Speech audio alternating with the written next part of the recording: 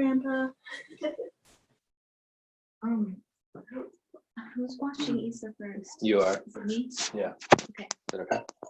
Yeah, I'm gonna put this on the template. Yeah, you can do it. Go ahead. And here's video. So let's see what's going on. Okay. Yeah. You got 2 more big ones? Yeah. Oh, another quite the collection. I know. His boss, the guy who works for the museum, he's like, you can have any cast you want. Just let me know. Oh, I don't. I'm like, how many do you want? That's really the question. I don't feel like there's space for another. There's one right here. there.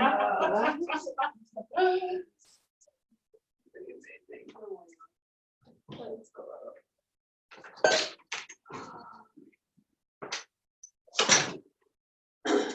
Okay, Issa, we're gonna start class.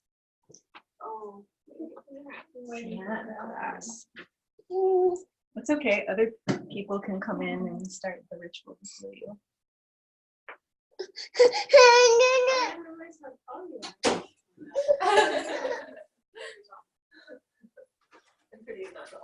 I'm gonna go start teaching you.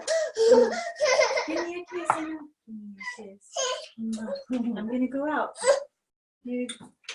Maybe, I mean, that piece that we just did was really what you needed to be a part of at the beginning here.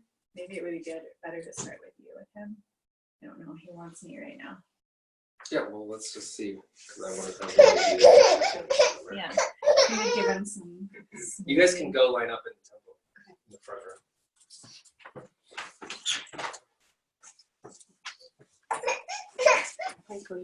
Yeah. Mommy's gonna go work. I know. Yeah. Mommy's gonna go work. She's gonna go do that. If you look, She's going to do it till 7 o'clock tonight. So that's 11:34. And then she's going to do it till 7. And then that's it. It's going to go by so fast. I wanna try to watch him first. I do. Yeah, I that think he'll be fine. I think he might calm down. Yeah. Like maybe we could try putting on a movie or something. Yeah. Yeah, we can try to do that. Distract him a little bit. Yeah. You have to do a DVD though, because she has the computer.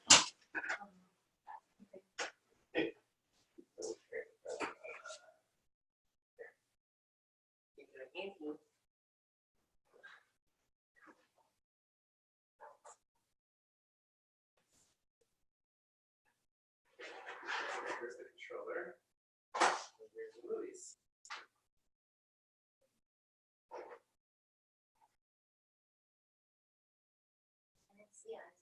It's all ready to go. Cool, thank you. You're welcome.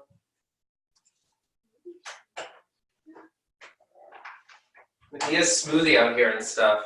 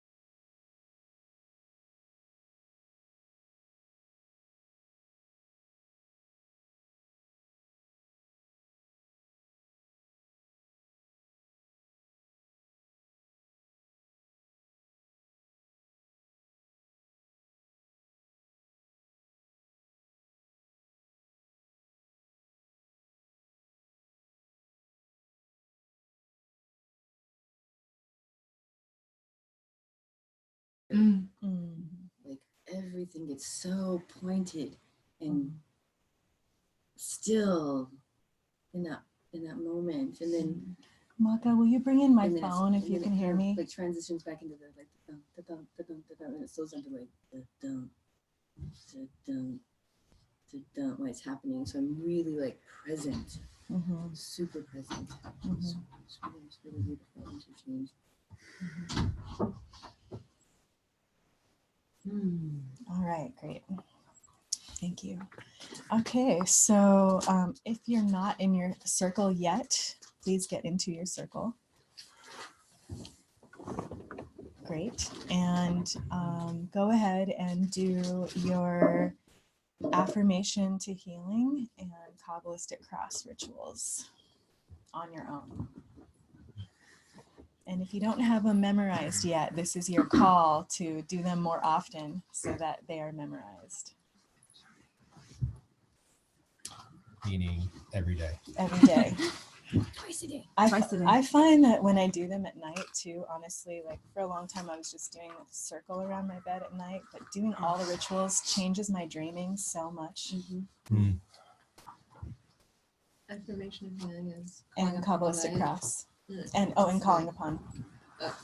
Affirmation healing, Which one is Kabbalistic affirmation? cross. She's asking calling which upon. one is affirmation affirmation. is the healing. Oh, that's you're calling in the it directions. Okay. Mhm. I know.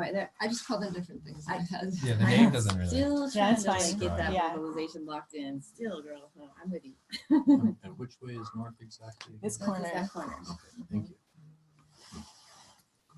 Or wherever your nose is pointing.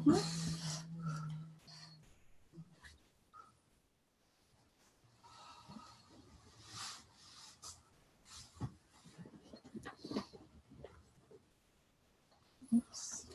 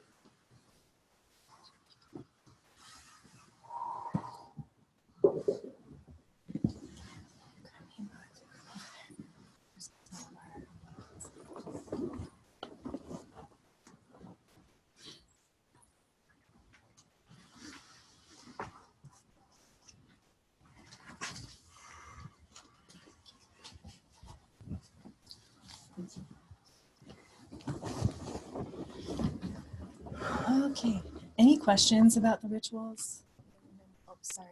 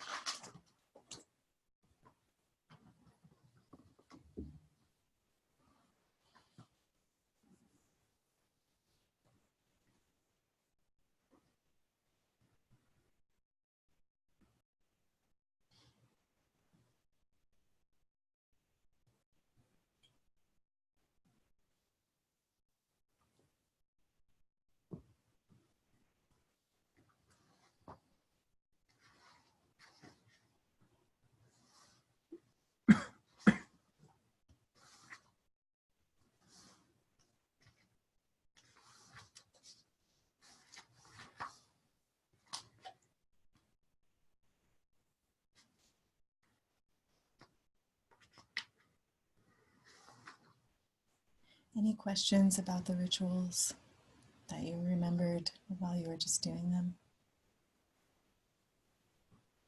Okay.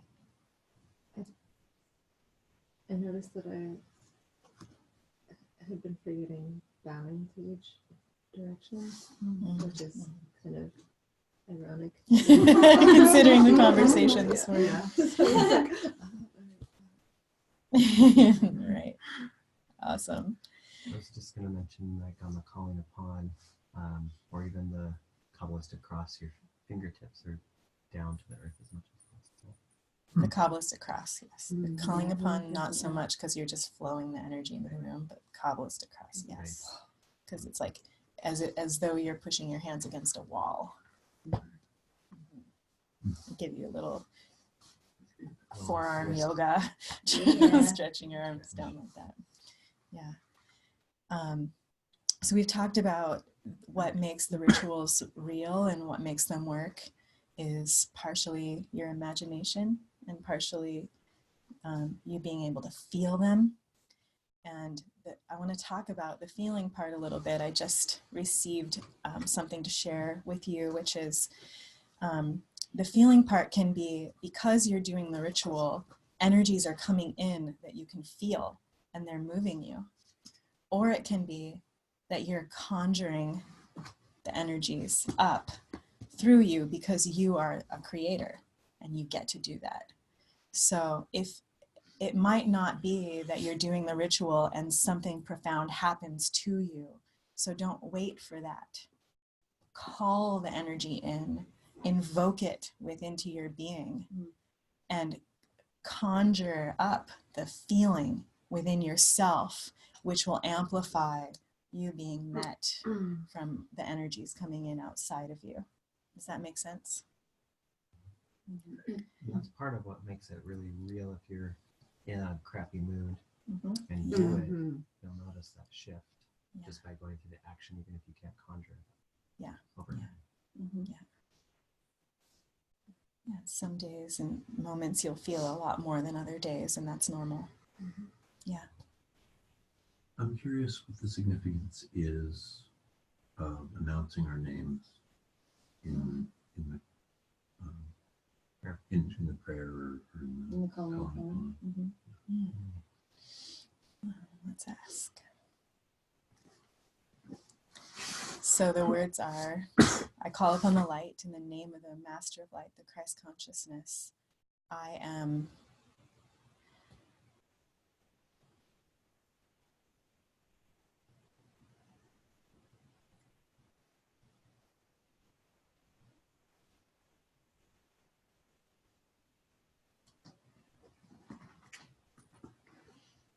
Yeah. I am this aspect of God present in this moment as Arya or Bells. I am an aspect of God. Mm. Yeah, you're like proclaiming your right to do this. Is what I was hearing. Yeah, like, but there's also like a conversation going on. So I'm like, I just hear like lots of people talking right now. So maybe more information will come in once they settle on the answer they want to give.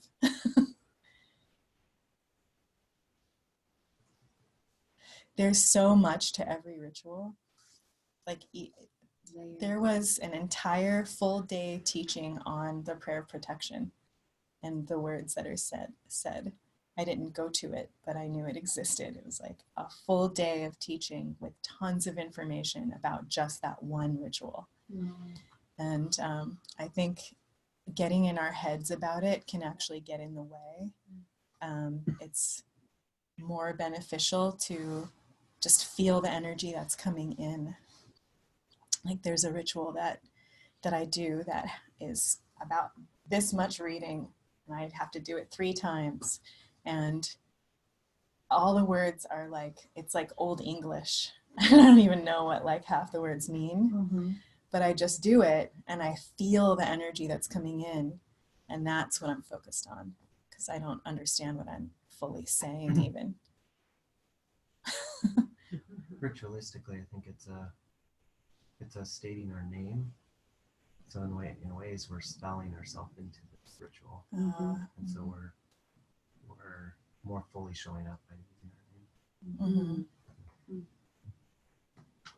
It strikes me that it can have many different purposes and would align with a completely different purpose for each person doing it. And that's part of it. Yeah, the main answer that I'm hearing is you are proclaiming, I am this person, and it's like a way of gathering chi and energy to be able to do the ritual. And I've tried just using my first name. It doesn't work as well as my entire first, middle, last name for me. I have heard also that it's more potent if you use your name given to you at birth, or if you're given a magical name by the person that initiated you into the lineage, you can use that name also. So experiment with it and feel how that feels to you. Okay, and let's just close our eyes and take some nice full breaths.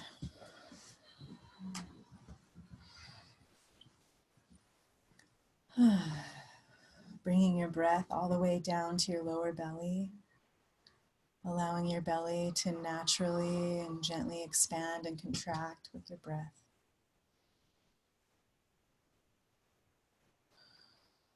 Letting yourself land fully here, present in this moment, in this place.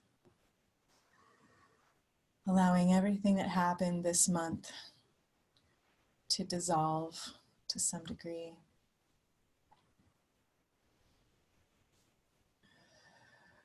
So that you are fully here without distraction.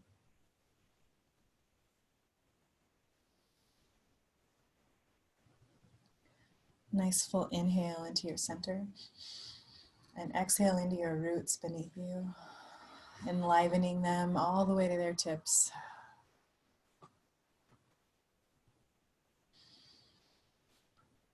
Feeling the pulse coming up of life from those roots into your belly, supporting you, helping you to relax in the knowing that you have everything you need, that you are cared for. And see those roots as they are intertwined with the other people in this circle. See those roots intertwined with Valerie, who is not present. And see those roots as they have been intertwined with Paul.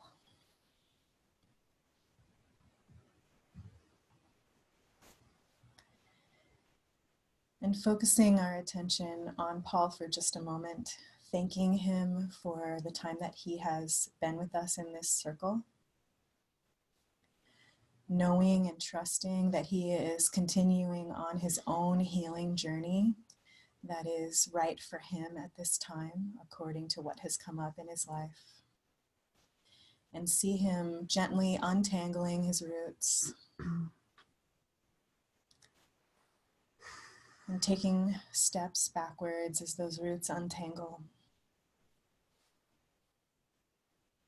And then seeing him completely out of the circle, knowing that we still love him and that this is perfect. And then seeing that hole that is left from Paul's absence, closing up with all of us drawing in closer and tighter.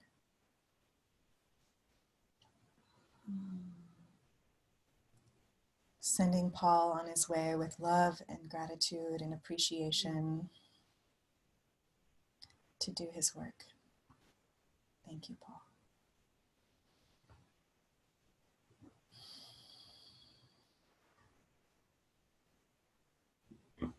Also feeling Kalitam here, who's just inside.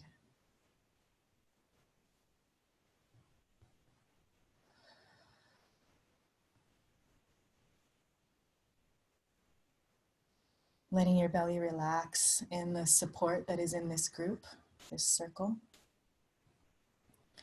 Letting your heart relax, your shoulders relax, your throat relax, your mind relax. And feeling the crown upon your head.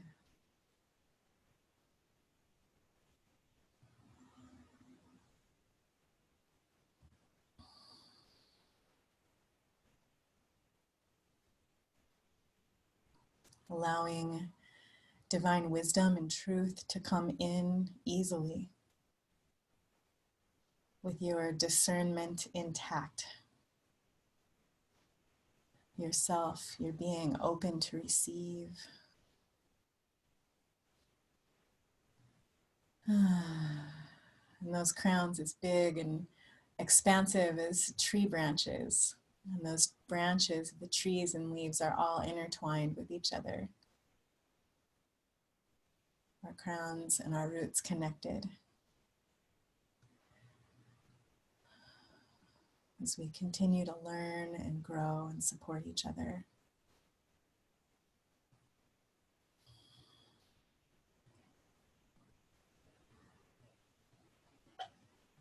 Tuning in and feeling your solar plexus. How does it feel? Does it feel easy to connect with? Does it feel in balance with your other spheres? Does it feel larger or smaller? Do you feel any tension or pain? Do you feel empowered and open? There's no right answer. There is just what is. Taking notice of where you're at in this sphere as we come into the teachings today. And allow how you are connecting with your solar plexus, the front, the back, and the center.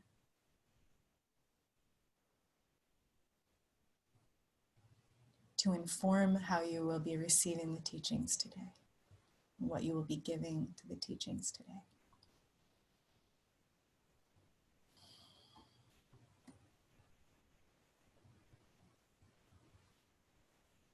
When you feel complete, open your eyes.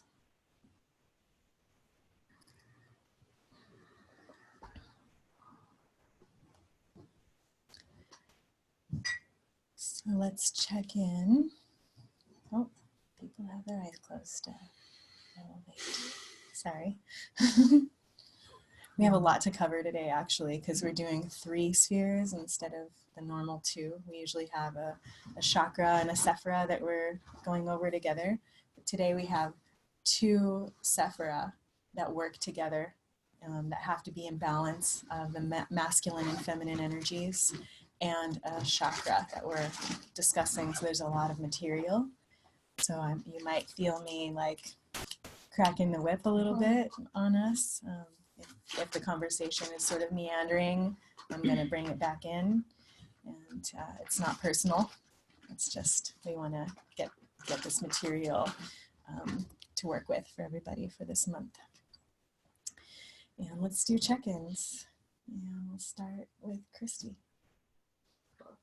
I'm gonna do a special check-in. Okay. So hi, I'm Christy.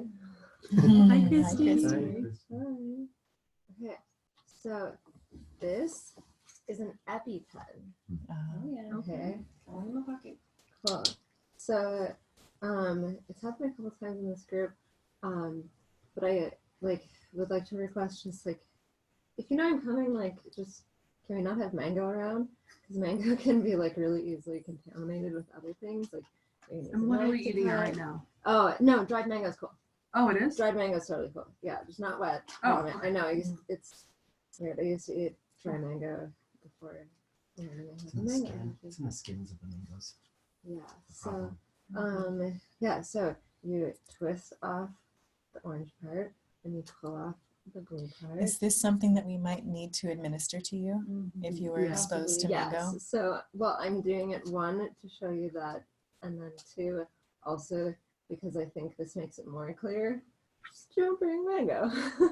It's Like, deadly to me. You're gonna remember mango. Oh, I don't want to use this. So if you're just Right. getting your head like, I don't want to use this, I'm not gonna bring mango. What injections do you use? Do you need leg or Anyway. hip? Do you I have like reference? literally just got this, so I don't Okay. really know. I typically do anything mine about in it. the leg, Leg. Types of things, like Mhm. you said. and it's kind of it's a forceful motion, because as you lock in, it's like pre-charges the needle, and then you press and it releases. Or We'll actually, let I don't know Aria if you do have to it. press. If you're unable to do it, we'll let Aria do Yeah. it. Yeah. Person with Since we got an experience. expert already, and I'll be your backup. Thank you. Well, Thank Yeah. you. Right. So I think like a visual always helps people. So yeah, I am working like what's been going on for me is really like getting in touch with my desires and my needs and how to express those in a way that feel good to me and other people and that are effective. So that was me doing that. Thank you. I'm complete. Okay. I want to just presence, mostly for who's watching the video. I cannot move this screen because it will dislodge the microphone. So it will only be pointing this direction today, unfortunately. But you'll be able to hear everyone better, which is better than being able to see everyone. Yeah. Okay. So, had an interesting month. Moved through a lot. Let go of any attachment that I had to doing the practices, and just really focused on the fire breath orgasm, and that moved a ton of energy for me. Combining it with psychedelics might have been a bit much. Yes. I wound up in a pretty full-on Kundalini activation, just my entire body shaking for a couple of hours. Yeah. And it was okay. Moved a ton of energy. Were you alone? Initially, I called somebody over for help. Oh, good. Okay. Yeah. We did give a warning about that. I wasn't like full on doing the practice. I've been doing some EFT and just like noticed some extra stuck energy after my EFT session and just like breathed a little bit into it. And then that pathway, which I've been cultivating, just full on opened up, and I was like for like 2 hours. And like I tried everything from being in child's pose to The doing more cooling- EFT. Cooling breath. Yeah. I really just needed outside help, Yeah. and that's what did it. Great. Friend came over. She played singing bowl for me instantly calmed me down, opened up each of my chakras, cleaned and cleared each one, sealed them all up, and I was great. But it was interesting. It wasn't dangerous. My mind was calm throughout the entire experience. Good. And more than I would want to sign up for. Caught me a little off guard. Yeah. So that was interesting. Yeah, really just let go of a lot of attachment to just about everything. Got some really cool surprises. Cast a circle around my entire house, finally. And then, like a couple of days later, my dad calls me up, or he like sends me an email. He's like the person who loaned me the money for the house. He's like, you know what? I don't want to have this debt in between us anymore. I'm canceling your loan. And I was like, oh my God, you're canceling my loan?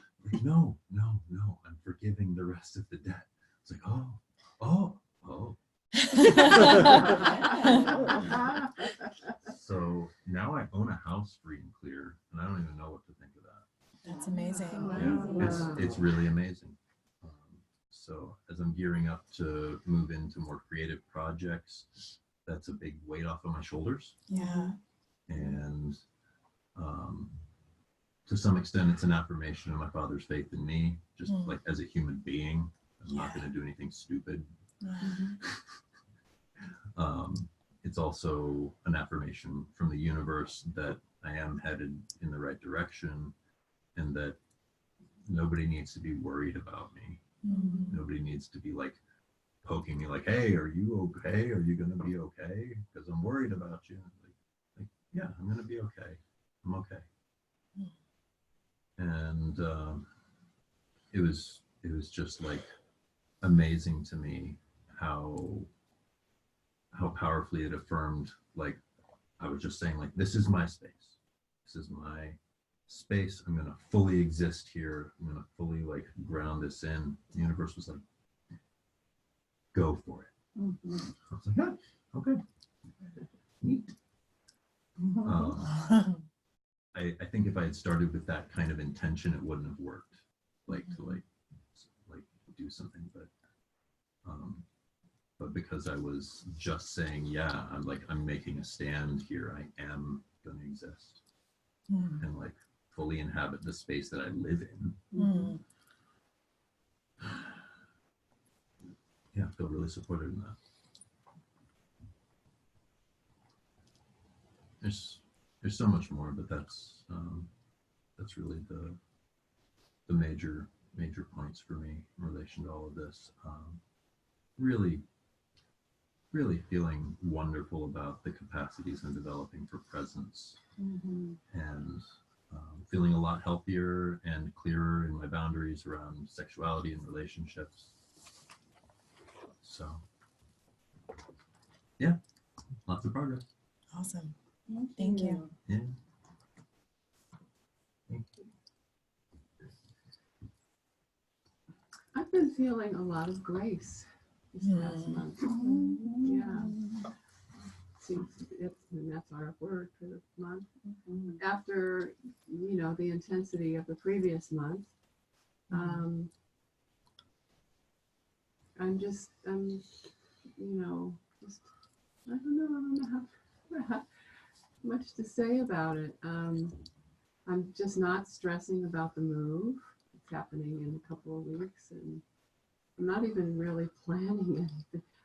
Just kind of casually planning a few things, but normally I'm like, oh, this has got to be done then, and this has got to be done then.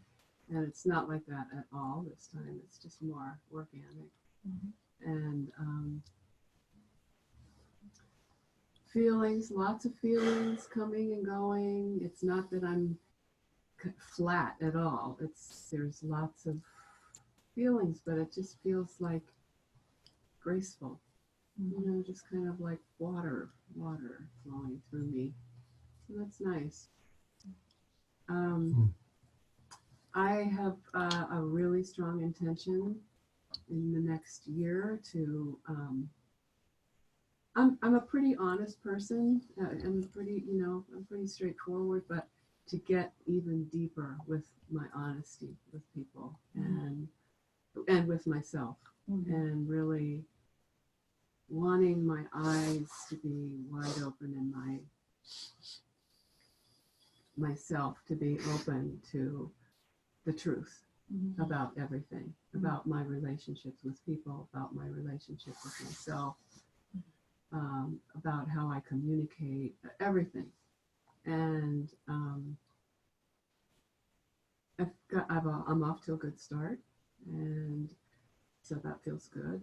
The one thing that I am struggling with is the fire breath dance or orgasm. I've tried it a couple of times and I feel really dyslexic. It doesn't, I can't get the breathing with the moving of the energy, with the moving of the body, and so I just kind of gave up on it. So I haven't been doing it.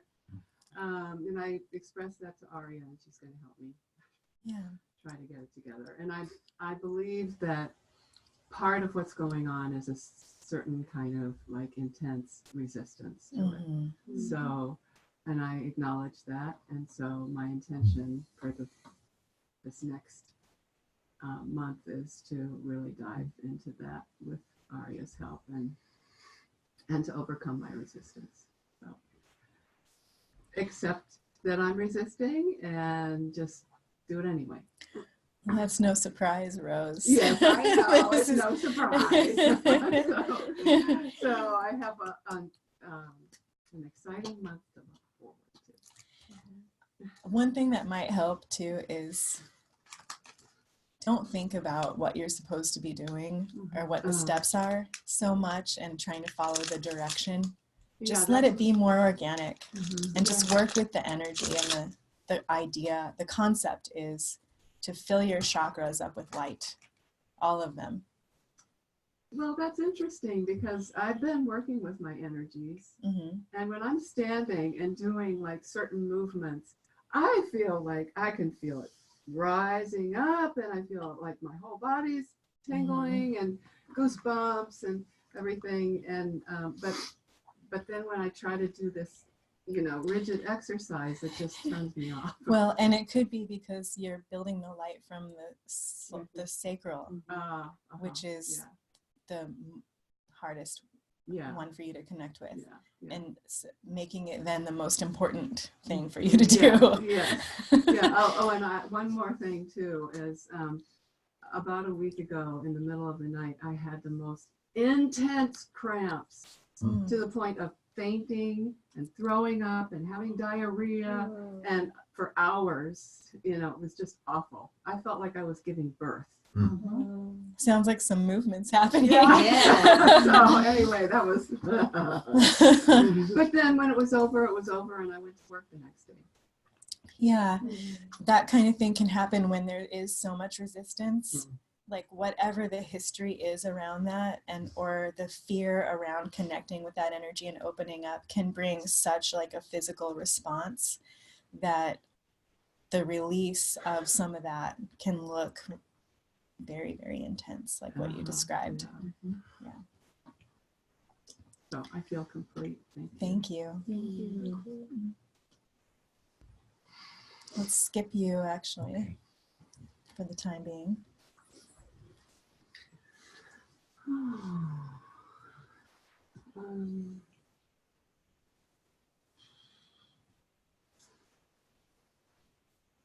I felt really resonant when we talked about Kalima last time, and when Maka shared about her and the story, and so I did some like more reading, and I'm trying to find my own idol, and or whatever you would call it, statue, and really working around that intention that I placed into the circle around kind of this idea of being pretty like addicted in some way to my panic, or just like really like comfortable there and wanting to invite some change in that area of my life. And it was like a night and day experience this last month with being in situations, like over a dozen situations where there was really an opportunity for that to happen and to feel that dying feeling. And I just like imagined her presence like slicing through the truth of what really can be, and like welcoming that the severity of it, because it feels so, it does feel like life or death.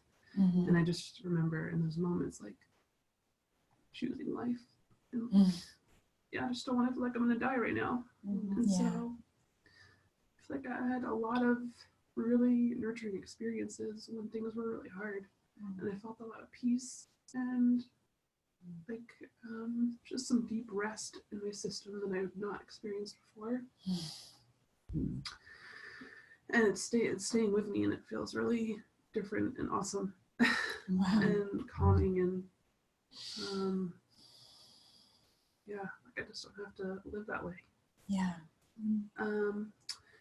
And in that experience, I feel like I'm really tapping into a lot of like tenderness in me. It's not been easy to access my whole life. And Christopher and I have had some really sweet moments,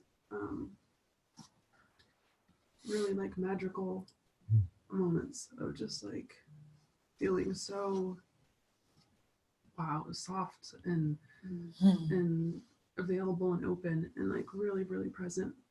And I feel like that's just possible because there's other parts of my life that I'm letting go of and not attaching myself to control and outcome, and really letting myself ride the waves and like go deep into that unknown and wonderment. And there's like a lot of tenderness there and peace, and I'm just trying to really be showing up for that in all moments.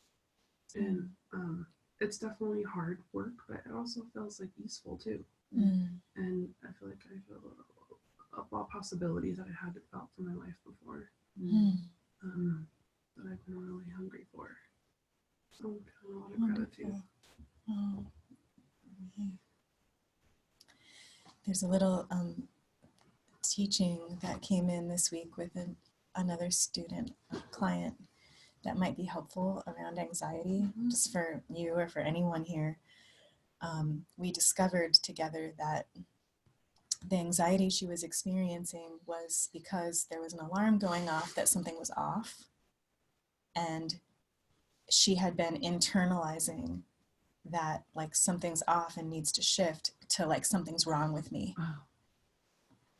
And what she's been doing is shifting that thinking to like, oh, something's off, I need to make an adjustment. What is it? Like, oh, this person is having a hard time and I'm taking it on. I need to release that responsibility. Or, oh, this thing is happening in my life with my family and we need to take this action and this step, like whatever it is, you know, and not internalizing the like intuition saying, hey, pay attention to this. And then it's like an alarm going off that then like, whoa, like what's wrong? Am I in danger? Like going to that automatically to like, oh, I'm being told right now that something needs to shift. What is it? To ask that question instead. I don't know if that's helpful. Yeah. She said she's been doing it all week and it's made like just a massive shift in the way that she's interacting with the information that's coming in. Well, that matches up with what happens in our bodies when the alarm system goes off. It sets the nervous system running. Right. But to make that, oh, this is an alarm that I can adjust, doesn't kick that nervous system into overdrive. Yeah. And it doesn't mean you'll never feel that stuff. It just means the analogy that came through was, it's like every time someone lights a match, the fire alarm goes off. And like realizing, oh, it's someone lit a match. But if there actually is a fire, you want the fire alarm to go off. You want your nervous system to go, whoa, something's really wrong right now. You want it, it's working. It's just like working too much and too well, and it's too sensitive, right? That's an action to go over and turn the alarm off, and then address what the alarm is And about. adjust the alarm so it's not going off every time you go to smudge or someone lights a match. Yeah. That's a really good analogy. Yeah. I've taken a long, deep journey with anxiety as well. And, I just like to affirm that it is possible. For a long time, it felt like it was outside of my control. And it does require work to bring it inside of our control. And it's possible. There's nothing Inherently wrong with me. exactly. Yeah. You are perfectly in progress. Yeah. And it's beautiful to experience and watch. Yes. Beautiful. And we're here supporting you. Yeah. It's our honor to do that.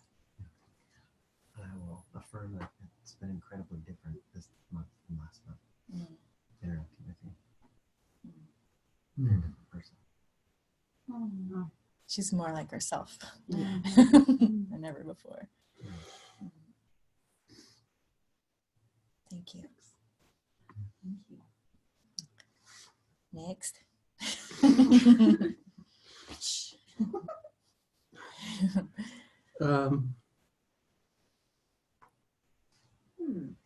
don't know where to start. Part of it's Your both Christmas of or ours. Well, we kind of had the same Christmas. Well, how has the sacral energies been playing in your life? That's really the question. It's relatable.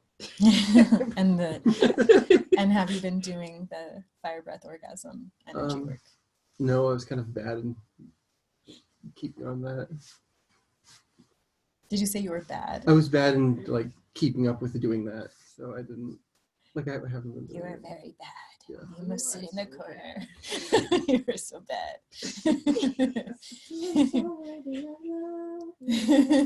You didn't keep up with it. That's okay. Yeah, I didn't. That's okay. I guess I forgot to do or whatever. I don't know. You forgot about it? Yeah.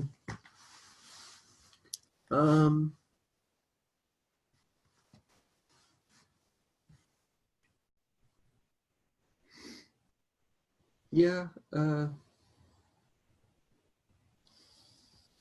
Things have been kind of chaotic and anxiety ridden. Mostly for the last half of the month. I think the first half was pretty uneventful for me. I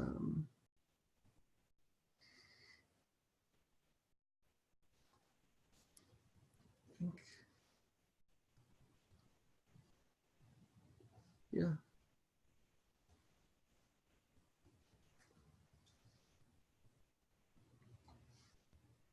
I don't know. Well, we're all on the edge of our seat wondering what happened. Did you have anything written down that you wanted to share? Just write this down. No. How are you in this moment?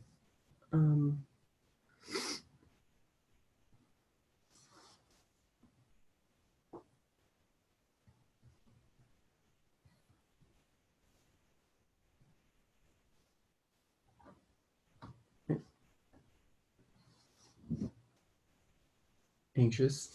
Yeah, that's honest. Might I make a suggestion for you, Chris? I think it would be really helpful to, throughout the journey, really focus on the energies in the root, to really like learn how to stay in your body, no matter like what's happening. If everyone's looking at you and expecting some really answer, and I can see you just like, you're out. Something that I forgot to mention when we were in the route was how Rose was talking about earlier about how she had a physical reaction. I had like that same thing when we were coming home from the route class. What kind of physical like reaction? like I felt like an intense pressure and like a blockage. Okay. And it stayed. Did you feel like any nausea or anything like that? Yeah, like I thought I had to go to the bathroom, and I went, and I still kind of felt something. Okay. Yeah, so really focus on tuning in through your senses. That's going to be like your biggest ally right now. Is like when you start feeling anxious, feel where you're sitting in your seat and take a deep breath and smell the air and feel the temperature of the cold on your skin and listen to your breathing or the sounds that are in the room and really just keep returning to that again and again and again and again and again, getting more and more comfortable as much as you can over time, however long it takes. It could take a long time, and that's okay. There's no, we're not in a race here. We're here to discover what our strengths and weaknesses are. So as long as it takes as much time as it takes for you to really like just be in your body and really like feel present where you're at right now. I think a problem I have is I feel everything coming at me or around. It feels like it's coming at you. Like there's so many things, and it's so overstimulating that I feel to be able to deal with it, I shut off. Right. Have you ever heard of HSP? No, probably. It means highly sensitive person. Yeah, I heard that. There's a really wonderful book about it called HSP, Highly Sensitive People. That might be really helpful for you. There's some things you can do, like certain sounds you can listen to, and rocking, like in a rocking chair or a hammock, or dry brushing your skin. Those kinds of things can really help you to integrate the information that's coming in and to be able to handle the amount of information that's coming in. So that would be another way of relating to the root energies, because you're feeling the sensation of the brush on your skin, and it's helping to like integrate that information. Yeah, I highly recommend that. Okay. Thank you. Yeah, thank you.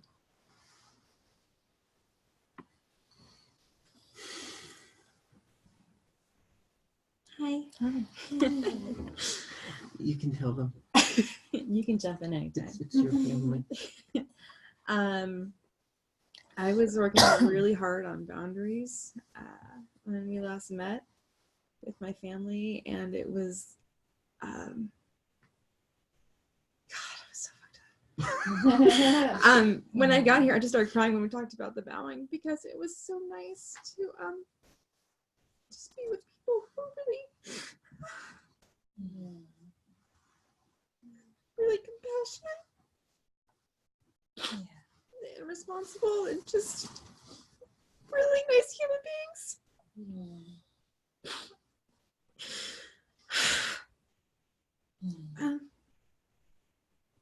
I've been trying to keep my family together, or at least alive. My brother's been very suicidal, and we spent Christmas Eve with my brother.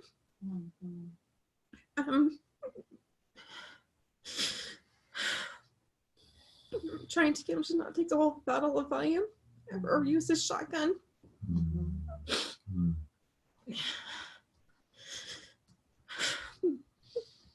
And my parents were really hostile, and he's very angry at them.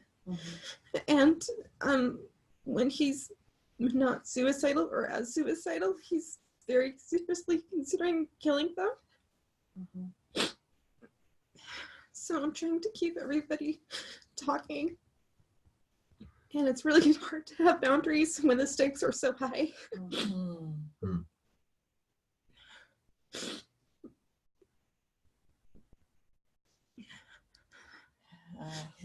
Is he getting help outside of your family? Not really. He we keep talking about having him go on a 3-day hold. But there's nothing for him after that. Where he is, there just aren't the services. He's so remote. And we all went to Bandon for Christmas with him because that's where he is, because his back is broken and he can't travel very much. So we, there's just nothing out there. And it just made it so much worse for him that Christmas went so badly. And it was just a whole nightmare. And I wish I didn't have to get blackmailed into doing it. But I'm glad I went, because I don't know that Jake would have made it through the holidays.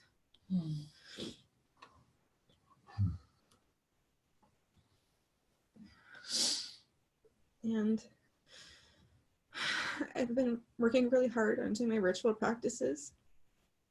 Those have been going really good. I tried to do the fire breath, but I go to like lay down and like I'll start to do it. I'll take a breath, then I'm like, nope, it's just not happening right now. That's So okay. It does start with just building the chi ball. Yeah. So that's, if that's where you're at, that's good. And I've just been feeling really crummy on top of everything else because I've had my period just like go nonstop. And so like it'll kind of start to stop and then it'll start up again and I'll be really exhausted, and it's just so hard to keep going.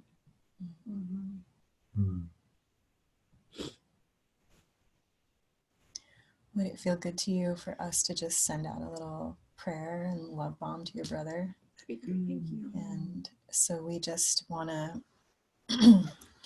what's your brother's name? Jake. You want to say his whole name? Jacob Andrew Whalen. So Jacob Andrew Whalen, we offer for you to receive this love that is for you, that exists for you, that is all around you now, that is under you, that is in the breath that you're breathing, that is in the food and water that you're consuming, that is above you in the sky and the clouds. It is there and available for you to receive it whenever you're ready.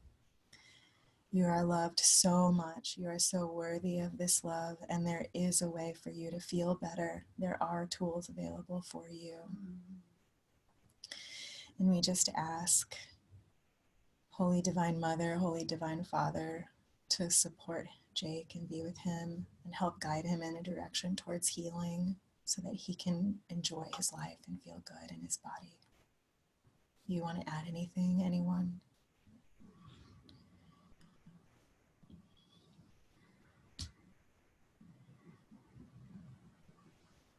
Like to plant the seed of an idea when he's ready to see it, when he's ready to accept it, that Jacob would begin to see the opportunity for change in this life. The opportunity for change in the relationships that affect him deeply, and in his relationship with himself, his body. The change is possible, that the tools do exist, that they are accessible, and that he is capable of using them. And that those thoughts would rest at the edge of his awareness when he's ready to take them in, that they would support him and buoy him through the process of being in this body, being in this life, being a part of this family, and from that place choosing who he is, who he wants to be, what he wants to experience. And for Jake to have the courage and the strength, the fortitude to see past and through any beings, anything that might be influencing him otherwise towards the light, and to find the strength within him to ignore those things that would influence him in a direction that is not healthy for him and go towards love. want to send him a laser light beam of unconditional love. I want Jacob to please know, feel this in every cell of your body, that there is nothing that you can ever do, no thing that will ever separate you from love. And we love and accept you just as you are. We thank you for your journey and the lessons that not only you are learning, that we are also learning through your experience. And I also wanted to send out a kernel of acceptance for the family and gentleness and patience with each other and themselves. Yeah, bringing in mom and dad and inviting forgiveness and love to flow between all of them. Jake and your parents and Jules and everyone in this family. To forgive and to open your hearts to love as you are able and desiring to do so. And so it is. And so it is. So it is. Are you feeling complete? I wanted to ask a quick question. Do you have support of your own that you're working with?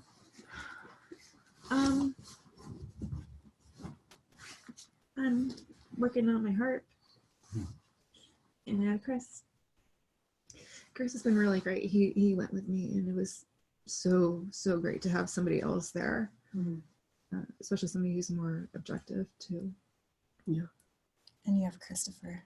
He's your facilitator, core group facilitator. And you have all of us. Yeah. Can you twinkle if you're open to Jules' bells? I combined Julie and bells. Reaching out to you if she needs somebody to talk to. Yeah. Twinkles for you. Thank you. Do you want to check in now? Oh, yeah. There's been a lot going on this month.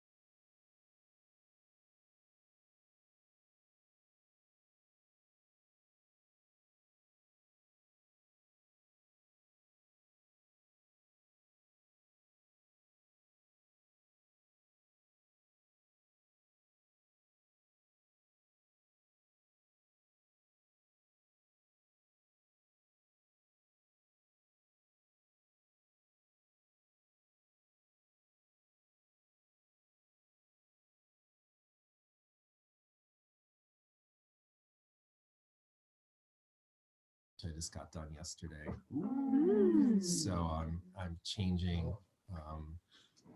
Wednesday into Kalima, and I did that yesterday on the last day of the sacral, or the second chakra Taurus.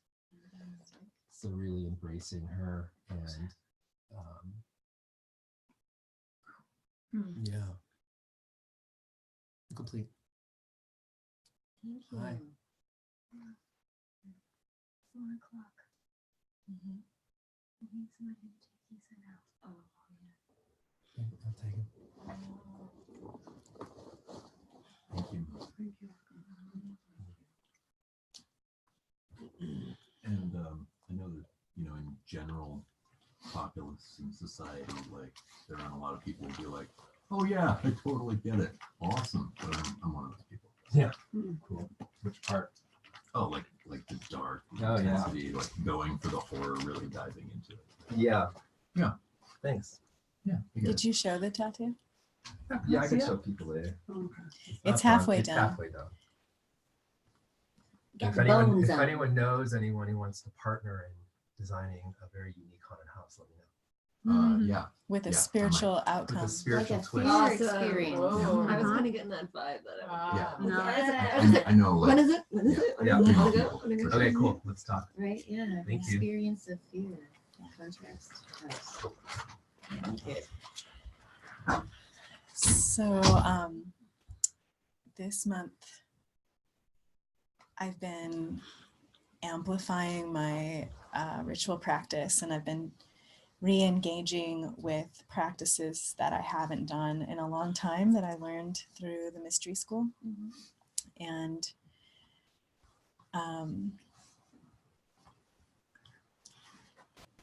it's been really amazing. I feel really good. I feel really light and childlike. And also I've been doing yoga every day again, which feels really amazing. And oh, I didn't know I was going to talk about that. Interesting. Okay. So being a person that hasn't had a job in over 20 years, money has been an interesting dance for me. Weaving back and forth between like trusting that I always have everything I need, because I do. That's always been true. I've never been homeless. I've never been hungry, and neither have my children. They haven't always had every video game they wanted, but that's okay. Who does? Yeah. And between that and like knowing everything's okay, and then like just like, what action do I need to take? What steps do I need to take? What work do I need to do to like make the money happen so that I have my rent paid and my things paid for my children and everything, and worrying about it. And then, oh, okay, everything's going to be fine.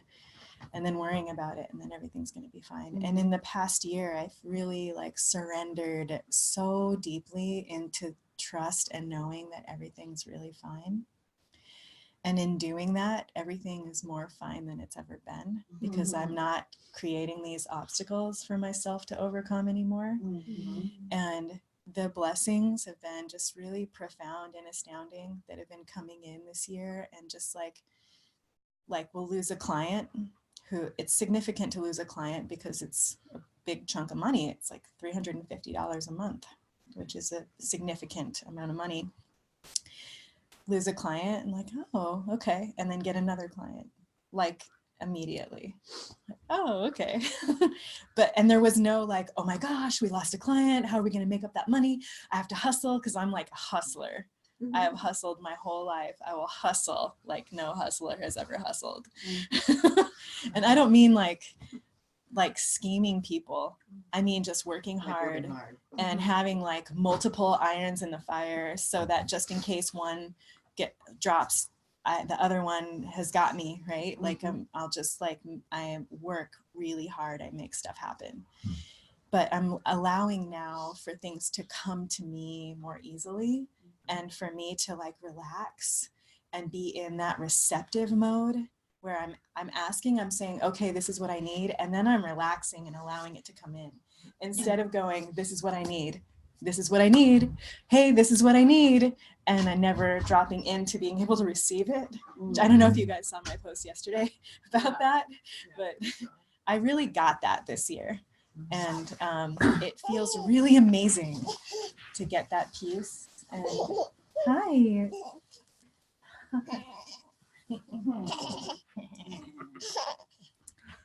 And I feel like that was the like subconscious programming that I was working with, and really like recognizing where I was getting in my own way around my prosperity, and now like really celebrating that I'm really getting out of the way from that flowing in effortlessly and easily. And it feels amazing.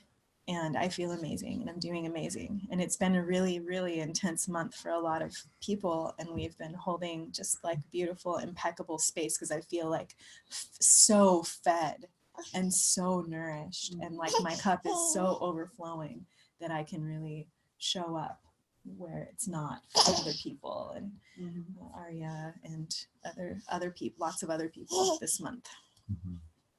So, yeah. So that like blessing of getting out of the way is blessing everyone around me too, because I have even more to give. Yeah.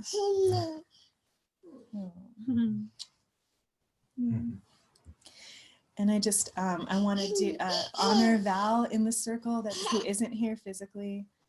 As she hasn't spoken about it yet, but you did see the message that Paul posted, which told a little bit of the story.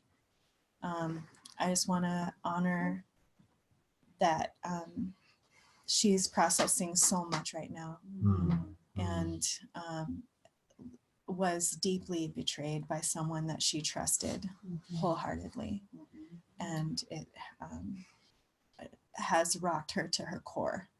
And just holding her in our hearts and our minds for healing. And if you feel any connection with her, to just send her some love personally would probably be really welcome. Yeah. I'm complete. I have one more thing I wanted to say. Yeah. I forgot about that. I wanted to speak into the circle. Probably a little over a week ago, I quit smoking completely. Oh, congratulations. And also kind of got in alignment the piece that was why I picked it up again. So that feels good too, to have that in balance. Thank you. Thank you. Thank you. Is there an extra pillow? Somebody have? I'm sure. Look around.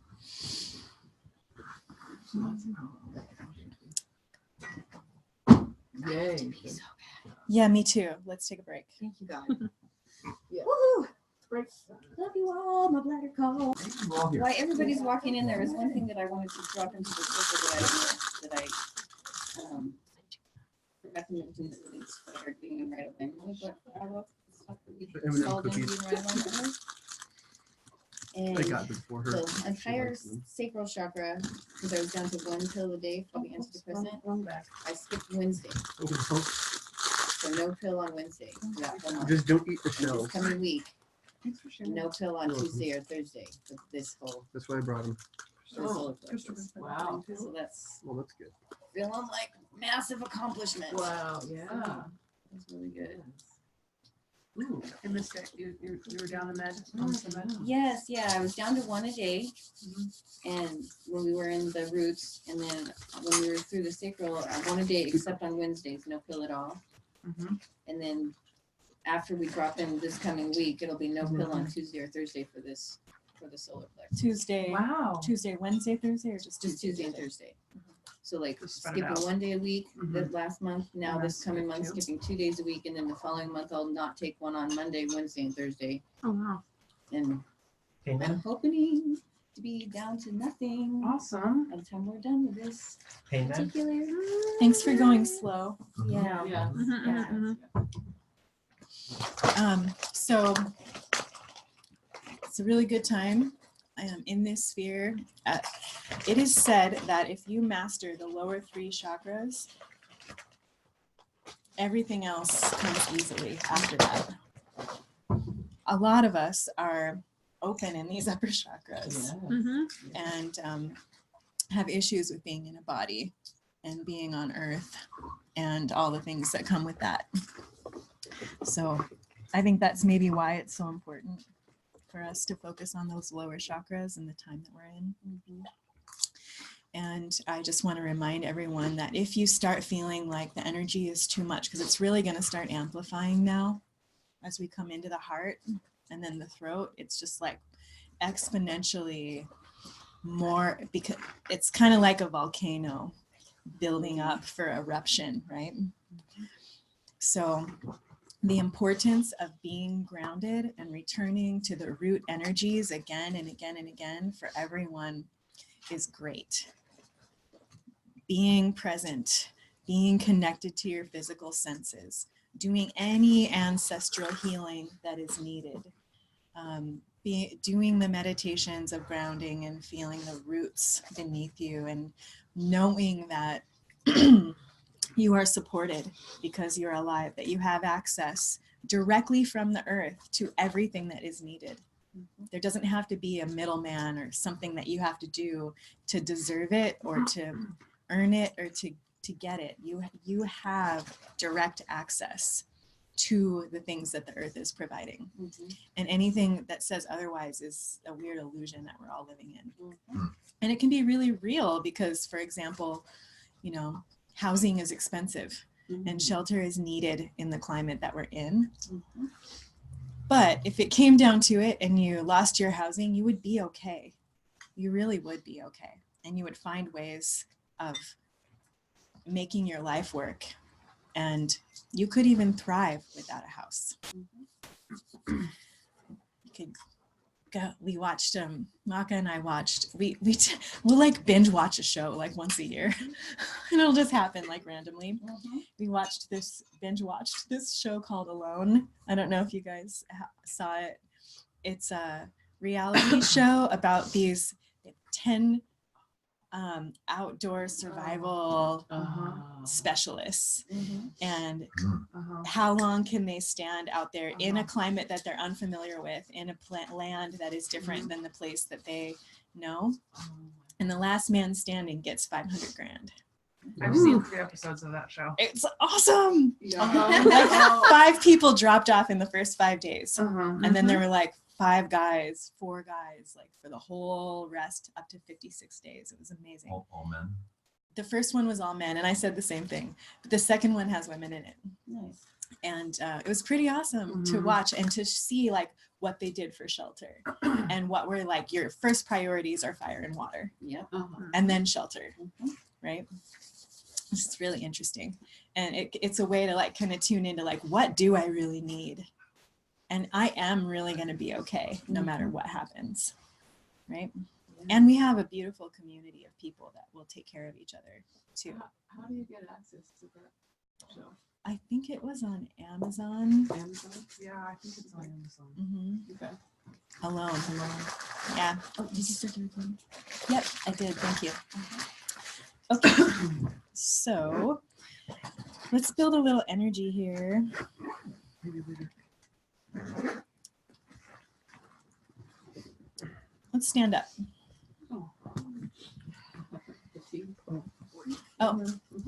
Yeah, put your tea in a place where it won't get knocked over.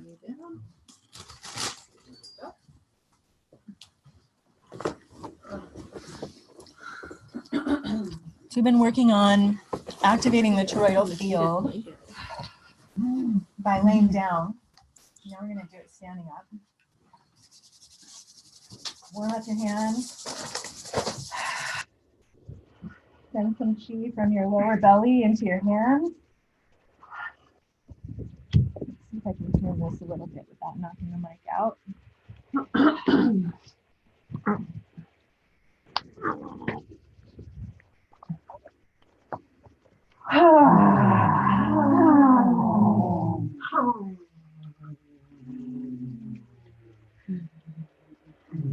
And then once you feel like your hands are nice and warm and have a lot of chi in them, separate them a little and grow a chi ball.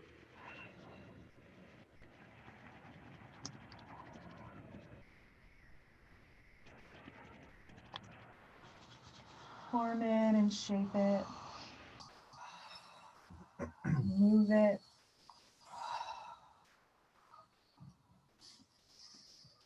And then send more energy into it, forcing your hands apart more with the chi.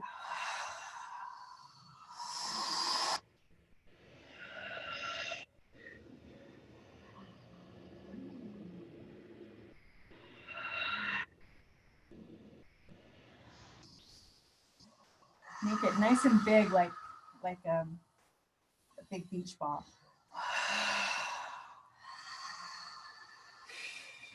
Feel its dimensions, feel its weight.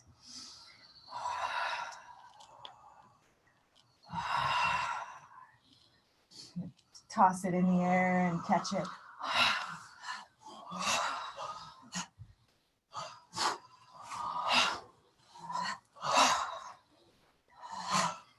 All right, this is a nice, good sized ball here.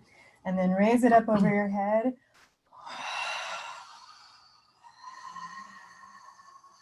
And let it dissolve down around your body and fill you.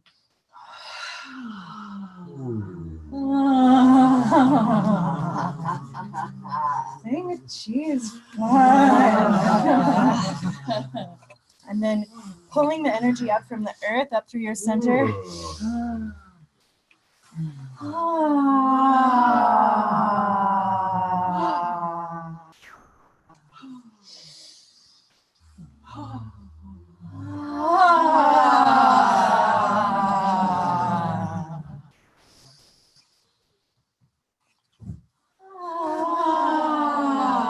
Cleansing your aura, cleansing your body.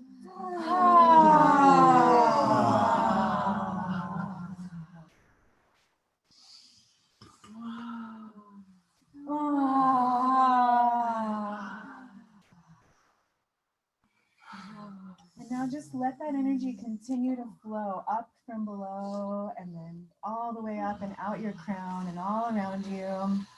And place your hands somewhere on your body that needs love and support and attention right now. Focus specifically on those lower 3 chakras. Notice if your perineum or your anus or your lower belly feels tight. Breathe into it and relax. Roll your hips around. Let your hips relax and your knees and your feet.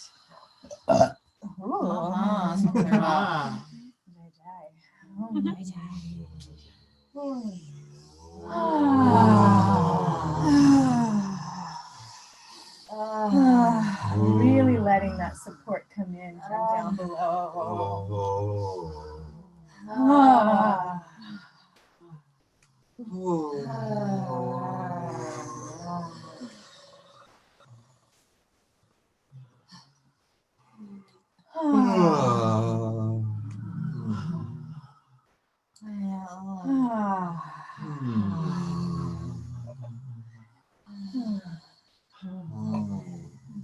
The energies that we're coming into are really about balancing the masculine and feminine within us.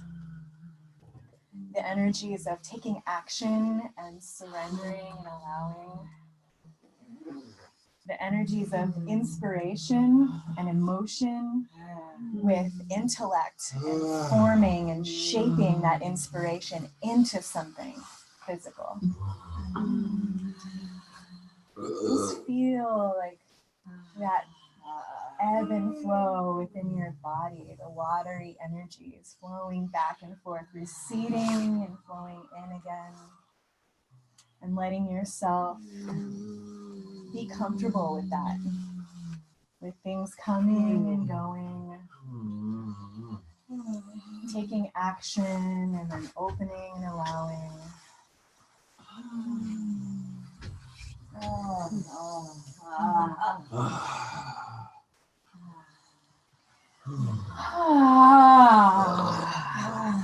You need to shake anything out before you sit down. Give your hips and your legs and your belly. If there's anything that feels a little stuck, do the releasing breath, throwing it into the fire on the altar.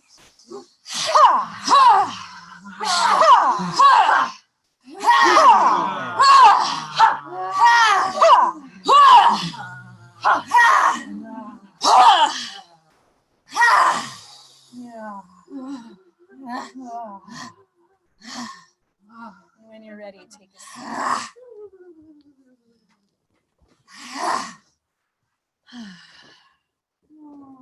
Thanks for that cookie. That was yummy. I haven't eaten something like that in a long time. Very enjoyable. Welcome. Yeah, he bought them. It's okay. When Bells and Christopher and I got together, we're like, oh yeah, Collie's been cutting off heads. And I was like, that really hasn't been my experience this month.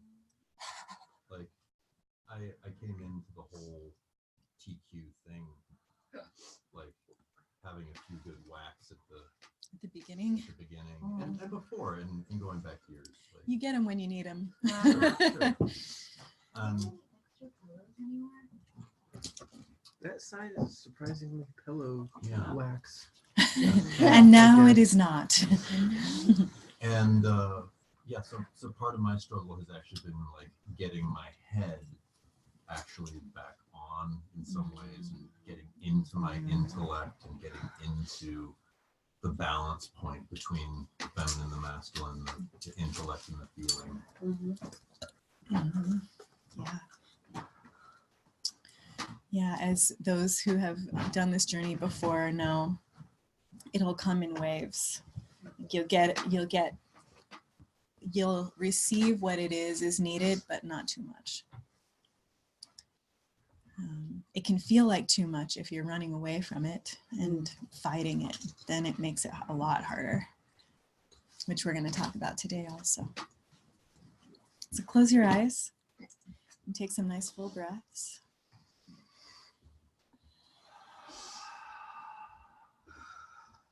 And imagine, this will be very pleasant, imagine that you're standing on a tropical beach. You feel the warm sand on your toes. Kind of wiggle your toes in the sand. Feel the warm breeze on your skin. Hear the waves lapping against the shore. And the call of seagulls up above. Feel the warm rays of the sun gently beating down upon your skin. This is nice. And as you look out at the ocean, this is a very, very special tropical beach and ocean because it is very, very safe. There are no animals that would cause you harm here whatsoever. Only beauty, wonderful saltwater smell in your nose, and warmth, and lovely, gorgeous water. It's completely safe. You begin walking out towards the ocean, and you feel the coolness of the waves on your feet and on your shins and your knees as you press onward past the waves, jumping up as the waves come in and crash against your body. And pushing out further, the water coming up to your hips and your waist, and jumping even more up over those cresting waves that are splashing all about, roaring in your ears. And pushing out even further, and here comes a big wave, and you dive under it perfectly, easily, effortlessly, and come up and out the other side, out past the breaking waves to where the swells are just allowing you to float up and down over the swells as they come in sets. So beautiful, so peaceful. This water is so refreshing and the sun is so warm, and you just lay back and allow yourself to float. Even if you don't know how to float on the water, you effortlessly float beautifully, easily, flowing up and down over these waves. Being aware of the depth of water beneath you, that it's completely safe and you are completely supported by this beautiful Mother Ocean. Completely relaxed, completely at ease, floating.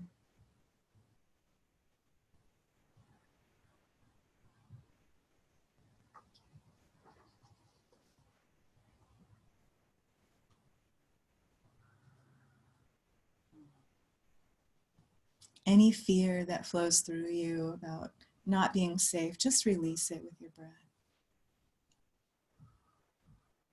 You are perfectly safe, perfectly held.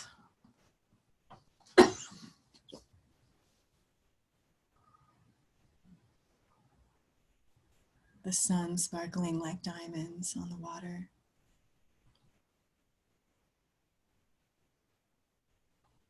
You look up and watch the clouds floating in the sky. This is paradise. This is heaven.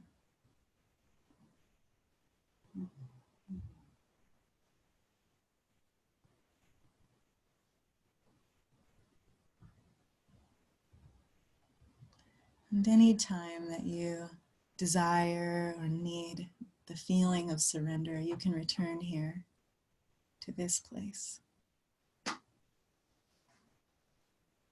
It's part of your sanctuary. This beautiful beach, this beautiful ocean. But for now, you're gonna swim back in towards the shore, and you take the effort. You sit up and begin using your arms and your legs to kick and paddle with the swell, allowing the swell to push you towards the shore. You're riding it a little bit. And you ride it into where the waves are breaking, and you either body surf or allow the wave to pass and just get your feet on the ground, whatever you like, and start moving towards the shore. The breaking waves are slapping against your body again as you continue to walk towards the sand. You get to where it's at your waist, and then at your thighs and your knees. Feeling the waves, feeling the warmth of the sun starting to dry and prickle the salt on your skin. You walk up out of the water and sit down on the beach in the warm sand. Feels so good. Feel the warmth of the sun drying the water off of your body. Hearing the gentle breeze through the palm trees behind you. Hearing the call of the birds up in the sky. You take a deep breath.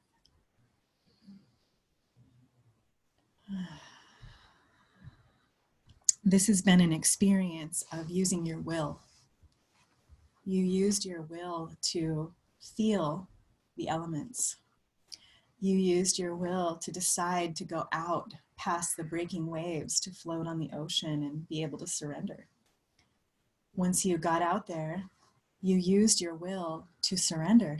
You chose to surrender and allowed yourself to float and experience that floating, peaceful sensation.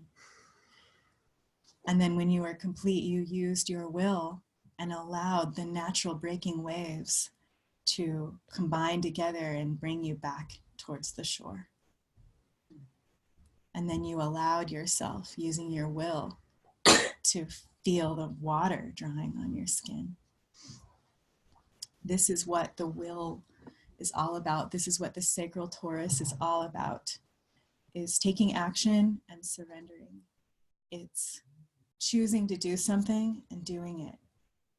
It's sometimes pushing past something that's pushing at you. Like when you're going out towards the swells, those waves could have pushed you backwards, but you fought and pushed a little bit more to get past them.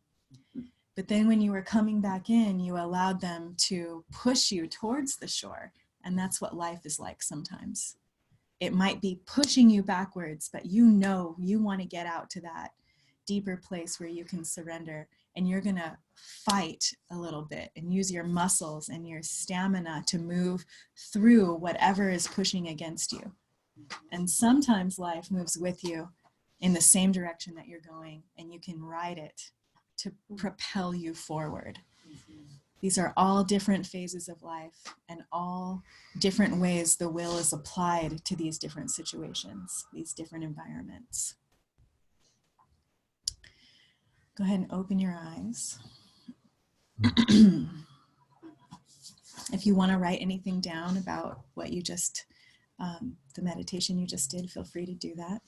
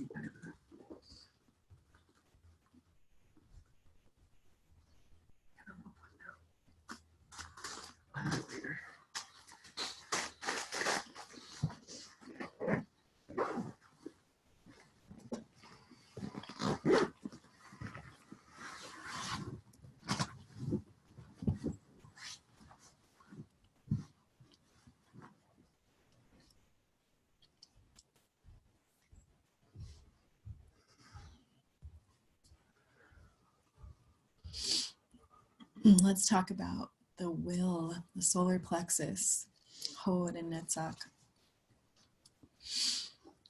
Netzach is emotion and inspiration from nature. It's connected to Venus.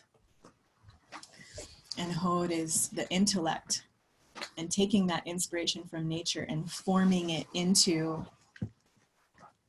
a thing, whatever it is that you desire. And a musical instrument is a really beautiful example of this. So you're taking materials from nature, like wood to make a guitar, for example, wood and string, wire. Mm-hmm. Then when you play the instrument, the feeling that you experience from hearing the music is Netzach. But the writing down of the notes and keeping time and paying attention to what the song, making the song is Hod, is intellect. And they have to work together. And on this pathway in between Hod and Netzach sits the solar plexus chakra, but also sits the tower card in the tarot deck, which if you're not familiar with that card, it's a burning tower with people like jumping off of it, trying to save themselves. Mm-hmm.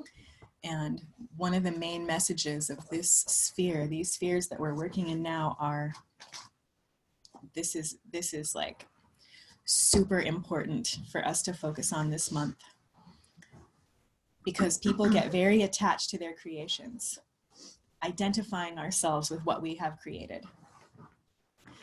We are not our creations. That is our creations do not define us. We are the creator, and we get to create over and over and over again. Have you had the experience in your life of creating something, be it a relationship or a career or even something physical, that you wouldn't walk away from and wouldn't let go of because you put so much energy into it. That is what it means to identify yourself with your creation. And to understand that you are the creator means you can let that go and know that you get to create again and again and again and keep making refinements and creating the thing that is really serving you and that you really want.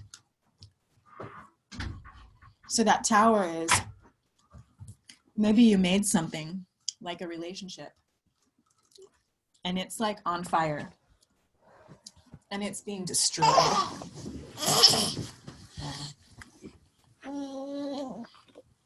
And you maybe ignore that it's starting to crumble at the beginning. And it's starting to, the foundation isn't strong. And you try to grasp and try to hold on to it. And you try to like make it work. But it's just falling apart like sand running through your fingers. And if you hold on to that relationship, it's going to cause you way more pain than if you let go of it when it's crumbling and you know that it's okay, this isn't working, right? Same with a job. You're holding on to a job, but this is my livelihood, but I've trained my whole life for this. There isn't any other job that's going to pay me this well. I have tenure, like whatever it is, right? Let it go. You aren't, that stuff is not who you are. And you get the ability to have the experience that you went through and everything that you learned and create something that's going to serve you in the ways that you really want to be served. And it doesn't mean like walk away at every difficult moment. Difficulty is part of creating a strong structure, like, and problem solving, finding solutions is part of creating something that's solid and gonna last. It means, you know, really knowing when something's not really deeply not serving you and that there isn't anything you can do about it. There's no solution. There's no reconciliation, right?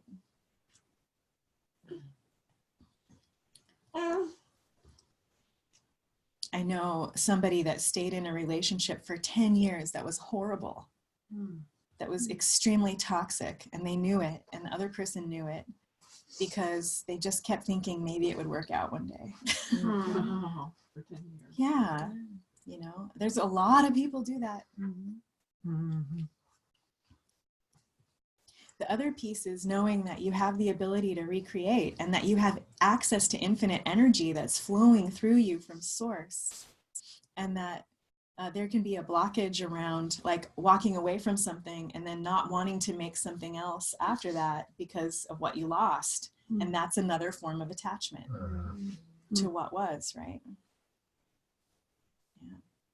Like, I don't ever want to feel that way again, so I'm going to be not in a relationship for the rest of my life. Like, that's, you just shifted the attachment from relationship to the control over what physical and emotional sensations that you get in your life. And so you're not going to, it's like, I'm not going to play ball anymore because I don't know if this will work out. So I'm just not going to give it my effort or. I think sometimes it's it's a way to not, like if something's stagnant or stuck to release the job or the relationship or the project, and you release it, sometimes it just means more energy can come back for it too. It doesn't necessarily always mean that you have to cut it out of your life. Right. Yeah. So it can be like a regular practice of letting go. Yeah. Of the things that we do have that last too.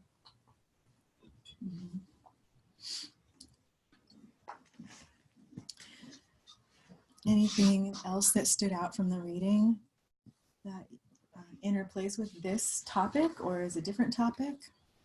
Or any comments that you want to add to what we're talking about already? Just need to get the conversation started.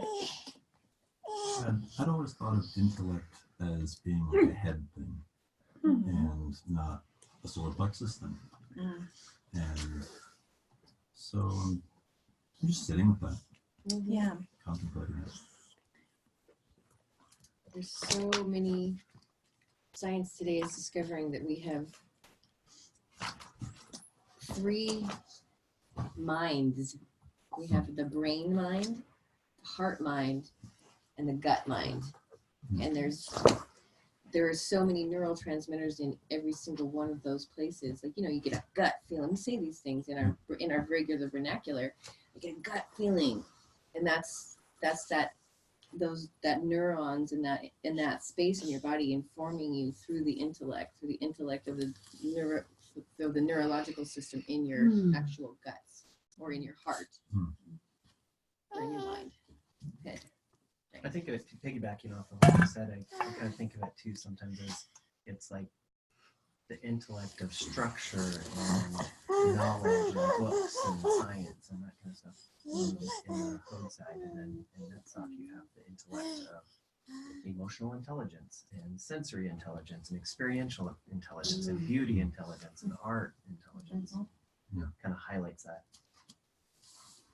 It's also backwards from the left brain, right brain thing that I'm familiar with. Mm-hmm. Right.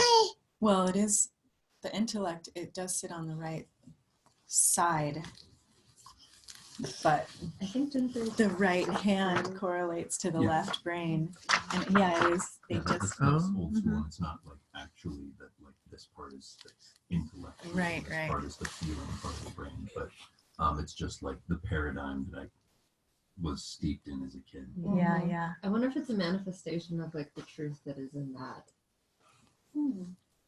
The debunking of that No, science. well, I mean, because a lot of the things are like, oh, it works like this. I mean, it's like, okay, human, you got it kind of right, but that's actually really hard. We and try to that's compartmentalize but- things Yeah. way too much Yeah. when everything really is connected. Yeah.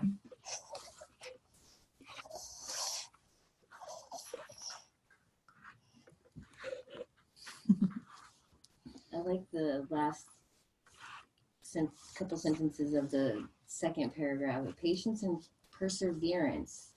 Love that word, perseverance. To persevere are required to eventually reveal the subtle inner workings of a system. Although through this intense focus, we can become so engaged in the details that we become rigid in our thinking about how things work as we lose sight of the big picture. And this is one of the ways that dogmatism begins. Like that, like gave me like this full like scenario image of, young life and dogmatic teachings and like the rigidness of different experiences in my life versus like allowing things to come in organically after receiving. Like this is the right way and that is the wrong way. Right. Exactly. This is the right path and that is the wrong path. Yeah. Yeah, we see that a lot in our culture. It's changing. It has been so focused on like scientific observation, and in scientific experimentation models, they isolate something and look at it by itself and watch its behavior. But the truth is that it doesn't exist by itself anywhere except for in that observation. And so it's inaccurate. And we start looking so much at the minute detail that we just forget like how it's connected to everything. It's a very deep exploration into home. Yes. Yeah. There's a purpose that we have done that. It's a great tool. Yeah. Thank you. It's a problematic way of living. It's problematic when that's our only focus and thinking that that is how to do it. And we forget to look at the bigger, how it's connected to everything else. In college, I was going for a psychology degree, and the like scientific psychological experimentation class was the only class I ever failed and did terribly at. This is totally not my thing. I was like, this doesn't make any sense. Just no.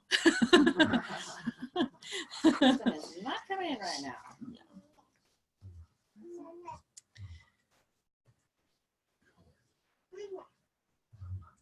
Can you speak to the part? It says, when we are attached to an expectation that goes unfulfilled, a wound appears. Mm-hmm. The emotional pain that we experience from this draws our attention. We stop paying attention to other things in our life, and it becomes difficult to be grateful or to see beauty. We become idle, not going anywhere, stunted to the point of pain until we let go. Yeah, that's an extreme. That's an extreme example of, but that it does show how our attachment can so get in the way and stop our progression completely. Like, for example, I'll use a personal example. When I was growing up with my dad, he chose to, I'm talking about money again, fascinating. He chose to, he made a lot of money for the time. It was, like in the late 80s, early 90s, he was making like $80 an hour. And he would spend all of his money on himself. And he would have all these crazy gadgets and like the best bike with all the best equipment and gear on it and all this stuff. And like my mattress had pee stains on it from when I was a toddler. Like I didn't have my, like, I wasn't being supported by my dad financially, and he wasn't paying attention to what I needed. And I was so mad at him for so long for not supporting me and not like seeing what I needed and not even like believing in me. And there was this point in my life where like I had a lot of issues around feeling worthy of receiving money, receiving support, giving it to myself even. And a lot of blockages. And I, even though I was self-employed, I was very, very poor and did without a lot for like all my early 30s. And there was this point where it like just totally stunted me in terms of me feeling supported in the world in general, or that anyone believed in me. And it made me really strong, but it also made me really like mad at my dad and feeling like really a lack and being in this full-on scarcity mode for a long, long time. And there was this point where I was talking to my dad on the phone and I was really sick and I couldn't even walk. And I didn't work for like 5 months, and all I could do was pour energy into healing myself because I could hardly function. And I was on like cash assistance, like state assistance and everything. And I was asking my dad for help. And he goes, well, I just spent like 50 grand on my boat. I don't really have the ability to help you right now. And I'm like, are you kidding me? Like, what? And I just lost it, which was the best thing that could have happened, because it helped me totally release my expectations of my dad ever helping me with anything. And I decided that I was going to disconnect the cord that I had to him, my attachment to him, like being able to see that helping me would help him and that it was a good thing to help your kids and all this stuff, right? And I just cut the cord and I just reconnected to source energy, which felt so much better. And I like released all of my attachment to that pain and my expectation of him. I forgave him completely for everything, knowing that he's just doing what he knows best and the way that he does love me in these other ways. And I recorded with him in the way to receive the love that he does have for me in the ways that he does show love to me. And my entire reality changed around money when that happened. Like slowly, it's been a journey of, that was 2012. So it's been like a 7-year journey, which is the time that it takes for your DNA to completely reprogram in every cell of your body. Yeah. So, okay. Isn't that interesting? Right? I just got flipping. That must be why I'm talking about all this today. For the first time in 7 years. Yeah. Right. Cycles. Does that answer your question? Yeah.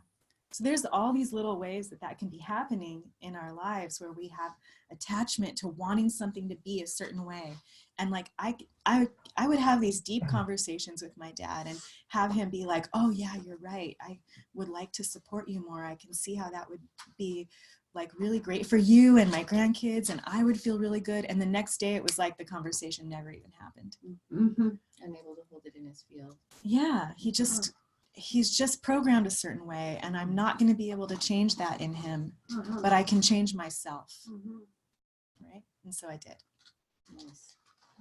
Some of these things can take a while, as I just demonstrated. My whole life. I'm 46 years old, and I just am getting that piece, you know? Yeah. But, yeah. Side note, that was really cool seeing your photos on Facebook with the like performers. Oh, yeah. I was like, cool. Right? I was like, oh, Cool. bodybuilder. That was love a different life ago. Yeah. Yeah.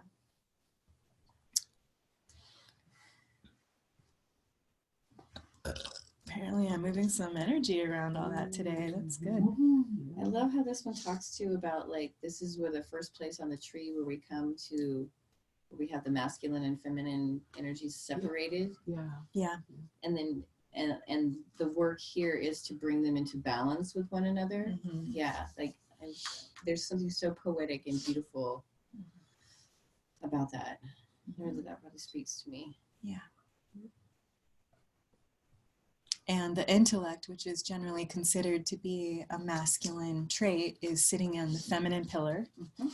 And emotion, which is generally considered to be a feminine trait, is sitting in the masculine pillar, showing that the energy is moving. It's not just masculine is this way and feminine is that way. They are both.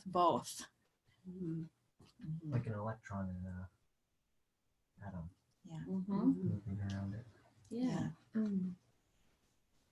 I'm thinking that my current thing with this energy is that like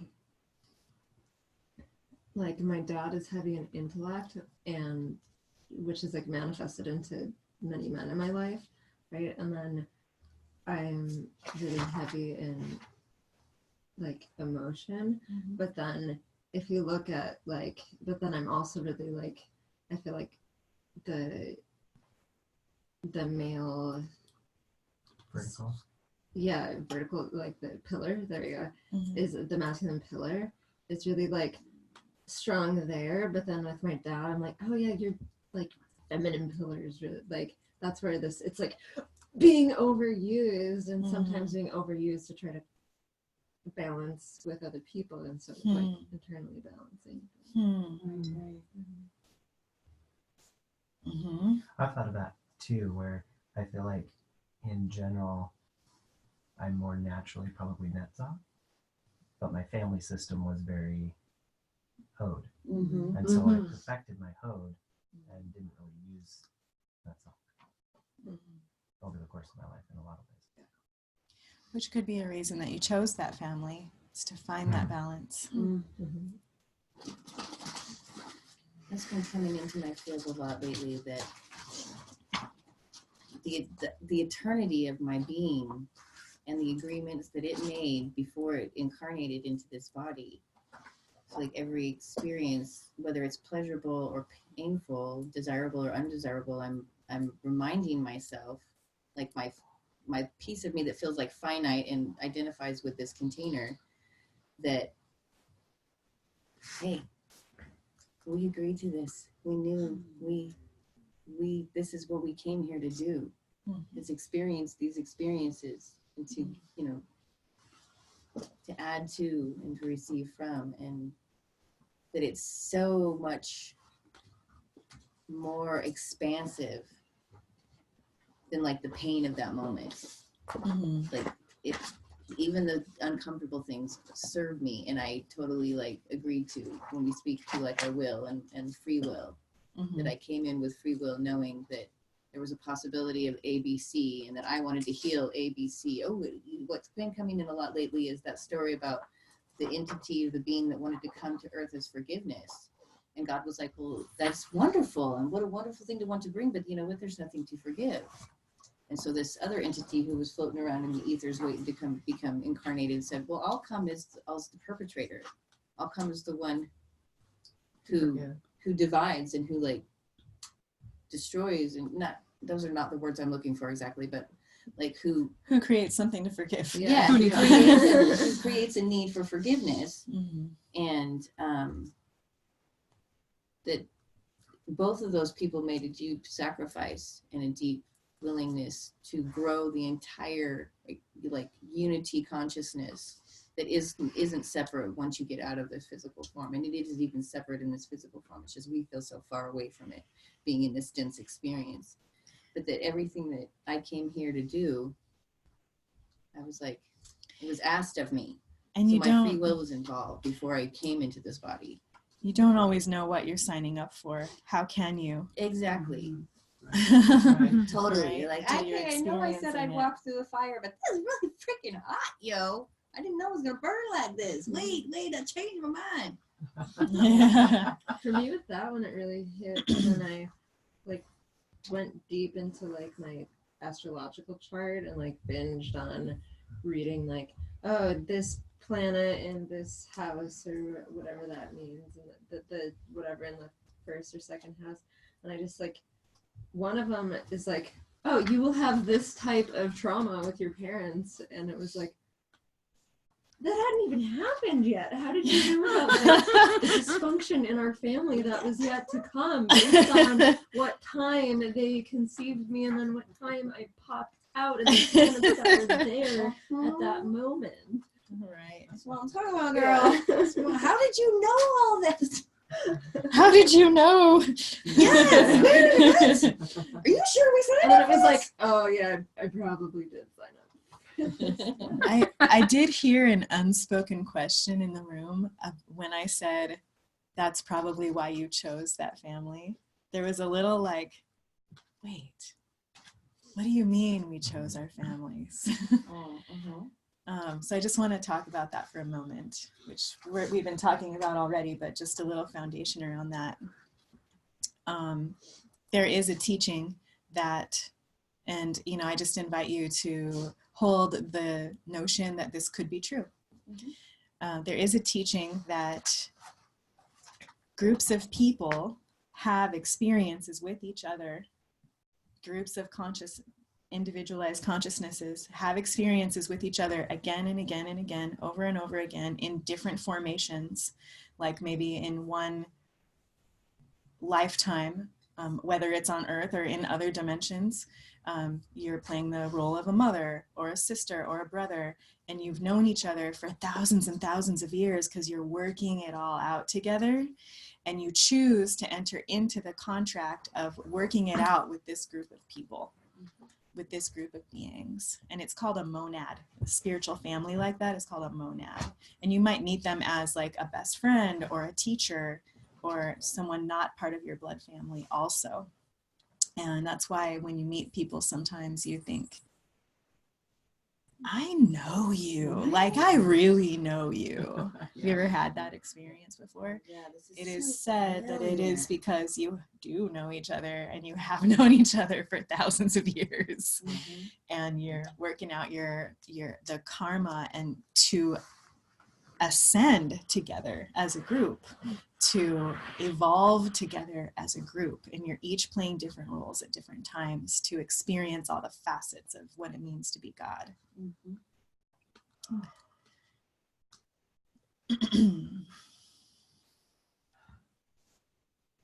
Some people say even animals can be a part of that. They're called familiars. You meet an animal that's a familiar, it's because it's a being that you've known for a long time. Wow.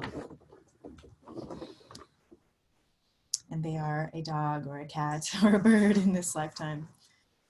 It's interesting. I've seen that more with my parents, who really don't have any kind of consciousness of reincarnation or other forms of like very like conservative fundamentalist Christian. And I've seen the same souls reincarnate as their pets over and over again.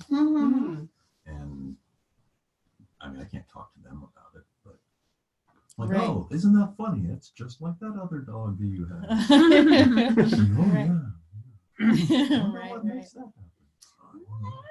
If you like, if you really broaden your perspective to the meta perspective, and remember that you are an eternal being, and that we are all eternal beings, the experience that you're having with one person in one moment is making an adjustment in both of your soul's consciousnesses and your spirit.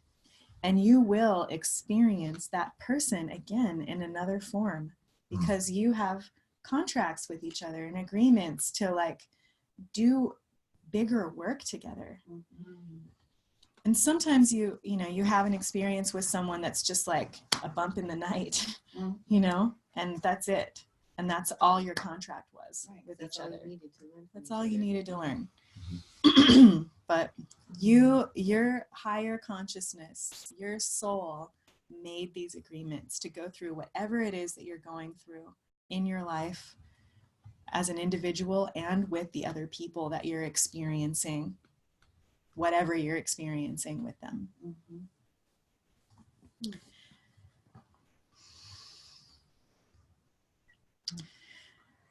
And there are some lifetimes where you meet your divine mate, your divine match. And that person could be going through something so hardcore and intense that you can't go through it with them. But then you're together in another life or later. Also, your match could be living in another part of the world and you never meet them because they're experiencing a different culture and a totally different energy away from you. But your energies will keep weaving back and forth together again and again. It's said that Shiva and Parvati will spend like 1,000 years apart, learning things separately from each other. And then come back together again. Because you're eternal. It's a really long time. 1,000 years is like nothing. Yeah, it's like a right? breath, maybe. A lifetime. Well, down here on Earth. Yeah, time It's moves really much more slow. slowly. Yeah.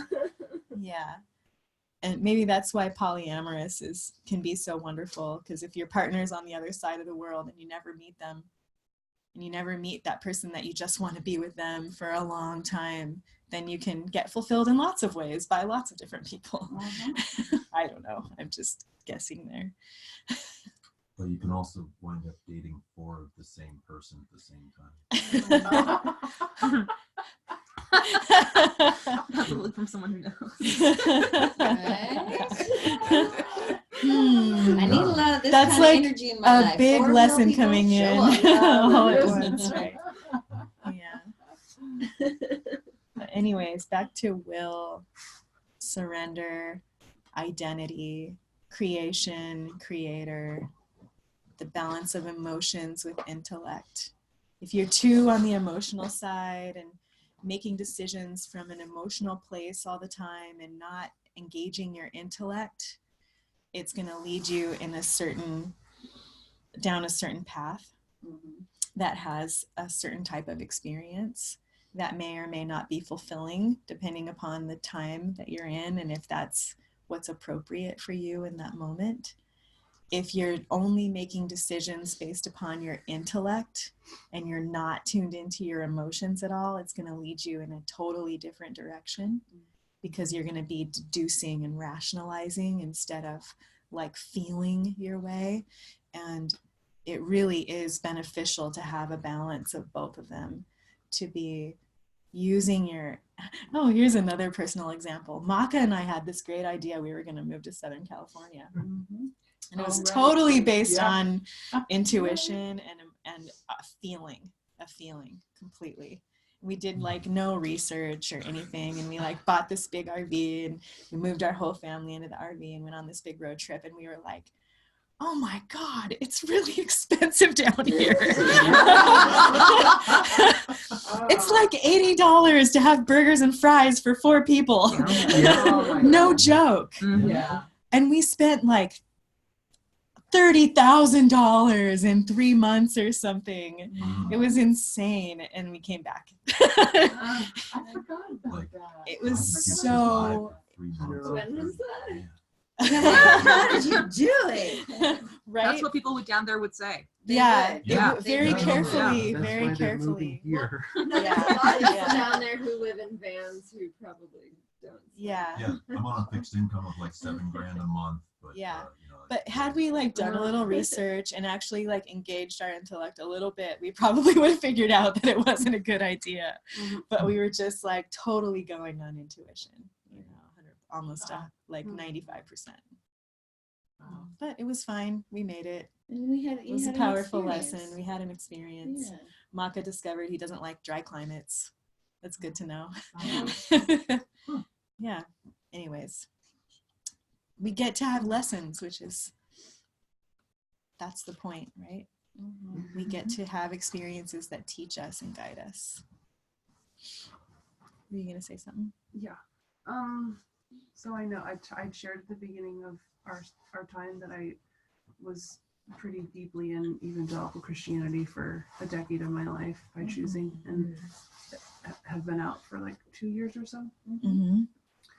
And it's like extremely freeing to just have these conversations and teachings be revolved around this like much larger picture of life, and not be so isolated to finding the right way, you know? And just realizing how deeply ingrained that is in me.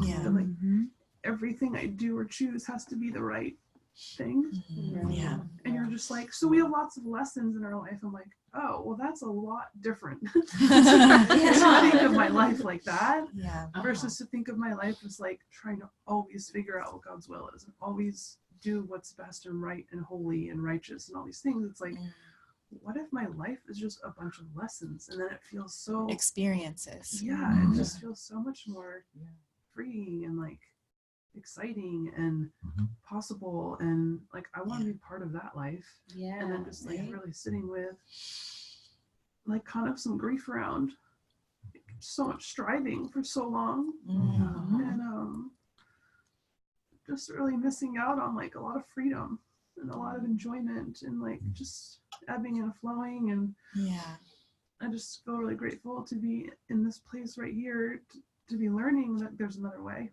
And I'm feeling some resistance to it because it's like really outside of what I've ever done. And it feels really safe to have a manual and to always like ask for what's right, and then like be like, okay, good, I'll do that, and everything's orderly, and I feel like I'm, you know, there's a lot of control there too, and like my anxiety has gone up so much since I left the church because there's like nothing to follow per se, you know, there's no like stamp of approval, or there's no like you did it right, you did it well, you're good, whatever.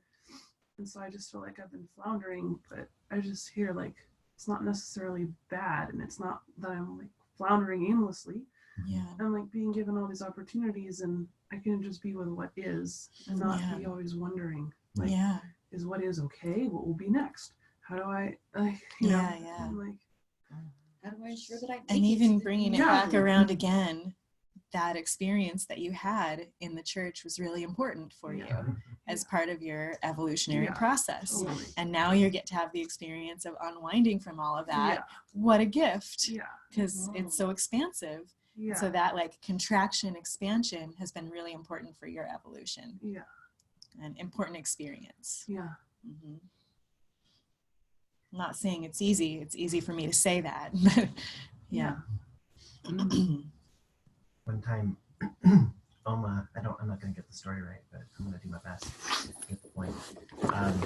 I can't remember what I had said to her. I was just like, I don't know why I did this, or why someone did this, or something. That was kind of etc. And the first, she was talking about the story of the student coming to a guru or Buddha or something, and came in and was like, what's the secret of life, or something to that nature. And she's like, well, there's 42? 2 things. What was that? 42? Yeah. There's like these 2 things. One is just meditate and accept. That was the first one, which is kind of the traditional, seemed more on par with what I understood of those traditions. Meditate and accept. Yeah, just kind of this like just accept it all and be present. And then the other answer, the second answer was, we're humans. It's like sometimes it doesn't make sense, and that's okay. Yeah. Accept that we're humans. Yeah. It isn't balanced leaving those. Or it two was kind of like concepts this, together. like, it's the human condition.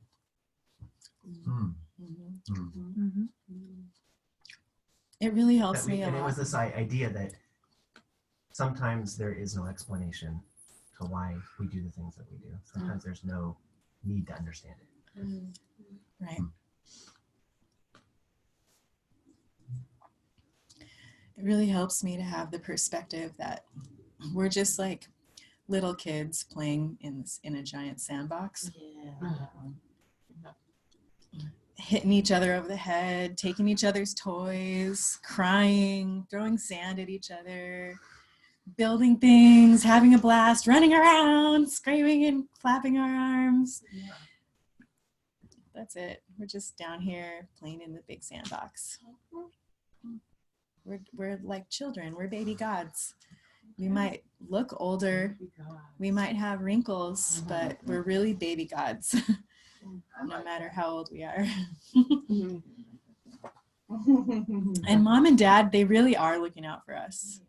They really do like have their eyes on the sandbox down here and are taking away the stuff that is really going to get us in trouble. Like that anti-matter machine that keeps breaking. You guys know about that? No. There's this like a dark matter or antimatter machine that some humans are trying to make that would basically like be able to disintegrate anything. And they have like massive, like high-tech security all over this place. And beings keep getting in there and breaking it and taking parts off of it so that it can't function. They've never been able to get it to work. It's like the mom and daddy got her like, They're like, oh no, they're you down can't there- have that they're knife. down there playing with the scissors. Let's take that out of there. Thank you. Saving me from myself.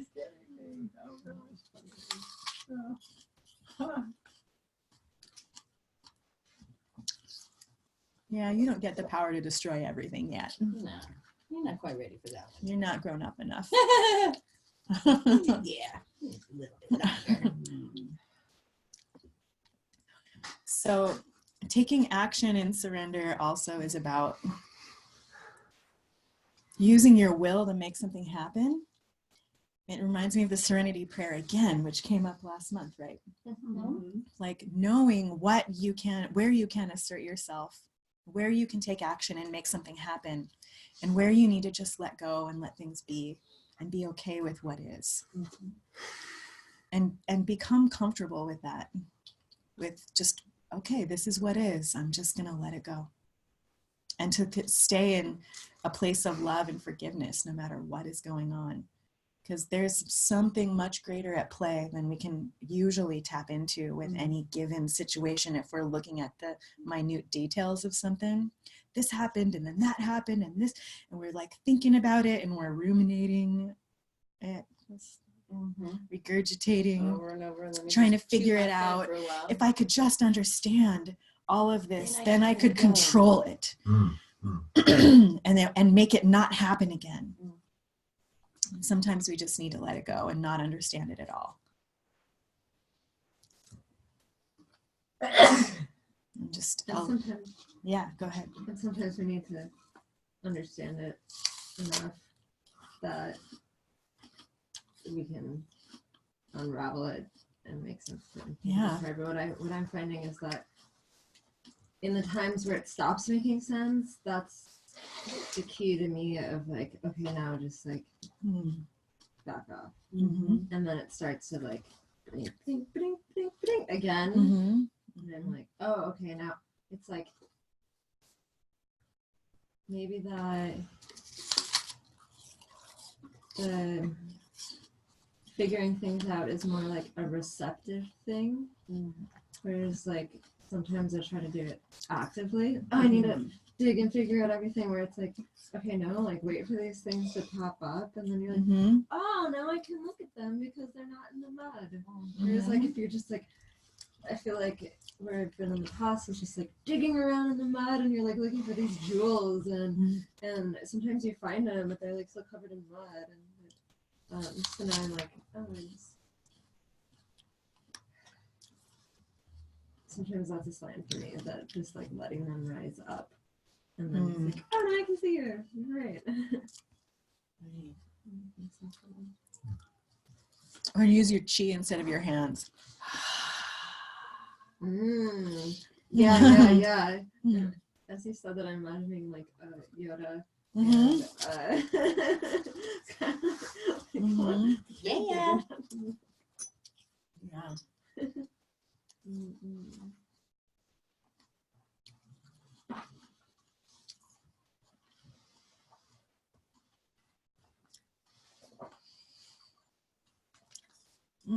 I'm just asking, like, is there anything else? And I'm hearing the word innocence.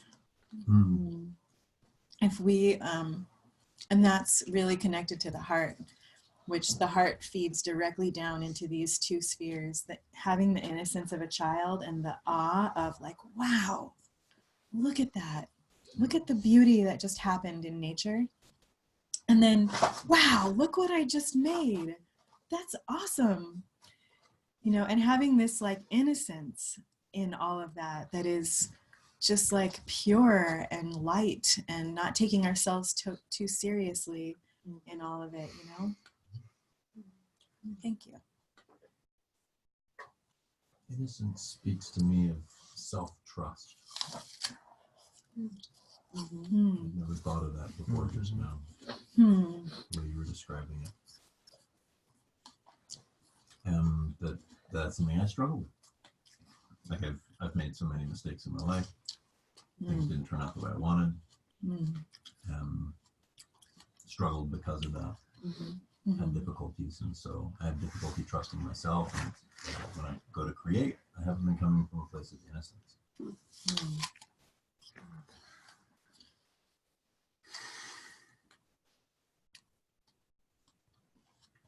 I'm trying to remember, do we talk about this one later on, correlating as like a more physical version of the other higher suffer on either side? Like, is this related to Gebra and Hesed? What? Netzach and Hod in a particular way? Or the... I mean, they're on the pillars, like... That's more Gebra, Hesed, and Hokmah and Bina have a correlation. I don't know. I don't understand what you're saying. It doesn't matter.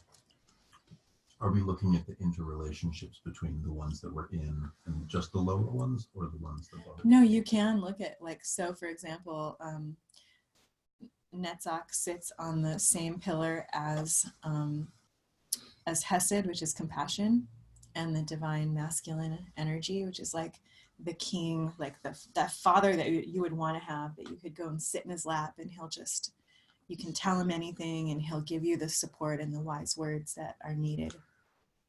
And then Hod sits on the pillar of Gebra, which is severity, and pruning and cutting away that which is no longer needed. And then the divine mother, which is like understanding of joy and sorrow and everything that life brings. And she holds the container. Thank you, that's what I was thinking. Yeah, they all are aligned like that. Yeah, well, let's take a break for lunch. Yeah. Just ready to have some food? Yeah. It is 2:30. We'll come back in here at 3:30. Actually, when you're done with lunch, be ready to go on a walk. Oh.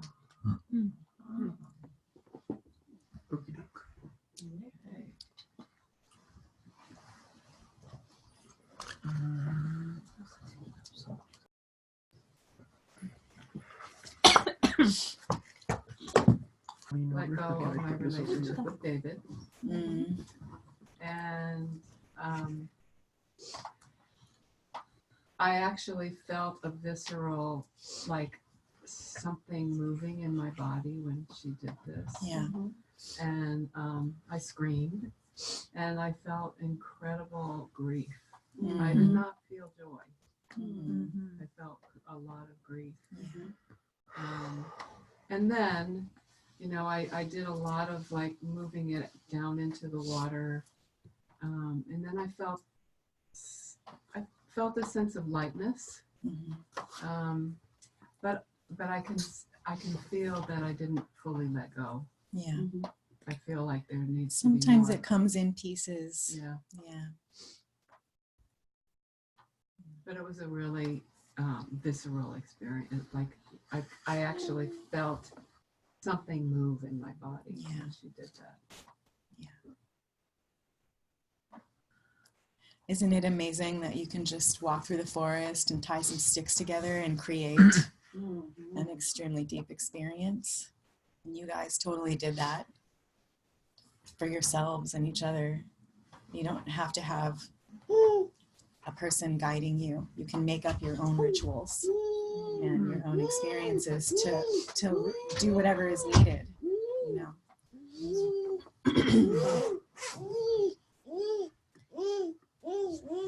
I feel like it's having this experience down by the river, it made me realize how much I need to be near water. I need to be near water right now. So that was good. Okay, everyone go to Effort House together. Oh. I love that. Oh, I love that. Okay. Can I make a recommendation that maybe you go to Common Ground? I agree. Common Ground. Yeah, Everett House is owned by someone who's a known sexual predator in our community. And it's up to, you know, it's up to you. But there's a place called Common Ground. It's not as awesome. Everett House is amazing, but the money goes to a person that mistreats women regularly on a regular basis. What is Common Ground in Everett? It's a hot tub. Oh, cool. Sauna place. Steam room. Yeah. Yeah, it's amazing. Yeah. But do what you will. It's just like 4 blocks away from my house. Yeah, it's not, yeah. But I have a car now. That's not an excuse anymore. Where I put my money is very important. So I will consider. Thank you for sharing. Yeah. Anyone else want to share about your experience?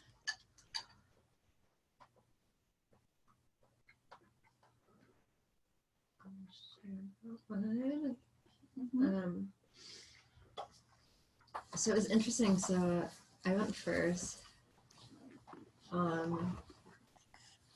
And also I started to realize why going first is difficult for me, because I'm a reflector and I'm not able to like reflect off of people. And so I just was like, oh, like whatever, home, blah, blah, blah. And like Rose was like, okay, like she's sweet, I still did it, but the whole time kind of like, I don't know if you're really doing it. and then after she went, and it was about a relationship. And then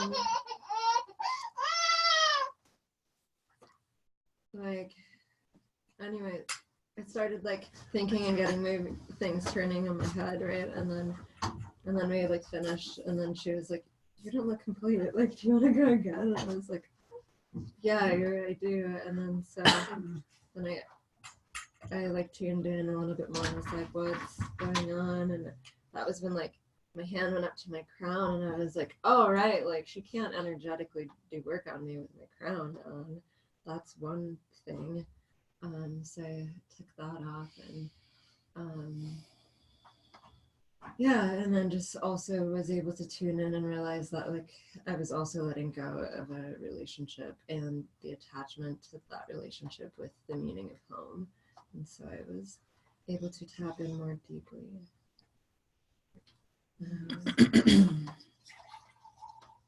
Thank you. I'd love for everyone to share. We're a little bit behind right now. It took about a half hour longer than I thought it was going to. So in your manual, in the rituals, there's a ritual called Archangel Michael clearing. And this is for protection from outside undesirable influences.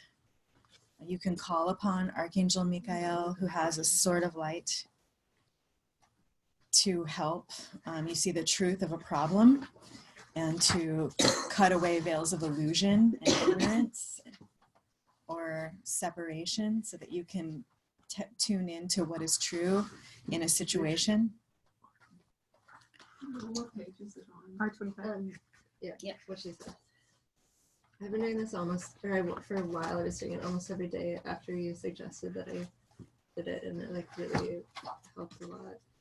Yeah, so let's go ahead and say it out loud together. Before we say it, can you just explain? I found it. What's the fifth dimensional tube of light? Yeah. Worth that? Yes.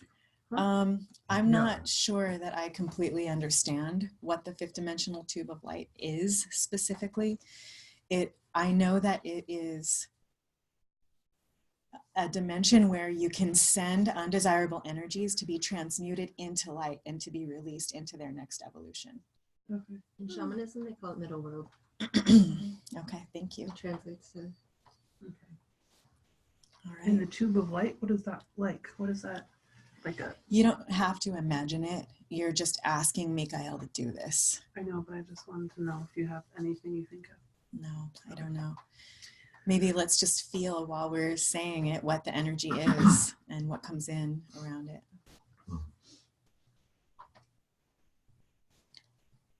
It's a very powerful clearing, and I always imagine Michael coming in with his sword and just like cutting away everything that's no longer serving that we're releasing. Mm-hmm. And the tube of light is probably what I imagine to be the center of a toroidal field where energy is being sent to another dimension. Uh-huh. Yeah. Is that him? Yes. Mm-hmm. Aha. Yeah. You ready? Mm-hmm. I don't have it in front of me, and I don't have it memorized. So. Okay. Read this one. I'll read up this. Oh, great. Thank Yeah. you. All right. I, Sekhmet, call upon Archangel Michael to come down for the purpose of this ritual clearing. I invoke Archangel Michael with the fifth dimensional tube of light. Michael, please place this tube of light around me in this lifetime and in all lifetimes, all planetary systems and all solar systems, all alternate realities and all parallel realities, all alternate universes and all parallel universes, as well as all source systems in this time and in all times. Michael, use your sword of light to clear me of all foreign energies, all thought forms and beings, and when I am clear, escort these energies into the tube of light and return them to the fifth dimension to be transmuted to another form of light. Close up my aura to the influences of all beings except of my higher self, the God consciousness, my guides and guardians. So be it, and so it is. Wow. So the tube of light is actually, I just got it, the energy that you are in when you do the Kabbalistic cross at the tube of light. And so you're invoking Michael to fill that tube up with even more light and to cut off access to anything else that would be connected to you that is undesirable. Mm-hmm. And to release them through the tube into the next dimension. Mm-hmm. It's like the protective energy that you're walking around in all the time. Mm-hmm.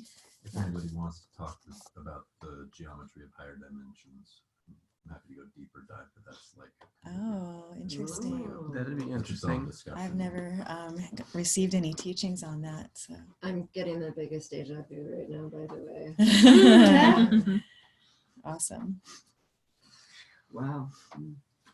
Okay. So I'm going to save this exercise if we have time at the end. All right. So one of the aspects of the energies that we're coming into is being,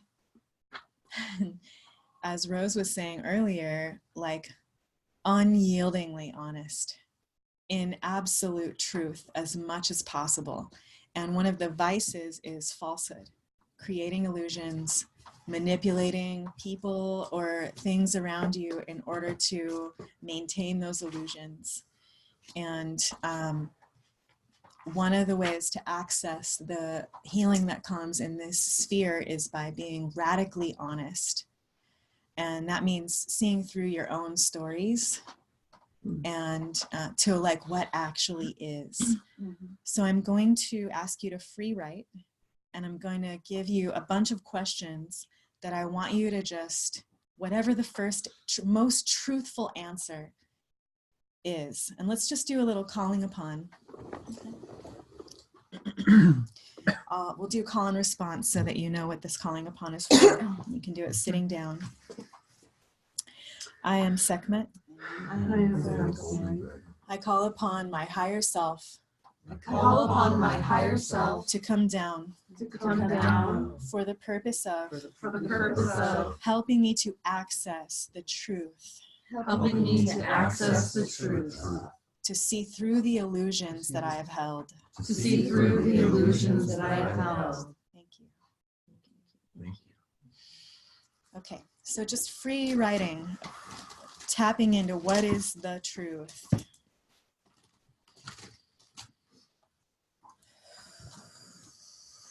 The more you are honest, the more you will get out of this experience.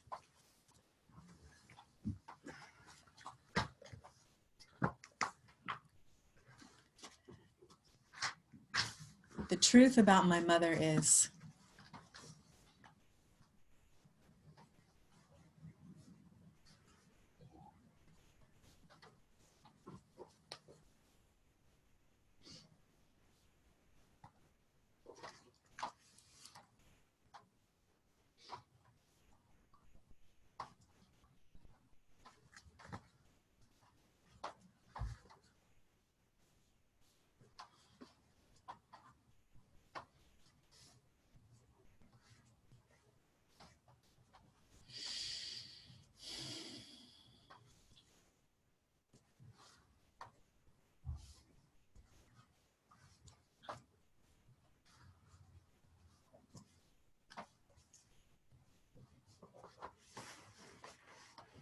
the truth about my father is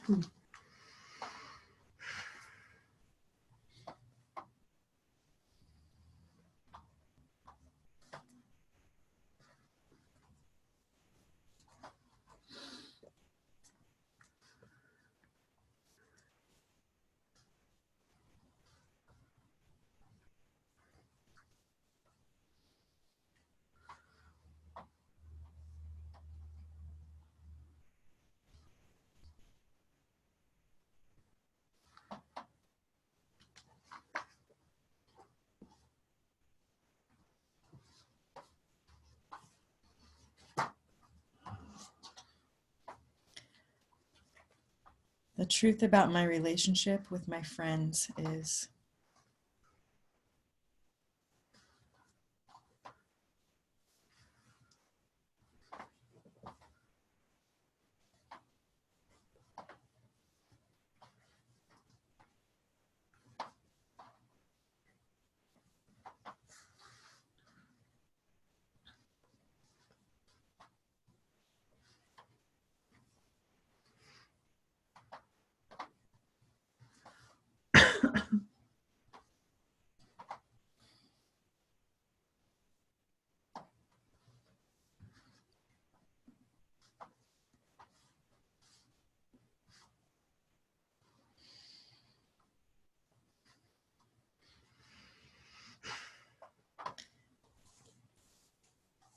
the truth about my relationship with my community is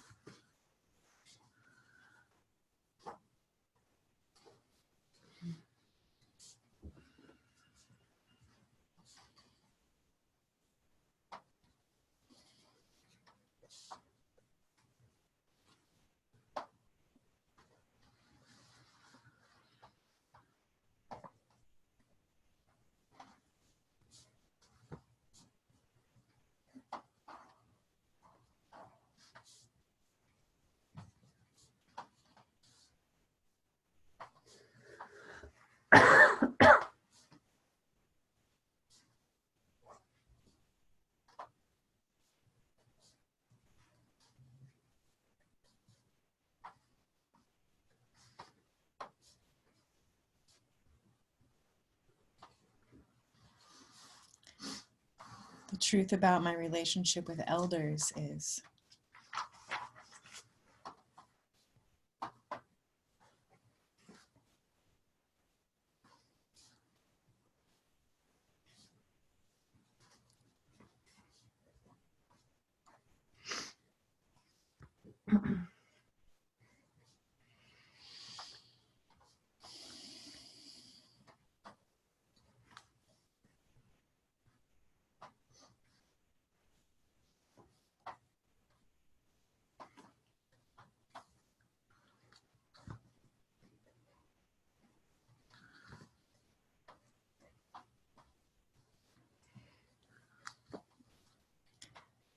The truth about my relationship with children is.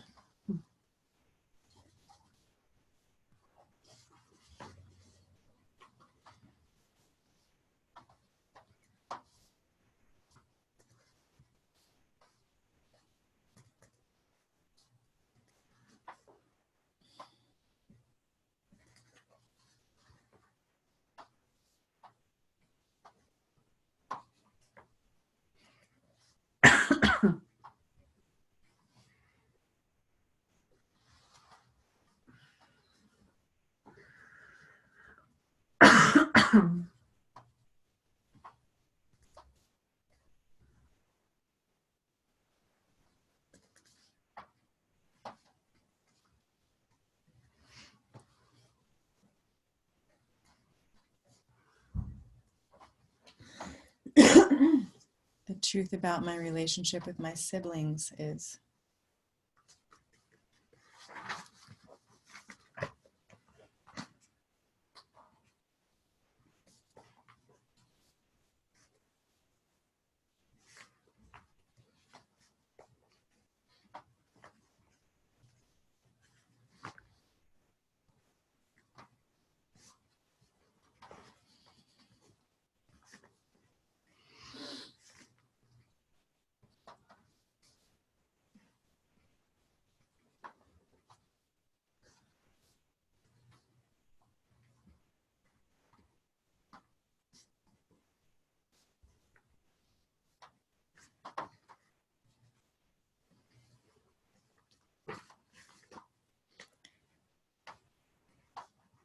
The truth about my childhood is.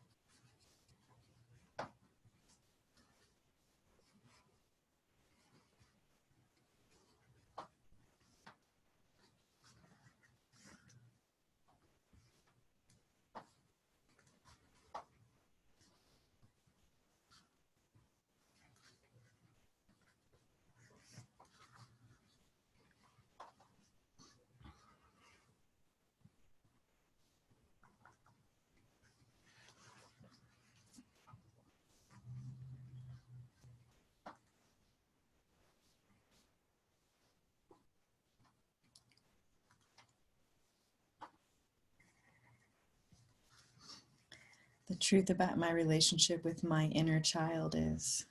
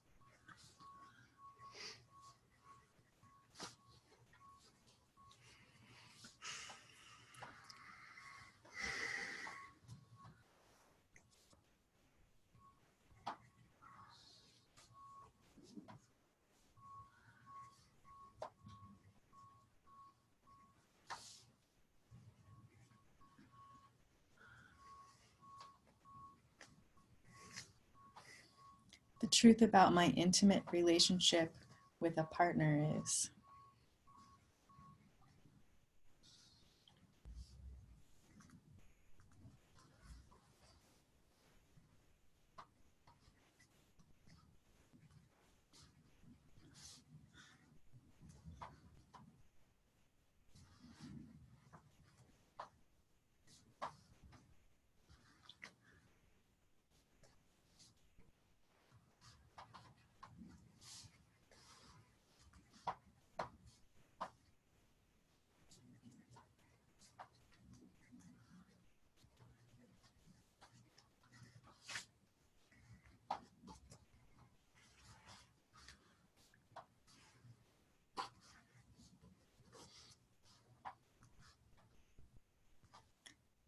The truth about my sexuality is.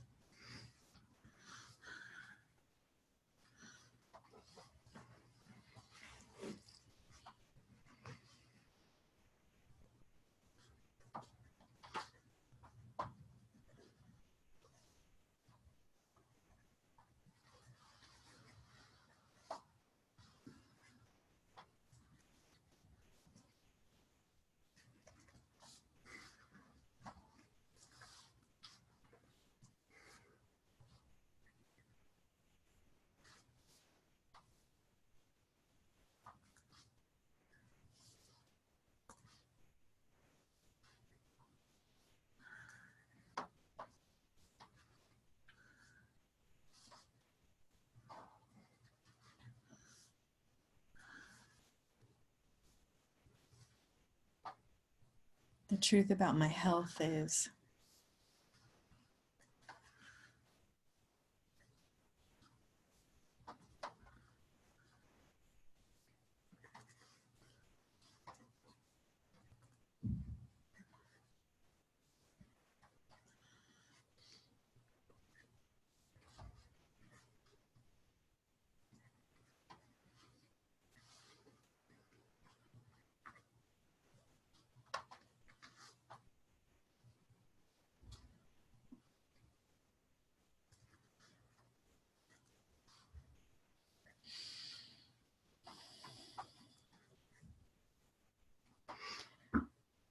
The truth about my work is.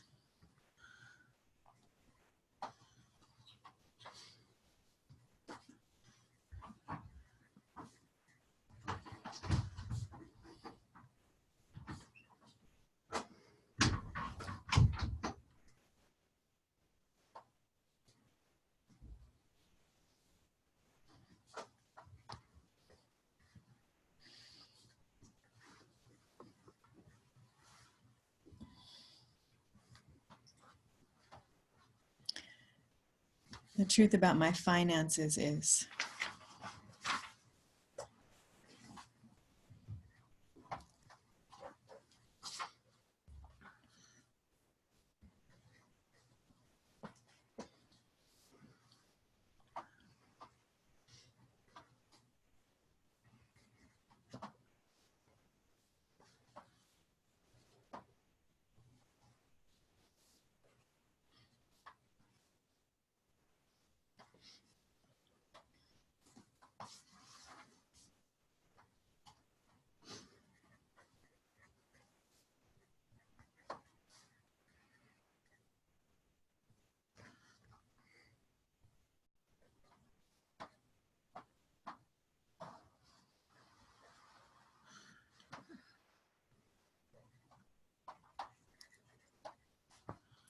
The truth about my clutter is.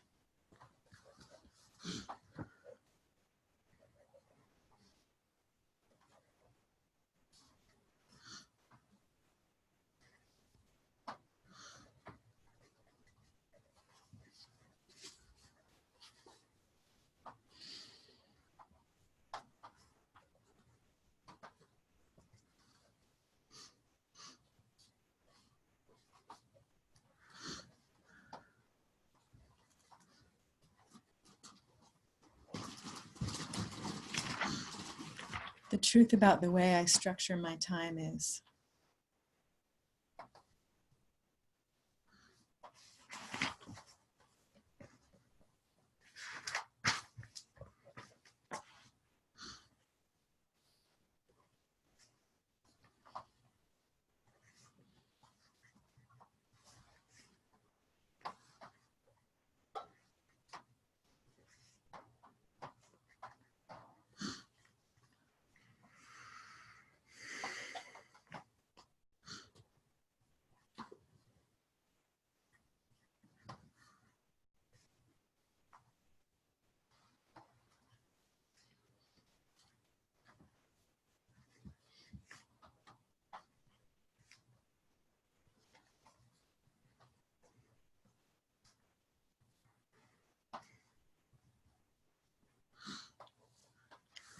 The truth about my priorities is.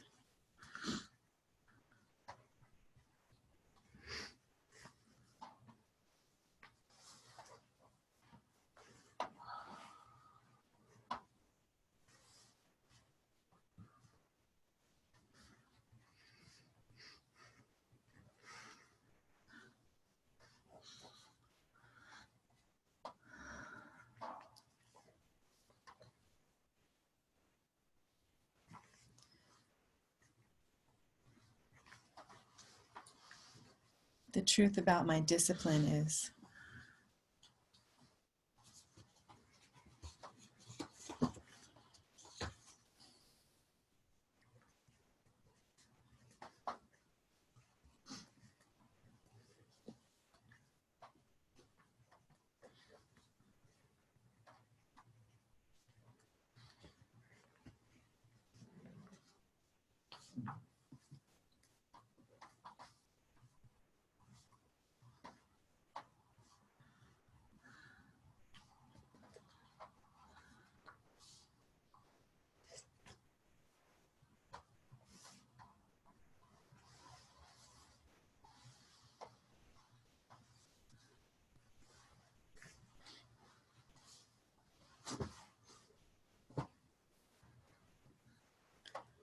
The truth that has been difficult for me to face is.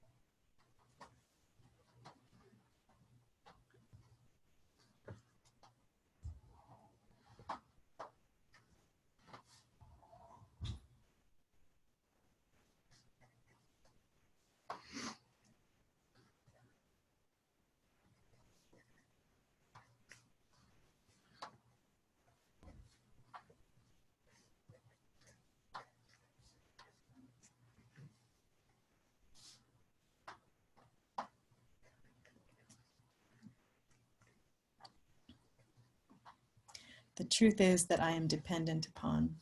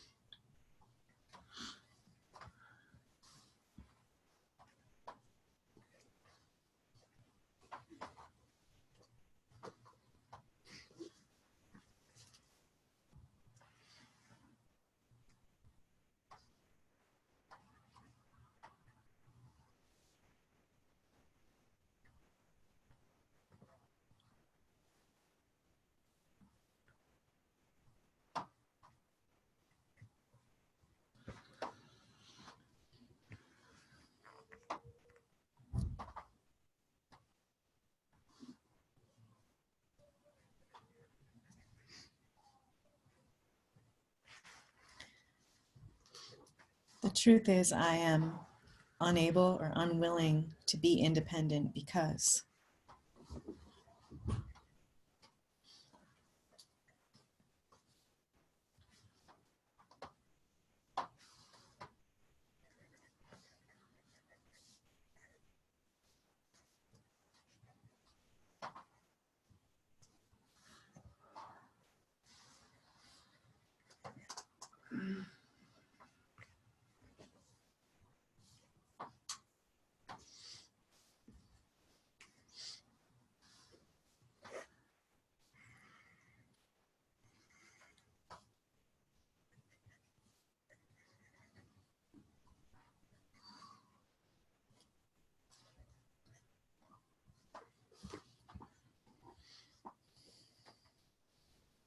The truth is that I am unwilling to ask for support because.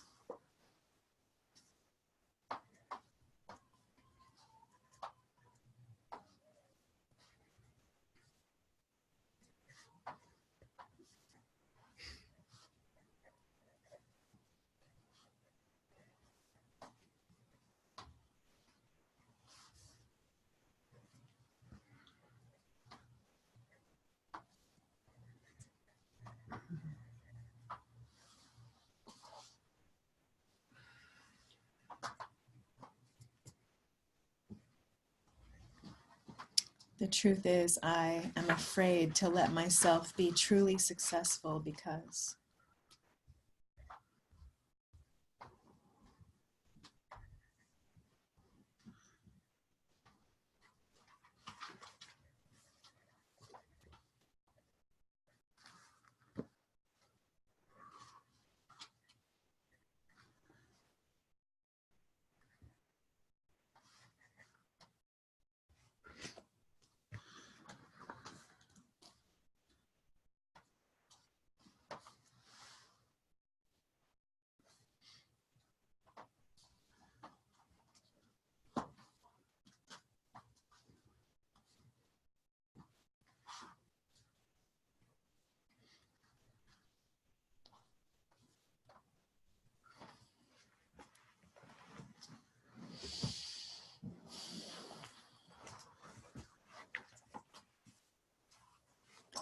The truth is, I'm afraid to let myself have my needs and desires fulfilled because.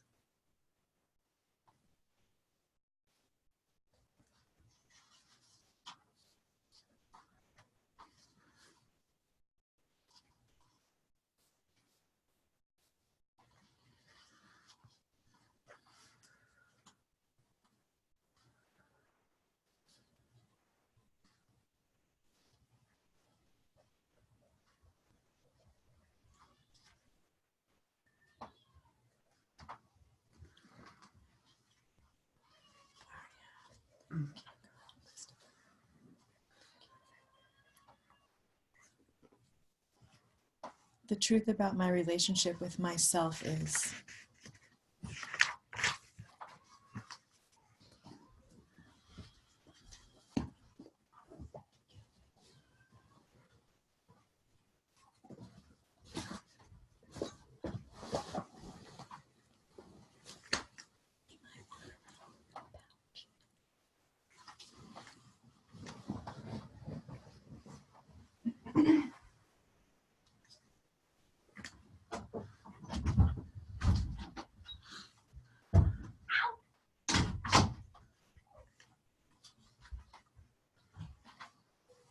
The truth about my relationship with God is.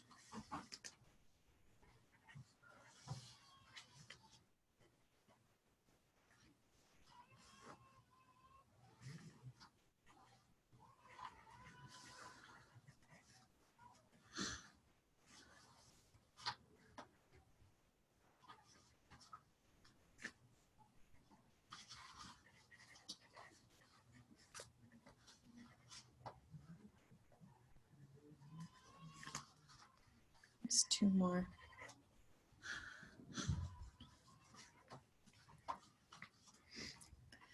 The truth I don't want to tell the truth about is.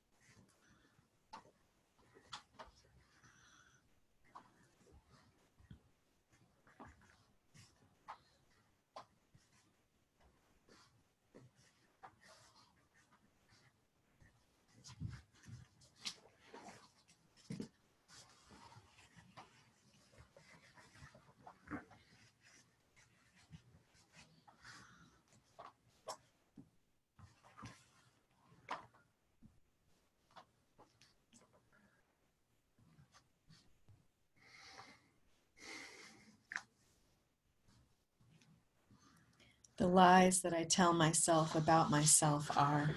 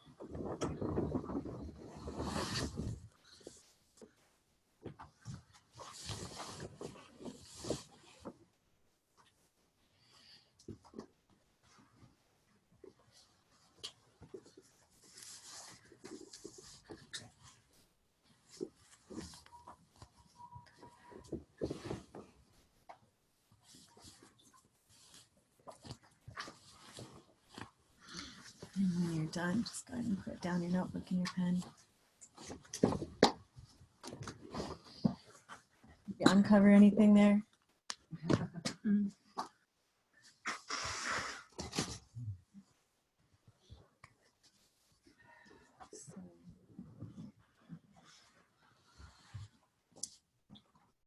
A lot of times our emotions and our intellect are working against us in creating illusions and stories that are fed into the subconscious, into the next sphere, that then create the blueprint that then creates our reality of our experience.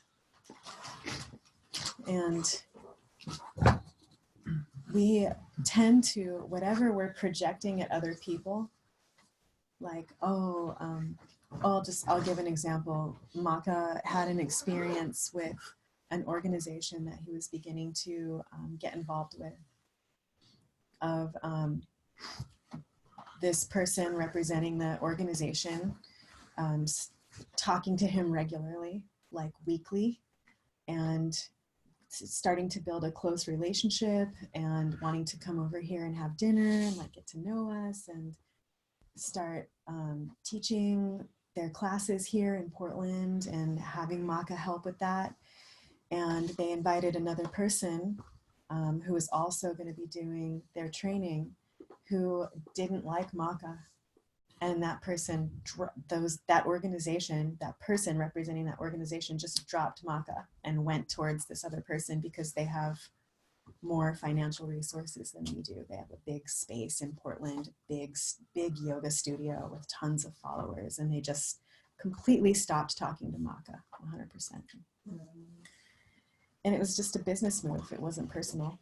They were talking to Maka to try to have Maka help them anchor into Portland, seeing that we had a community and an organization, and it was just like purely business. And there's a part of us that like started to get defensive and project meaning onto what was happening and feel like offended and taking it personally. And we like caught it. And we're like, oh, we're projecting meaning onto this experience because we feel like a little hurt emotionally because Maka was starting to build a relationship, like a bro type relationship with someone, and he doesn't really have very many friends. And so he had a different interest in the relationship than this other person did. It was clear that it was a business thing for the other person to us. So by catching it and saying, okay, what is actually happening here, rather than projecting all kinds of meaning onto the experience, we were able to avoid a lot of drama. And one of the things that it's really important for all of us to be aware of in ourselves is not just what we're projecting or judging of others, but, you know, the saying, it's said for a reason, when you point your finger at someone else, you've got 3 pointing back at yourself. It's because whatever you're thinking about someone else, you're being at least 3 times harder, if not more, on yourself, and having expectations and attachments of yourself to show up in a certain way, to do things a certain way. And when somebody else doesn't do it or does it differently than you would do it, you're pointing your finger at them, but really like your negative self-talk is much worse than anything you would say to someone else. So one of the ways that we can recognize how we're treating ourselves is how we're treating other people. Does that make sense? So whatever expectations, whatever projections, whatever judgments we have of others, like, oh, they did this and so they're a bad person, we're really, really much harder on ourselves about that stuff than anybody else.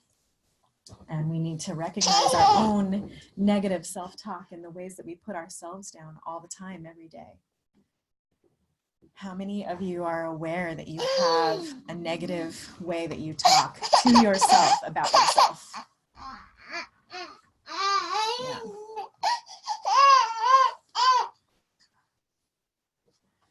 And the way to love and accept others more and create more love is to love and accept ourselves more first.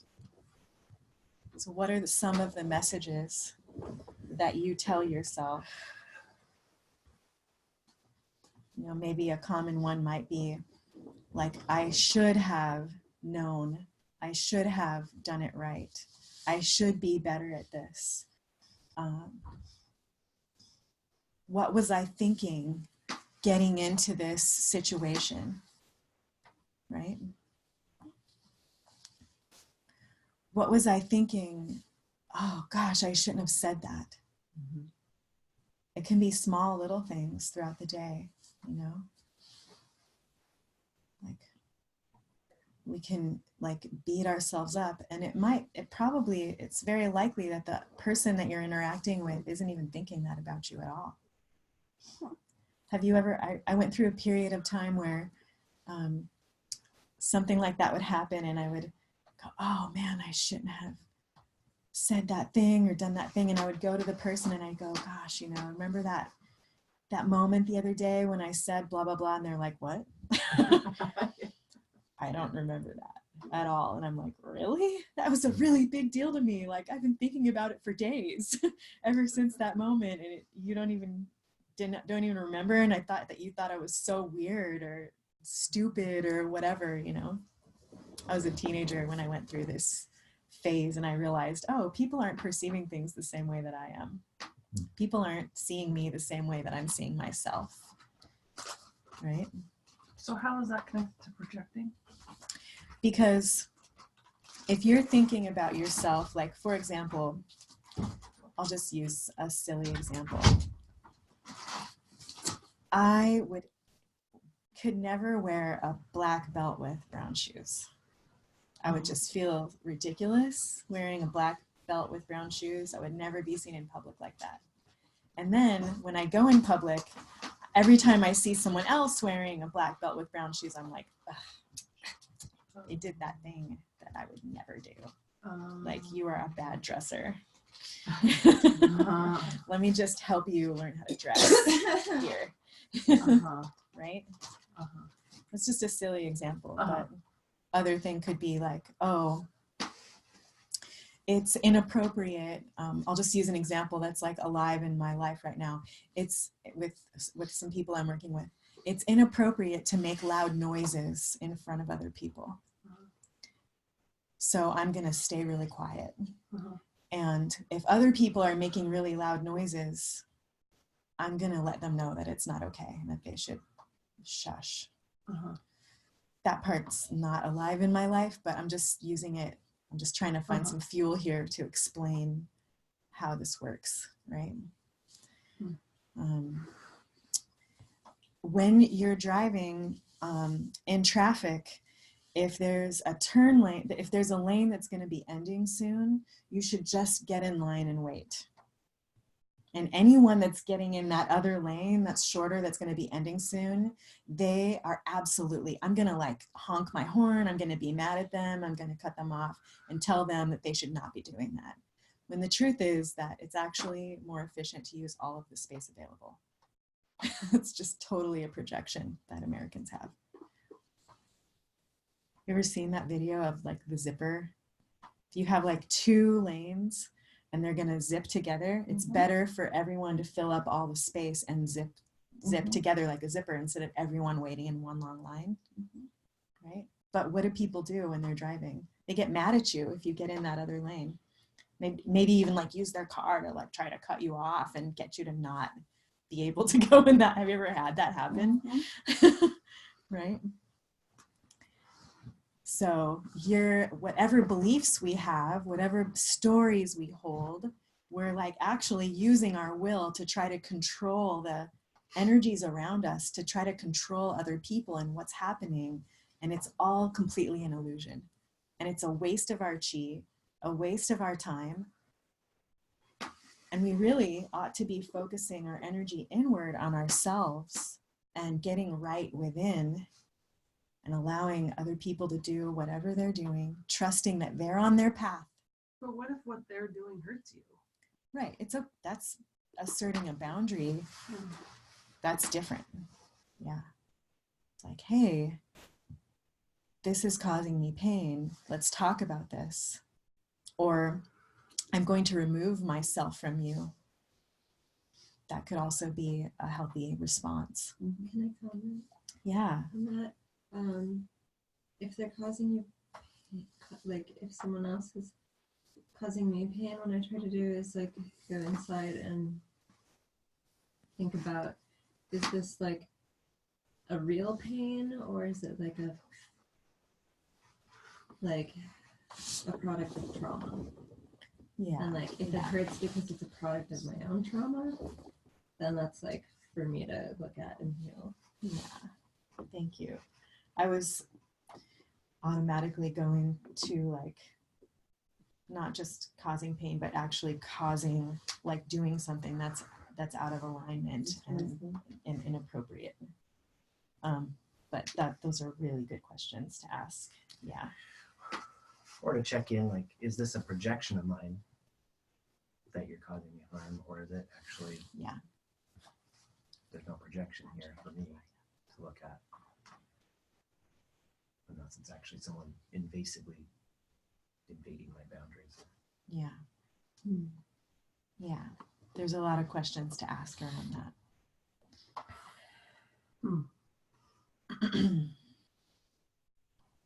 And it still can be appropriate, regardless of what the answers to those questions are, to remove yourself, to get like spaciousness for you to find clarity, that's totally okay. Even if it's just that you're projecting, like have a story and that story is causing you pain, to like remove yourself from the trigger so that you can come realize that is really important.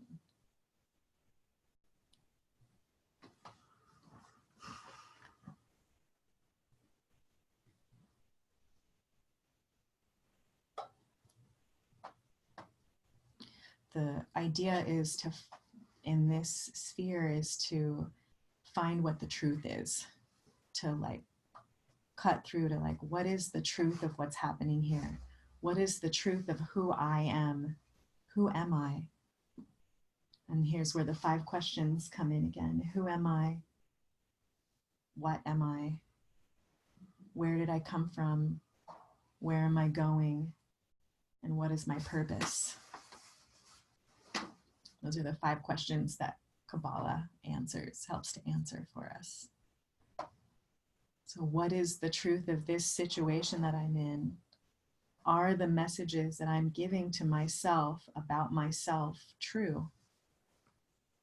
Even the questions that I just asked you,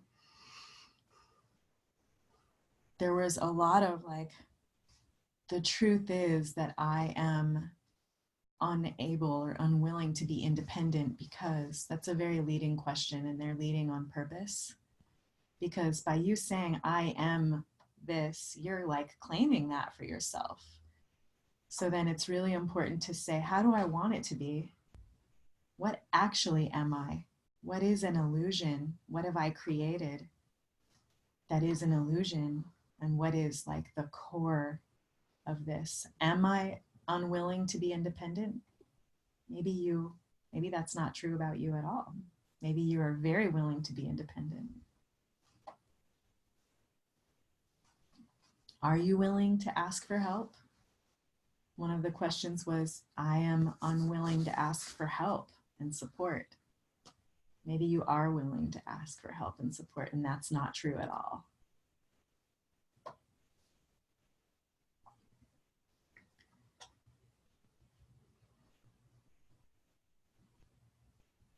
What's the heaviness that's going on right now?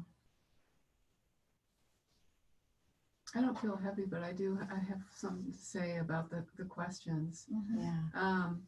For me, the truth is so multifaceted. Yeah. Like I see this truth and I see this truth, and they're opposite from each other, and they're both true. And they're both true. Yeah. And so I noticed in myself that I tended toward, and this is what I do in my life, is I tended toward seeing the negative truth, like the stuff that is not right, or the stuff that I want to change in myself. But the fact is that there was so much more. I mean, I could have spent hours on this exercise. Yeah. And it's, again, there's the opposites, you know, and bringing them into balance. Yeah. It's really interesting for me to see that. Yeah. So that's the truth. That's the truth. Is that there's many things that are true, and bringing them into balance is what's important. I found with this exercise too that it's like almost peeling back the layers, and then the next time I ask it, that answer might have changed. Yeah. It's more like in that moment it brought In the awareness to a particular truth. Yeah, and all the questions are like to bring you into like trying to like kind of trick your mind into revealing things that you haven't been able to admit about yourself before or about your life before.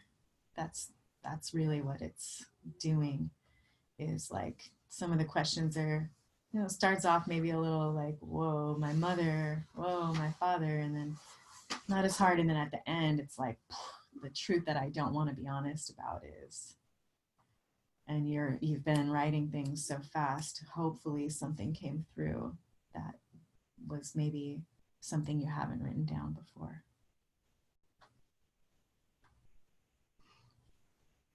Mine have shifted significantly since the first time I did that exercise. Like the mother one, right? Like once, I think the first time I went through this, I was like, the truth about my mother is she was, you know, a weak, non-protective fucking bitch. Oh. Right? And like today I was able to write, like, the truth about my mother is she did the best that she could with what she had. And she loved me to the best of her ability. That's what the truth is. Can you repeat that again? What I was able to write today versus then was today. The truth about my mother is that she did the best that she could with what she had, and she loved me to the best of her ability. And you felt that the whole time. Right. But I needed to speak it out loud to bring it, like, breathe life into it so that it could, like, be greater than the other faux truth that was like just me. The truth was actually I was angry at my mother because I didn't feel like all my needs were met. Not that she was some piece of shit. She wasn't. But that's the way I languaged it when I first came in here. It was like, the truth is you're fucking pissing me off, you stupid blah, blah, blah, blah, blah. But the actual truth is something that occurred in this space triggered me, and it's brought up something to the surface for me. And that's how, like, the truth has shifted to, like, claiming responsibility for what I'm bringing into the... And only seeing that one negative side of the truth, how does that reflect upon you as a part, being part of your mother, coming from her, right? Right, because then that's going to color the way that I talk to and about myself. Yeah. Because I am of her. Yeah. And even just being a woman and her being a woman, right? Mm-hmm. Like, how are you holding yourself as a woman and mother yourself? Right. So much of, like, how we respond, how we are in our life is like, oh, my parents were this way, and so because of that, I'm going to be this other way, which isn't necessarily a healthy way to be. It's like we're trying to, like, I don't know if I'm saying this right, counteract whatever it was we learned that we didn't want to be from our parents by being, like, extreme in the opposite direction. Which is rebellion. It's right. Rebellion. Which is a reaction instead of an action. Right. And our responses can be really healthy to the things that we learn from our parents, or from our relationships, or from life and all of our experiences. They can be healthy responses, but it's important for us to ask ourselves, am I reacting or am I choosing a healthy response? Reaction being, like, unconscious, pushing away, protective, like overly protective energy, overly emotional energy. It's like a balance of intellect and emotion that we need to bring ourselves into a healthy state from the experiences that we've had. So some good questions to ask are, what in myself do I need to forgive?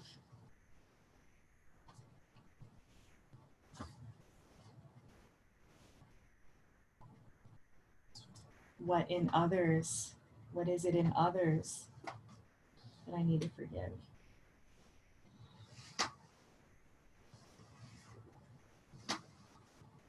Am I overly harsh with myself, or am I lacking in pushing myself? Am I treating myself with love and kindness? Am I asking enough of myself?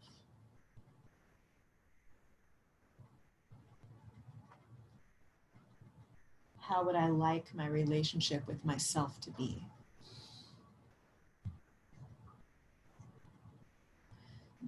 Many of the perceptions, as we spoke about earlier, I think initiation weekend, our perceptions of ourselves and who we think we are relative to the way our parents and our family of origin treated us, and are relative to the way our teachers treated us, the messages we got from the way that we learn in school, the messages that we got from the media about how we look, what kind of body we have,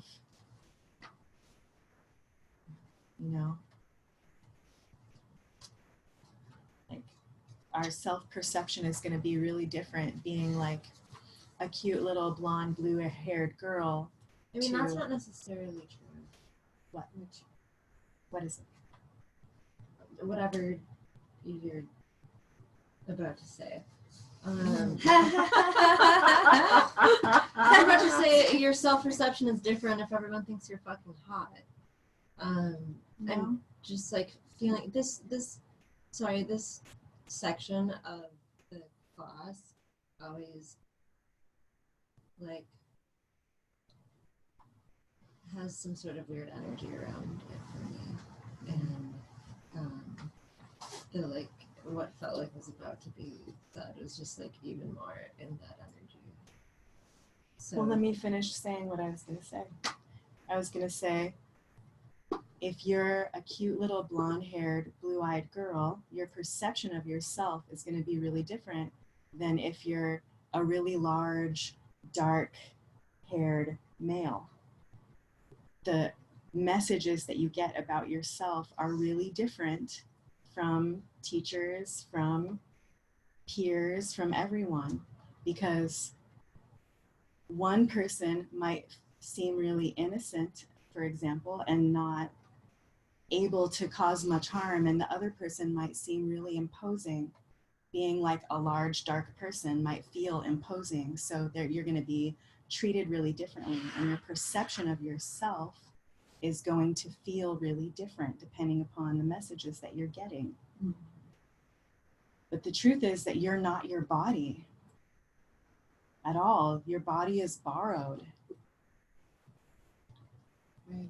A vehicle. It's a vehicle. You're an eternal being. You're a spiritual being that is having an experience in a particular version of that right now. And so how is it that we talk about ourselves or perceive ourselves based upon those messages that we got? And how are we acting and interacting in the world based upon our perception of ourselves and what is true actually and what is not true?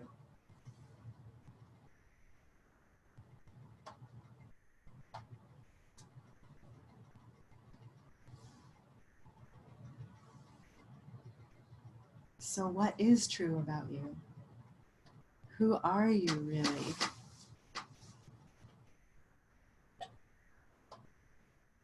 Who are you?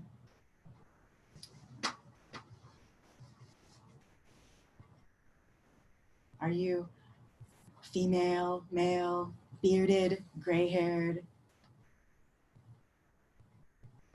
liking this part of the class, hating this part of the class? Is that who you are?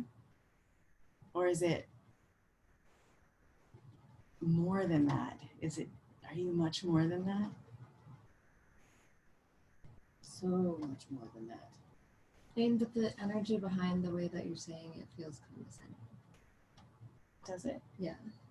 Is anyone else feeling that? No, not at all.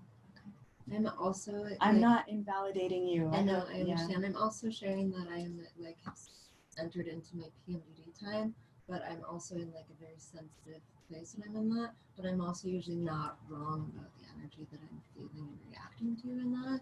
And so, I just like. It's like.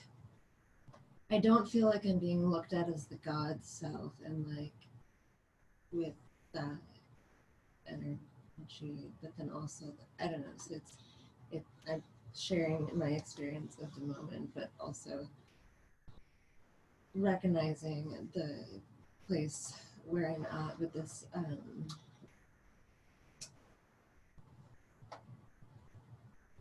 I appreciated that at the beginning of this section, the questions this time, we like had us call in our like higher selves, so, like that. And at the beginning of the section, the last time I took TQ, it like it wasn't set up that way, so I appreciate the way that you set it up this way. Because do you know about like priming? Priming is like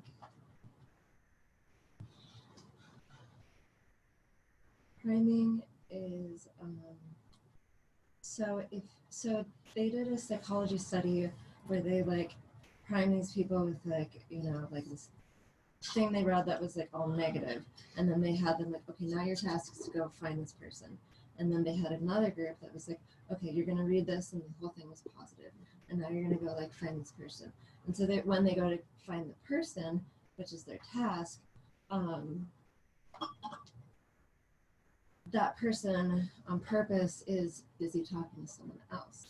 And so they found that the people who were primed with the positive energy one were able to be more patient and waiting and were just kind of like, okay, whatever. And then the people who were primed with the negative one were like agitated and like impatient and angry. And like, I mean, if that's the intention of this section is to like shake everything off so that it can be transmuted, like that's one thing, but then I feel there's also this like so it's just This what? Yeah.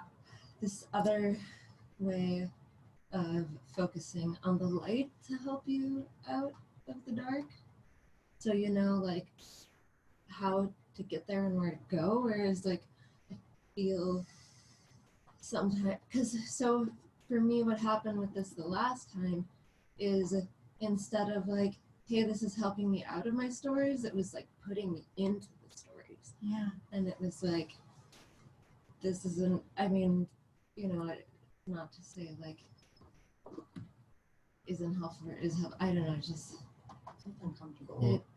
Yes, it felt uncomfortable, but for me, my thing is like I go and dig into my trauma and like talk to scary demons all the time and help people do that. So it's not like, oh, I'm uncomfortable looking at my own stuff that's coming up, but maybe it is, like I'm just Anyway, thank you for hearing me. Thank you for saying something and letting us know what's going on for you.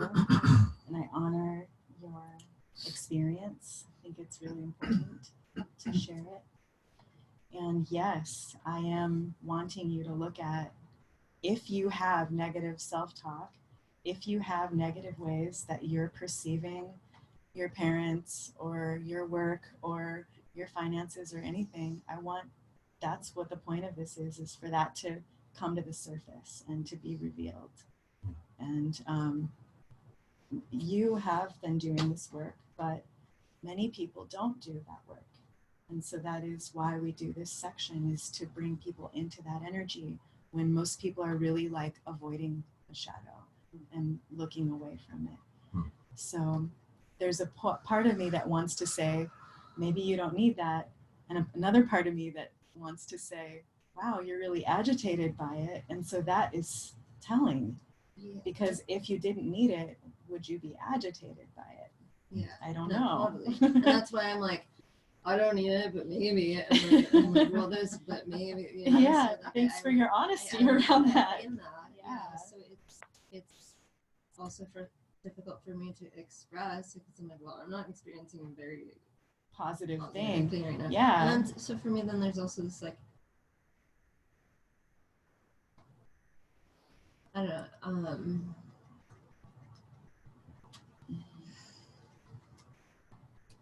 totally losing it. It's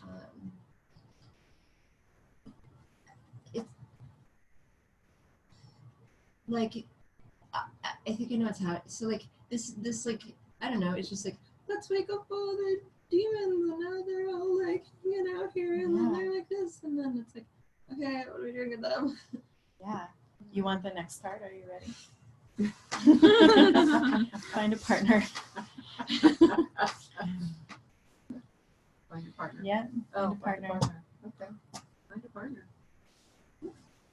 Everything that she plans is a specific purpose in a specific place that is proceeding and following something very specific. Yeah, Like it's all like a lot of planning. getting stuff up to the surface and then transmuting it. Yeah, and there's getting stuff a up lot to of the surface. planning and specific intention goes into everything she's Well, saying. Okay, can we just get to it? Yeah. Please, like, Thank you. let's transmute some shit. Let's do it. Yeah, let's Like, do it. Let's do it. All right. oh, Find a partner. Girls, can we be partners? Yes, of course. Yes, it's And working. face each other. Yeah. Thank you. Thank you. Thank you, Thank you. Christy. I think Chris doesn't have I have no partner now. Or could you? Chris and Christopher. Oh my God. Great. All right. Here's what I would like you to do. That's pretty much.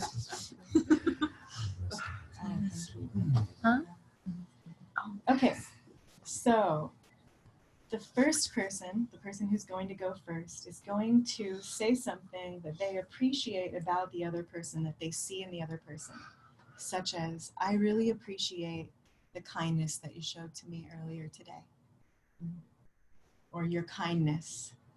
And then the listener that's hearing that is going to say, I appreciate my kindness. Okay. And then the person who originally made the statement is going to say, just like me, so that it reflects back again. Okay? Does that make sense? All right. So go.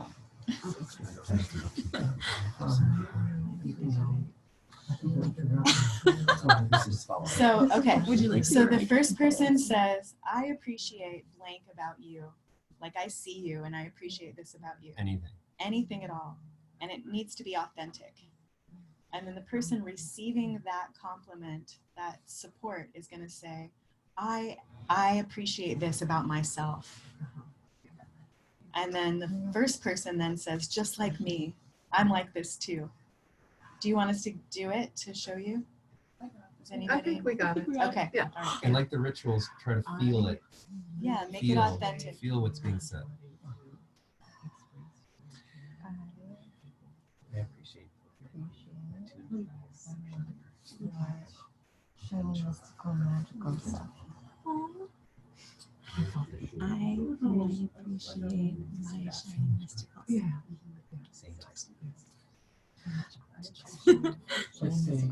I appreciate my shiny magical mystical self. Just like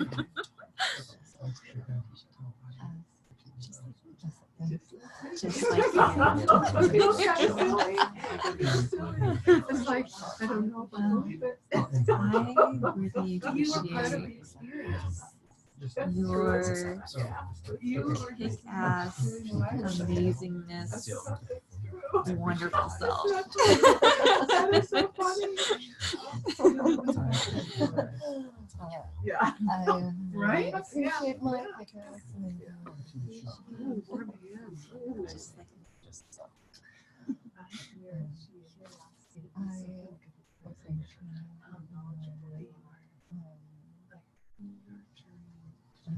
compassion for other people and ability to get shit done. I appreciate my compassion for other people and ability to get shit done. Just like you. Just like you. Yes.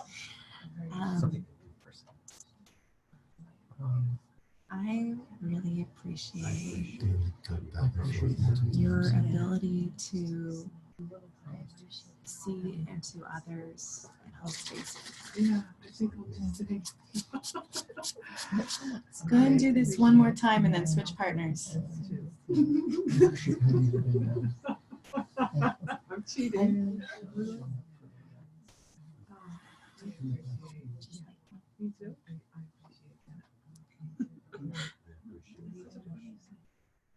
What's the third? What's the third person? The third time you say it? Just like me. Yeah.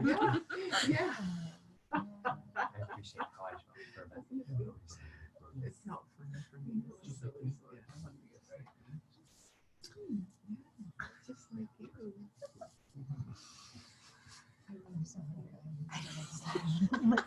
you. So go ahead and switch partners. Oh, we just did both. Yeah. Did everyone do Switch both? partner. Yeah. Find a new all partner. together. Oh, Yeah. okay. Yeah, they wanted to do. They wanted to do one for the rest of them.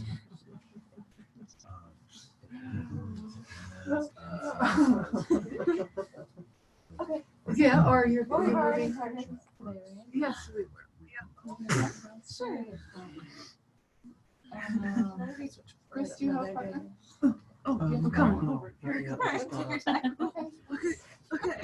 Here. Whoopsie.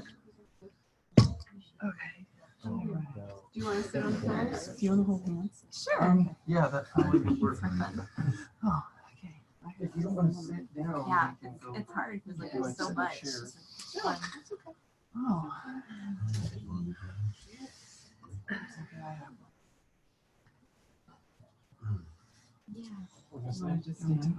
I kind of want to sit down. Okay, sit down.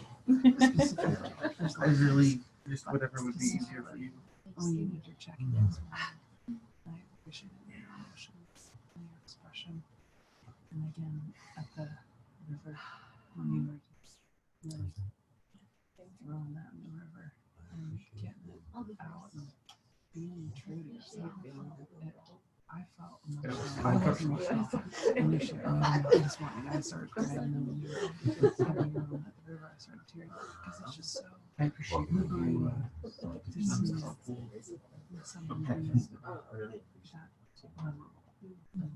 understand just they're crazy to be seen, and so then it makes me feel there's permission for me too. And so I felt really touched and connected and just thankful for that part of me being shows up in that way. It was a lot of things. Sorry. I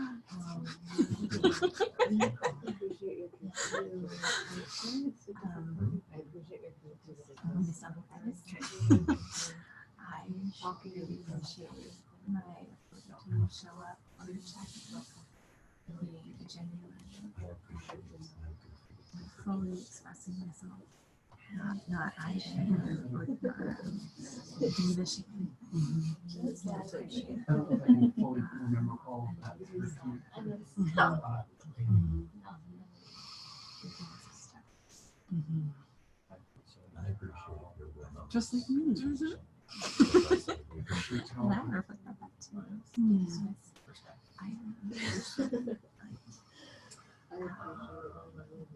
Should you do it for me?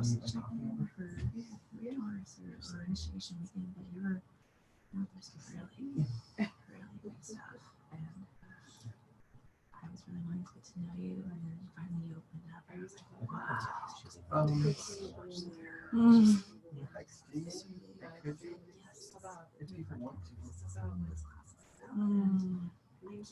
Just talk to her one-on-one. Offer support. And have some just like build up and someone who knows what it's like to mirror and just share that space. So, really great.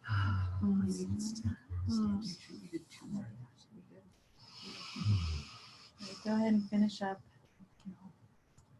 And then come back to your seat.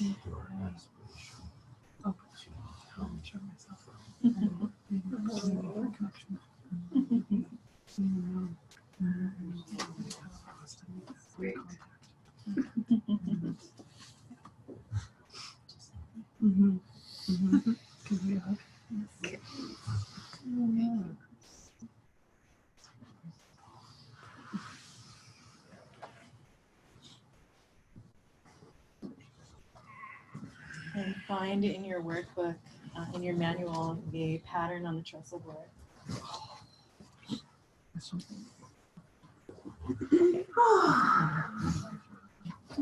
Oh, my. I think we might have a challenge with saying nice stuff about ourselves or something. Oh, yeah. I'm just saying. Maybe it's just me, but. When I sat down just now, it felt like there was like a Pattern, just hair, pattern on the trestle something board. like that. I've got that memorized. So whatever's happening in our minds, whatever stories we have about ourselves or other people or other things, we fully 100% have the power to transmute it. Because all the power that ever was or will be is here now. What's the next one? I'm the center of Center expression expression for for the the primal will to good, which which creates and sustains the universe. Through me, its unfailing wisdom takes form in thought and word. Filled with understanding of its perfect law, I am guided moment by moment along the path of liberation. From the costless riches of its limitless substance, I draw all things meaningful, both spiritual and material. I recognize the manifestation of the undeviating justice in all the circumstances of my life. In all things great and small, I see the beauty of the divine expression. Living from that will, supported by its unfailing wisdom and understanding, mine is the victorious life. I look forward with confidence to the perfect realization of the eternal splendor of the limitless light. In thought and word and deed, I rest my life from day to day upon the sure foundation of eternal being. The kingdom of spirit is embodied in my flesh.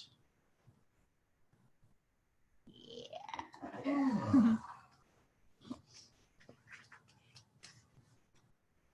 that feel better?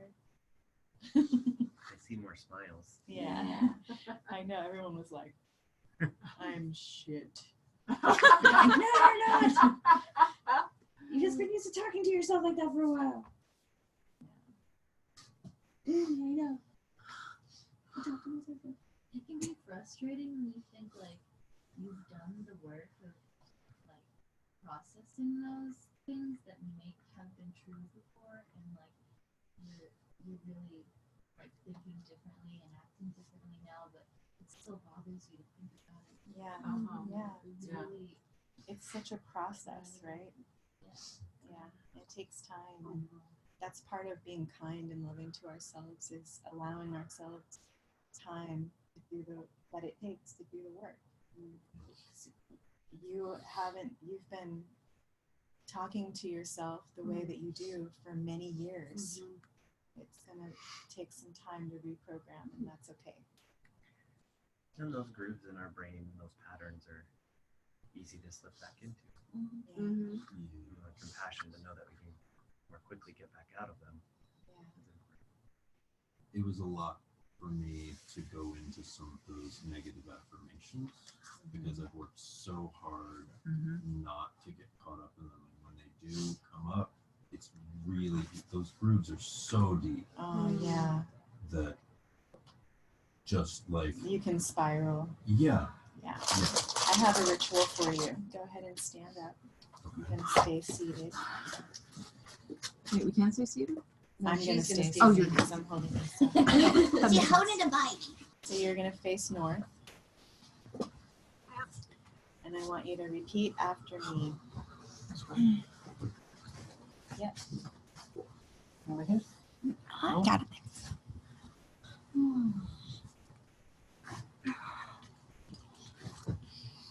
I am at the center. I am at the center. I am a God standing at the center. I am God standing at the center. And I create my universe. And I create my universe. I have the power. I have the power. Tools and knowledge. Tools and knowledge. To create my universe. To create my universe. Feel the support coming in from the north. And facing east. I am at the center.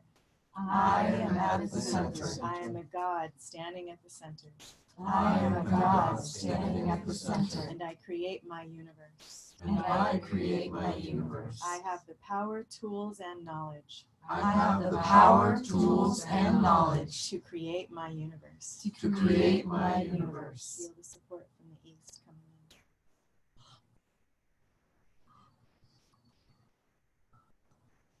in. Facing the south. I am at the center.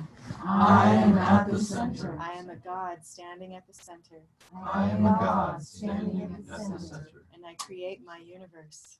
And I create my universe. I have the power, tools, and knowledge. I have the power, tools, and knowledge to create my universe. To create my universe. And feel the support coming in from the south.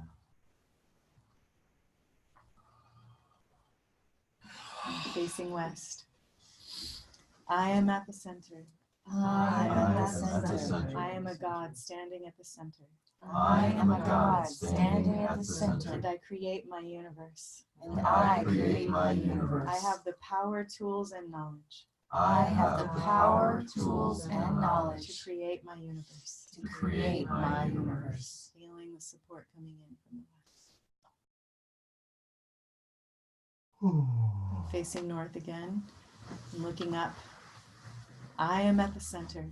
I am at the center. I am a God standing at the center. I am God standing at the center. And I create my universe. And I create my universe. I have the power, tools, and knowledge. I have the power, tools, and knowledge to create my universe. To create my universe. And feeling the support coming in from above, from the infinite cosmos. And looking below. I am at the center. I am at the center. I am a God standing at the center. I am a God standing at the center. And I create my universe. And I create my universe. I have the power, tools, and knowledge. I have the power, tools, and knowledge to create my universe. To create my Feel universe. the support coming in from below. And looking within you. I am at the center. I am at the center. I am a God standing at the center. I am a God standing at the center. And I create my universe. And I create my universe. I have the power, tools, and knowledge. I have the power, tools, and knowledge to create my universe. To create my universe. Feel the support that you have for yourself. Feel the support coming in from every direction all around you to do this work.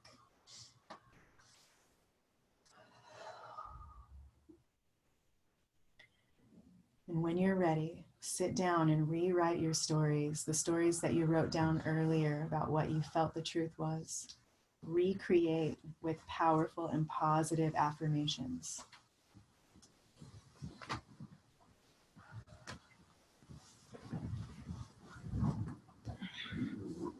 anything that you wrote down earlier that you want to really know and believe is different than what you wrote down, rewrite it according to the way you want it to be.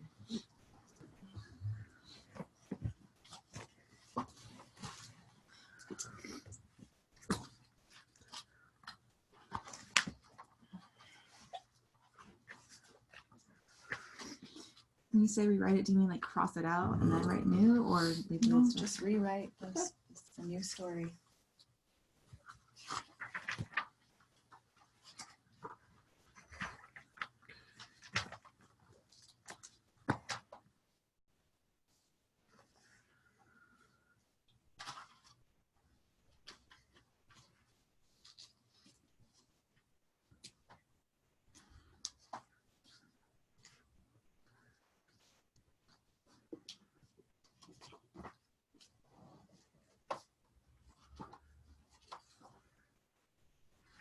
Feel this new story to be true. Believe it is true. Feel the emotions of the truth of it. Let it seep into your being.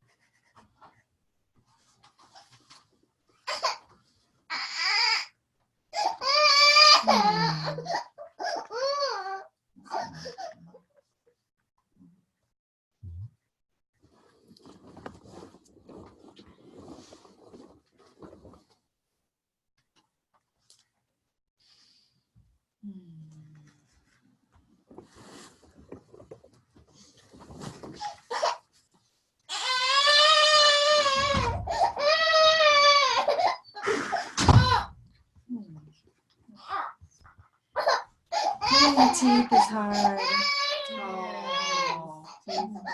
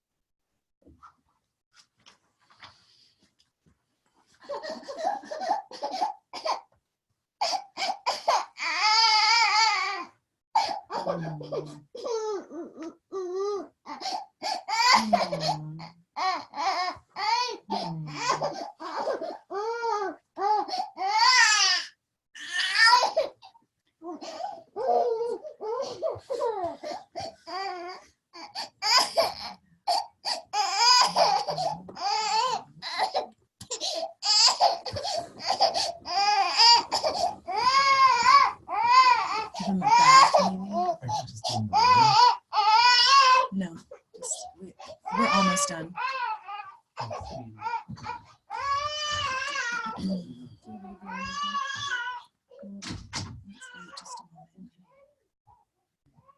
Just go ahead and finish up, and you can come back to this if you want to spend more time on it on your own.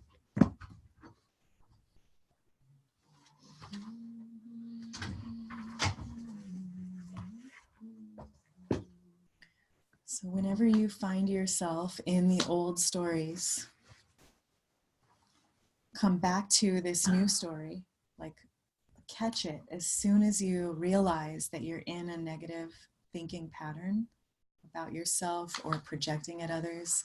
Recognize it immediately, and then remember what is the truth of what you're rising into as a being in yourself, and the love that you want to be holding, the forgiveness that you want to be holding for yourself and for others, and reclaim that new story that you want to be experiencing. And the more you believe that new story, and the more you feel it, and the more you think about it, the more it becomes the truth.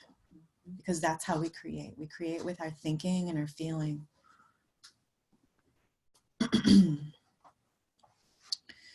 And this helps give the answers to the 5 questions, like, who am I? I am capable of transmuting these things. Where am I going? I'm going towards this truth that I am creating for myself. And this is what it means to harness your willpower as a magician and take things that feel maybe out of control or feel overwhelming or overpowering and transmute them into something else with your intention, with your thoughts, with your emotions, with your words, with your actions every day and every moment, while having patience with ourselves and our process, knowing what our limitations are in a moment and pushing the edge a little bit, finding that balance place where we're not pushing ourselves too hard and having too high of expectations for where we're at in the moment and what we can do, and without being too lax and letting ourselves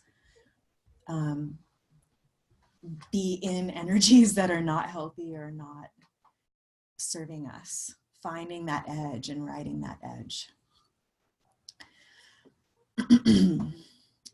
Being a magician means changing something into something else. That's the definition of magic.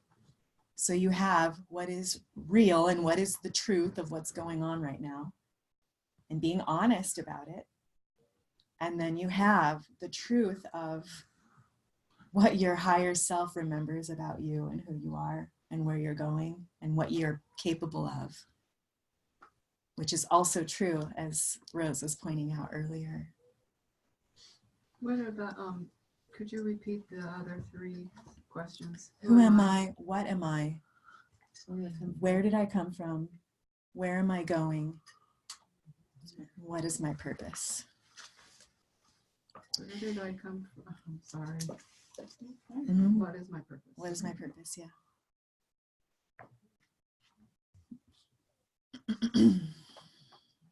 So we can, part of taking the inspiration from nature and our emotions and turning them into a formula or a form, a ritual, like we did today, to transmute these things. Like we did a cord cutting today. But if there's something that is like coming up over and over again, like a thinking thought about yourself, negative self-talk, or a projection about somebody else, you can design and create a ritual for yourself that is unique to you. And you can even call upon help from the unseen beings that are helping you to assist you in creating the ritual with ideas. Or you can call upon each other, anyone in this circle, to help create that ritual. And it can be a mantra like, okay, I've been telling myself, I never get it right. I'm always dropping things. I'm seeing that I'm telling myself that. And so my new mantra is, I can get it right. I'm getting it right. I have patience with myself as I learn how to get it right. Whatever the new mantra is. And it can be as simple as that, all the way to cutting off your hair and burning it in the fire while you're chanting to Kali Ma. Mm-hmm. And releasing something that's old, that's been with you for a long time, right? All the way to going to the river and creating tools out of sticks to whatever, and some of you are more adept at this because you've done it a lot, and others are new at it, and it's okay wherever you're at. Just begin reclaiming your life through recognizing the power that you have as a magician to use the tools around you to create your life the way that you want it to be, to use your will to create your life the way you want it to be, with the balance of surrender, being receptive, being open to receiving the response from the universe and the support from the universe, the support from each other, right? What does being in a receptive state look like compared to like all these rituals and like calling? Yeah, so being in the calling in state is like being the river, and being the receptive state is like being the riverbed that's holding that thing that's flowing through. It's an active state. It's not a collapsed state. Yeah, it's like being a cup to open, be filled. Curious, yeah, loving, trusting, having faith. Yeah. Those are like good metaphors and examples. Yeah.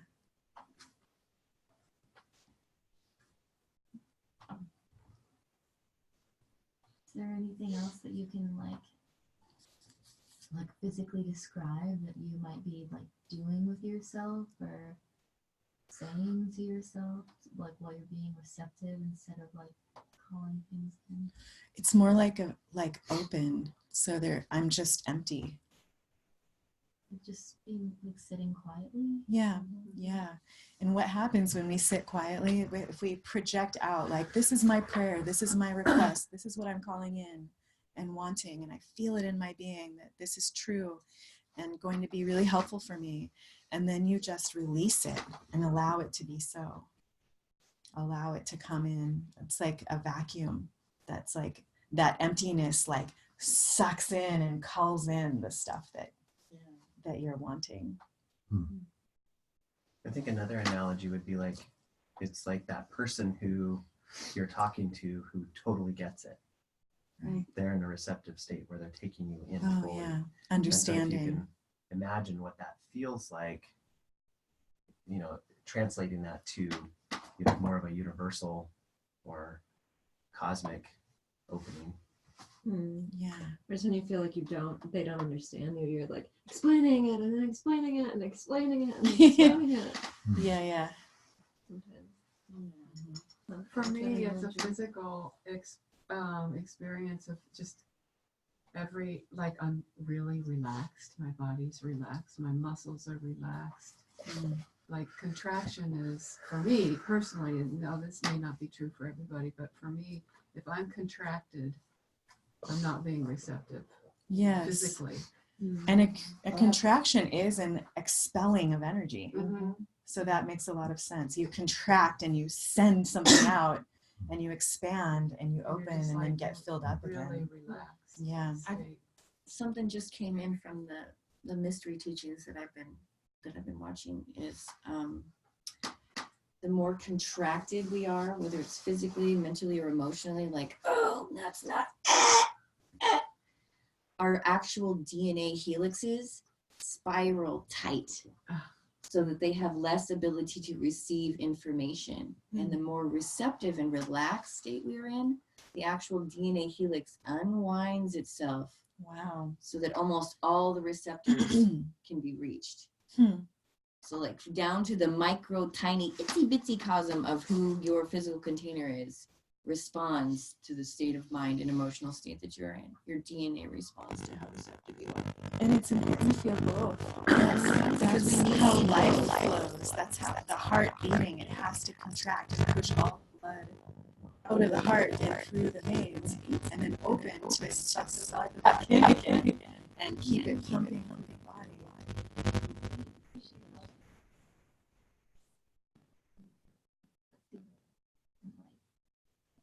Yeah, this is great. When the DNA actually goes from that constricted state into the like the more relaxed state, photons are emitted. Actual light shines from our DNA. Wow. When we go from constricted to relaxed.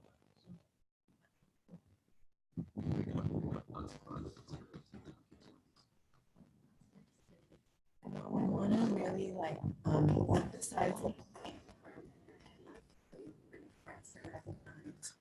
not to place a judgment on a contraction expansion, that one is better than the other, or one is bad and one is good. For example, the contraction that you were experiencing, like, I don't like this doesn't feel good, actually caused me to bring that other piece even more strongly because of the contrast of where you took it, right?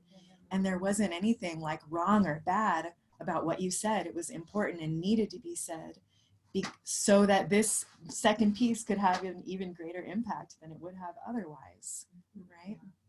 And the negative self-talk is important for us to experience so that we understand what it feels like to not feel good. And then when we transmute it into positive self-talk and we get to have the experience of feeling wonderful, that feeling of wonder is that much more wonderful, full of wonder, because we had the negative aspect first. That's what we're doing down here. That's what's going on. And us being open to the fullness of all the experiences and allowing for them all to happen. And even when we're like, I hate that this is happening, is important. And being open to the fact that we're not enjoying something and that it feels bad. Yeah. So it's like the contraction and expansion is happening on multiple dimensions all at the same time, right? It's kind of amazing. Like the experience of being in a body and having thoughts and feelings and like teething and discomfort and everything that's happening is so important for our evolution, for our awakening. It's all just wow, right? Would it be appropriate for me to read my check-in since I didn't get to check in? How long are you going to read the piece that you wrote? Yeah. How long is it? It's like a page this size, and then on the back, because we're complete now. Yeah. Is it okay with everyone, because we need to choose our word and then ascend into the sphere together? I'm not attached, really. And the date thing too. You have a date thing. The talk about the date. Oh, right. Would you be willing to like take a picture of it and like post it in the group for everyone to read, or do you want to read it? No, I can do that. I don't Okay. know if I'll do it, but I could do that. It's okay, like if there's not time. It just is. It really like correlates to all the things we're talking about. Oh I'm just gosh, like, oh, this I is want it. amazing. I want to hear I it. want to hear Okay, it let's too. hear it. Okay, Okay, let's hear let's it. hear it. Are you guys sure? Yes, yes, yes, yes. Do it.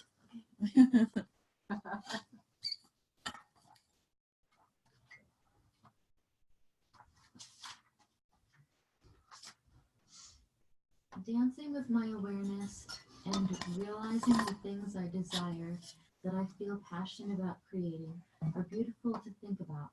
However, I've noticed how unreal and dreamlike thinking can be, and how all the thinking in the world is nothing compared to the emotion. That's what really makes it happen.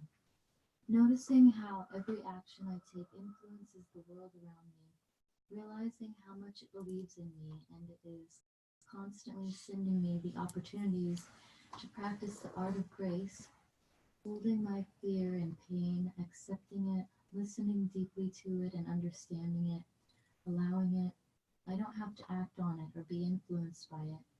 It is my privilege to experience it, process it, creating rituals, calling in love, giving myself permission to feel what it is, and at the same time, seek out new feelings that might be interesting, enjoying and allowing the pain, truly accepting it, and giving it the attention and nurturing it needs and craves for the growth and transformation that is possible.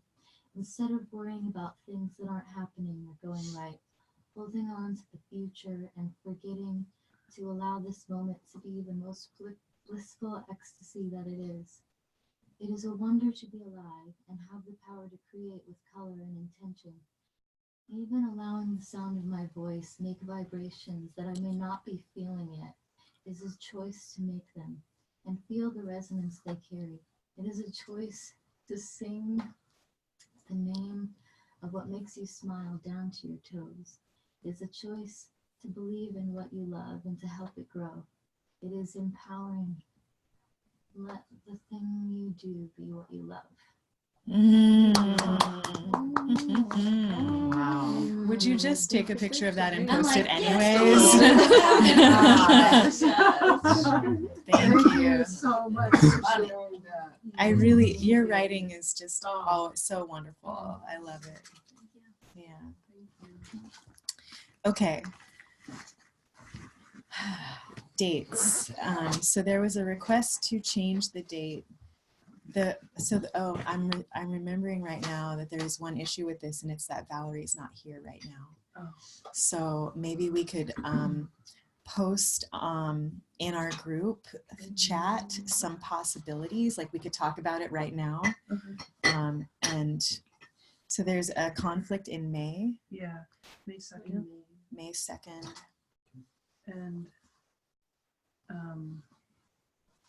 you had two proposals. yeah, I was wondering if we could move it to the 3rd, or if we could just move it all together to a different weekend. So the option would be the 25th, 26th. Well, wait, what? Of April. Oh. Yeah, not May. Yeah, April 25th through 26th. Birthday is April 25th, so yeah. I just You don't want to hang out with us? So the 26th. So the 26th, is that an option? Or are you doing a weekend, birthday weekend? I mean, like I really, like I said this to it's a boundary that I set with my school also. Like for me, it's like a religious holiday. Right. So, I'm unavailable. Okay. If there's another option, I think that would be ideal. If we get to like a So the 3rd or the 9th, Any conflicts with that? The 10th is Mother's Day. The Someone- 9th is out for me and Christopher. What month are we talking about? May. Yeah, May. Okay. May 3rd. So May 3rd. I can't guarantee that I work every Sunday, so I could try to get off, but I can't guarantee that I can. So someone's gonna not be present, I- possibly. I can't do 9th or 10th either. I think that's when the Oregon Renaissance Fair starts. Okay. Of when? May? Yeah. All right. It's the second weekend's Father's Week Day. No. So I We could really try hope for the 3rd. this year's Actually, Mother's Day I is could not do- the same as last year. I could do the What's- next one. It's fine. Try What's, to get what's that day happening off. this particular day? TQ throat torus. It's the our third eye. It's the weekend after our retreat. Our first meeting after our retreat. So what's happening actually is, and this is important, our presentations on this day. So it's pretty important that everyone's there, because we're probably going to do all the presentations in one day, unless everyone can for sure be there the very last meeting, and we can do them all the very last meeting instead. It sounds like the best option so far, not talking to Val, would be to try for the 3rd, and hopefully Rose can get it off. And we'll have to see as we get closer to these dates. If we have to split presentations up between the two, that's fine. We've done that when we have larger groups. It's just really nice when everyone gets to see everyone's presentation, because it's a really wonderful experience to see we're what small enough group. people bring. What's that? I think we're a small enough group that that's pretty reasonable too. When's Yeah. the presentation? We haven't talked about it, right? No, we haven't talked Oh, about okay. it.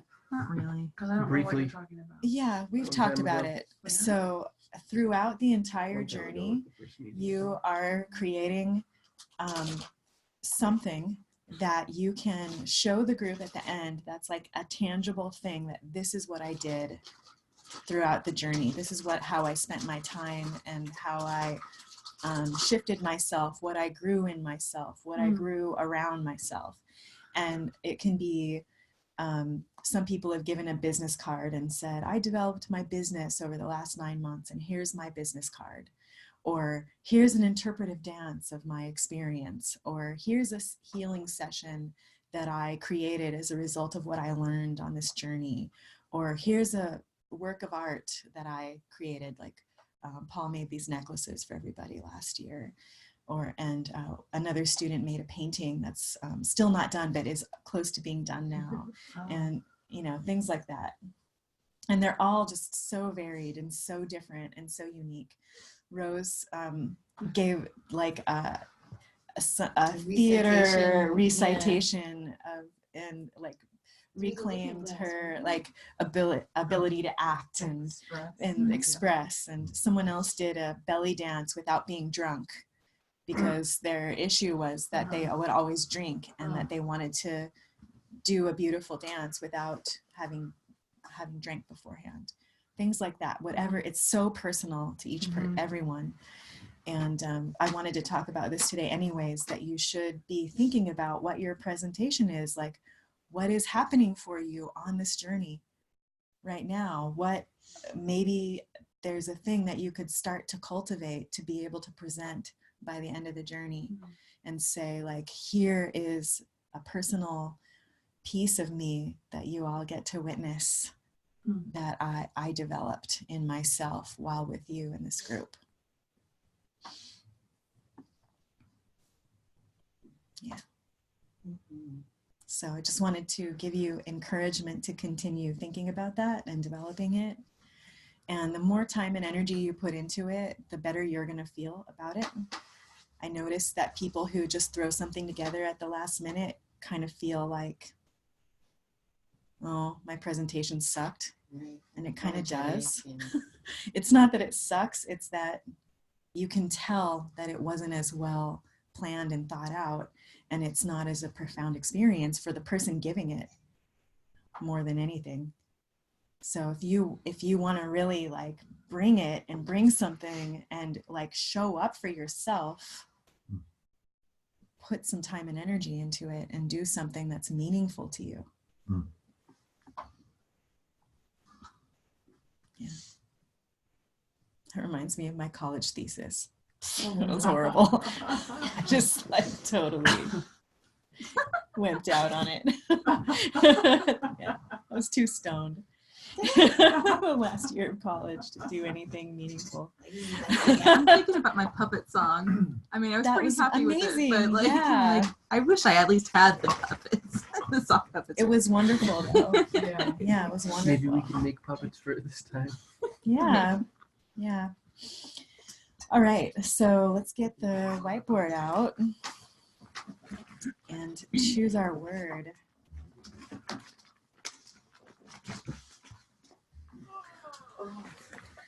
Thank you, Rose. Do you want to write down the words? Oh, I can. Sure. There should be some dry erase markers in a jar back there somewhere. Nora would like a cookie.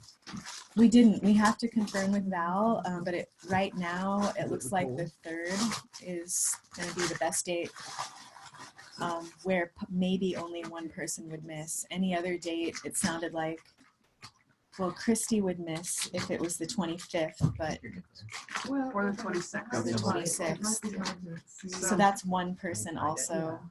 So that's another option. Any other date, it would have been more than one person. So Val's voice in this will make a difference because we want to have the most people here as possible. So I hear two things there. Maybe Rebecca, you could check in with Val if that is a possibility for her. And Rose is going to check and see if that date is a possibility. Yeah. Thank you. Well, I won't know for quite a while. But. Well, we'll just check in with Val first and see what she says. May's a ways out. Yeah.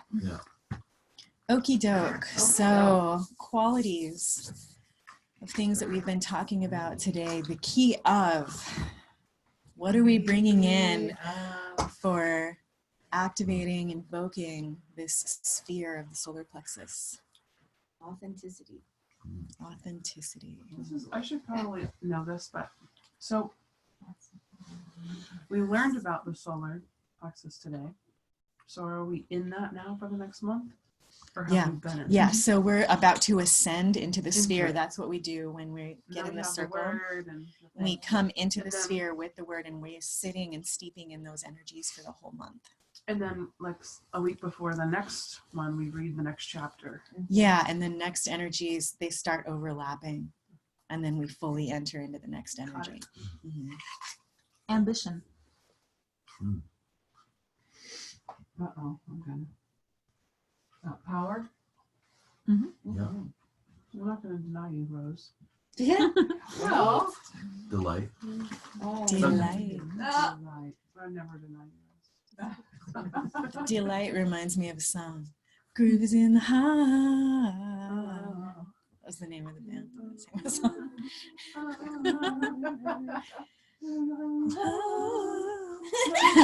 Okay, anyways, that's next month. That's next month. Words.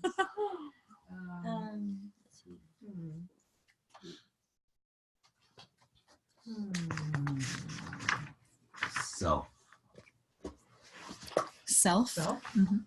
Key of self. Inner fire.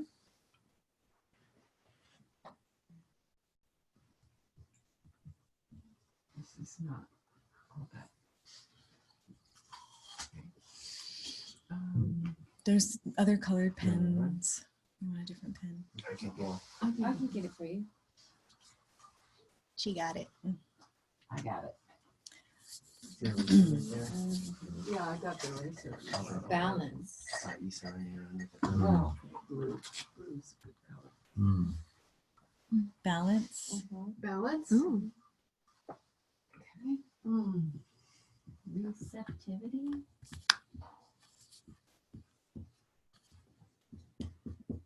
Revelation.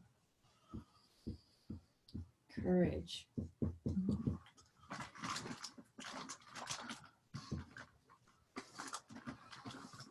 willingness.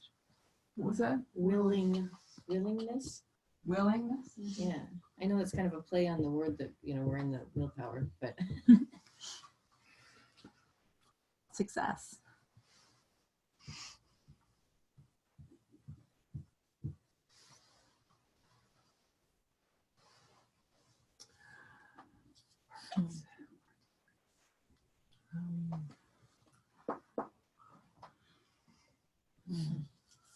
Could magic be? Magic. Normal magic or magic with a K? Magic with a K. yeah. Magic with a K.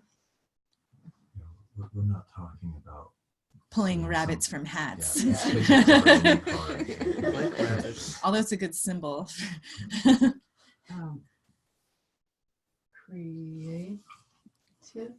Creativity.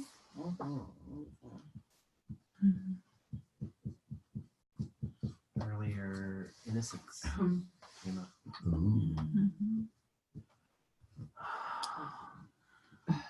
Stamina. What's that? What? Play. Play? And stamina.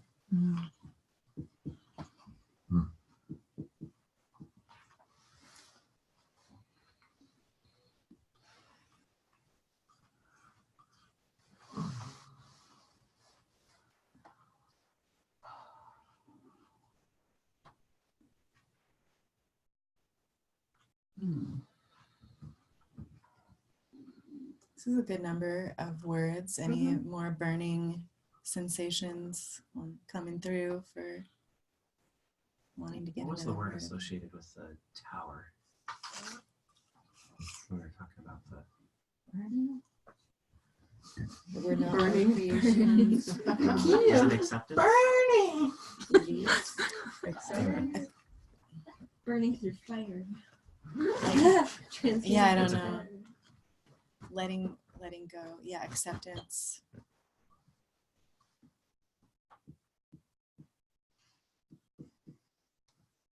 Some of these are more on the like Hod and Netzach side.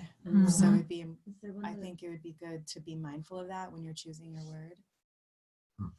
Because, you know, if you need more of one or the other, if the group needs that as a key, it's okay. Just do it intentionally. That you're definite, that you're leaning towards one side or the other. Intentional. With intention, with the key of intention. That's good. Oh, there we go. We got it. Quick, everyone got it. All right. Okay. I'm gonna go lift this up. If that's okay. Authenticity, Oh, I ambition, can't reach. power, What's it? Oh, yeah. delight, self, inner fire, balance, receptivity, revelation, courage, willingness, success, magic, creativity, innocence. Fun. Play, stamina, acceptance, intention. I thought we were voting. One word. What'd you say? I thought we were voting. I was like, Oh, one. Yeah, just pick one word. Okay. Authenticity. Let's start with intention. Oh, yeah. Intention. 1, 2, 3, 4, 5. Okay. I circled it. Why don't, instead of us telling all those words, if you did not, just raise your hand, call out your word and see if play. Anybody else? For play? I'll say delight. Delight. Any others for I was gonna delight? vote for balance. Balance. Any others for balance? I don't think we're gonna have to get intention. Is that everyone? Okay. Intention it is. Fast way of doing it. Yeah. It's 7 o'clock, so it's good. That's the power of intention. It's a good word too. It is a very good word. Either Your intention can be to surrender Totalitarian. or to take action. That's right. Or to like Play. leave the burning tower or try to make a stronger foundation. Yeah. to get stuck in whatever mind crap is going on, or to shift it and change it and transmute it into something else. Right on. Yeah. That was easy. And if you discover you are in intention, just relax. Just relax. You're in Learn intention. If you are in tension. Discover you are in tension. If you are Relax. relax. Oh, yes. All right. So gather your things together and pull your stuff off the altar so that we can make a little more room. That's a little easier.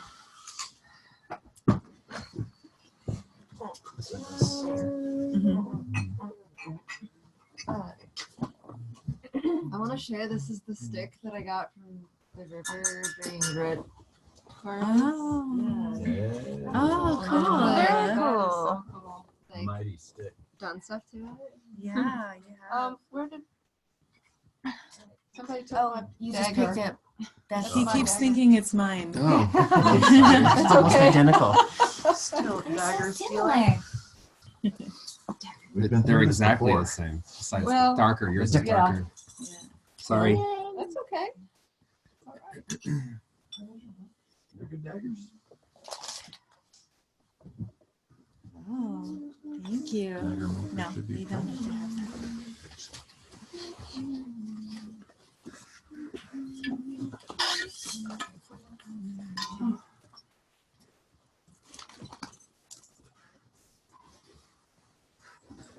Oh, I just had a fun idea.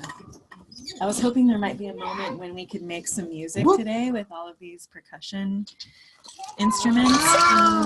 And I want to do it for our ascension. So we're going to like call in the things, making sounds, like saying the things that we talked about out loud today. So I want to just pass this around, and everybody, if you want to choose an instrument if you want to. I don't know if there are enough for everyone. There's not. Probably. Speaking of instruments, does anybody know where I can get a good used auto harp? Oh, yeah.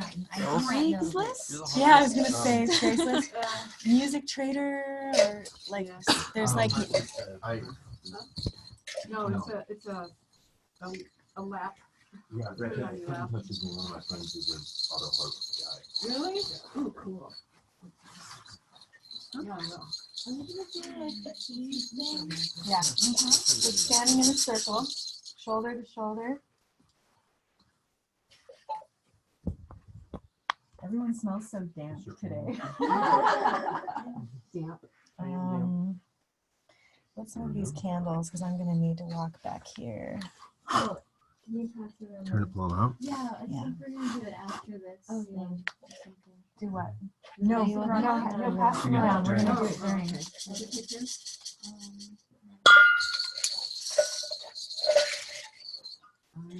Maybe I can call and use it on. I like that. I'm like, I'm watching music. Coming in tight, shoulder to shoulder, coming in tight. Your finger. And then take a little step back, just a little one. All right. Ooh.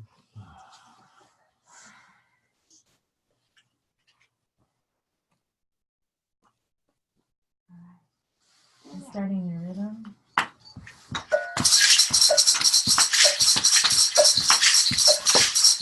Let's try to get in the rhythm with each other.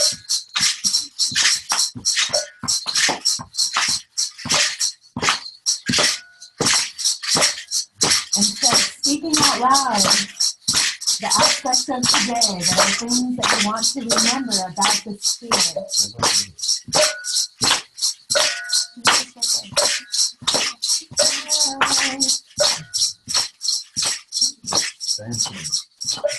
Balance.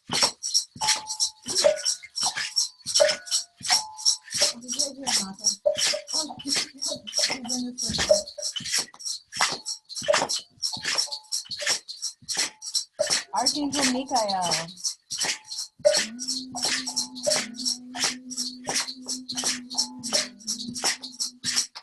creation from nature and emotion. Cool. With our intellect, emotion, balancing. We're not our tools. Reclaiming our thoughts. Retelling our stories.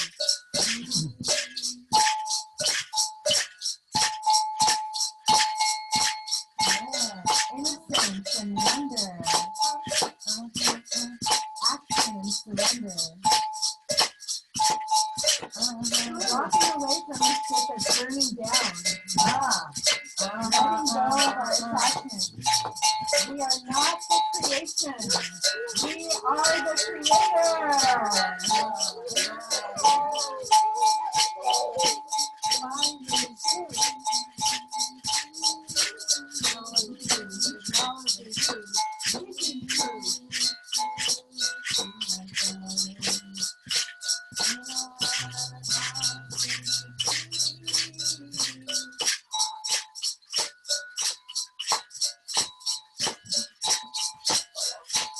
Creating our rituals to transmute the stuff that we want to shift.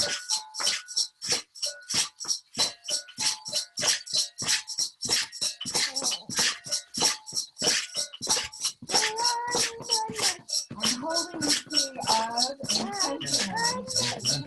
And with your right hand, opening the door to the sphere of the solar plexus. And stepping in. We call in also Valerie to be with us.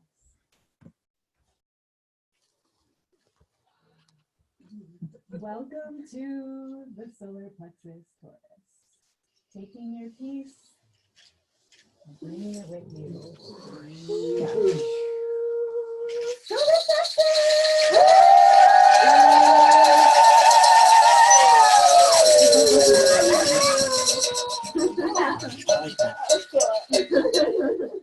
I like all the sounds. You want to try it? Thank you, everyone. It's really potent class. Take it. Bag of goodies. Yeah, there you go. Here. Oh, this you found the handle. There you go. That's right.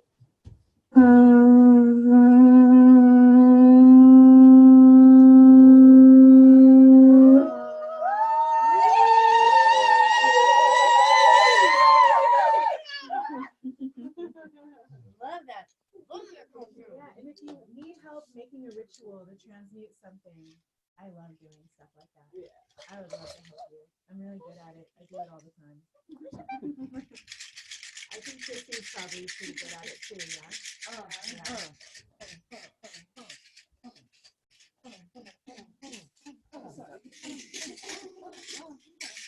Is there anything else that needs to go in? The house?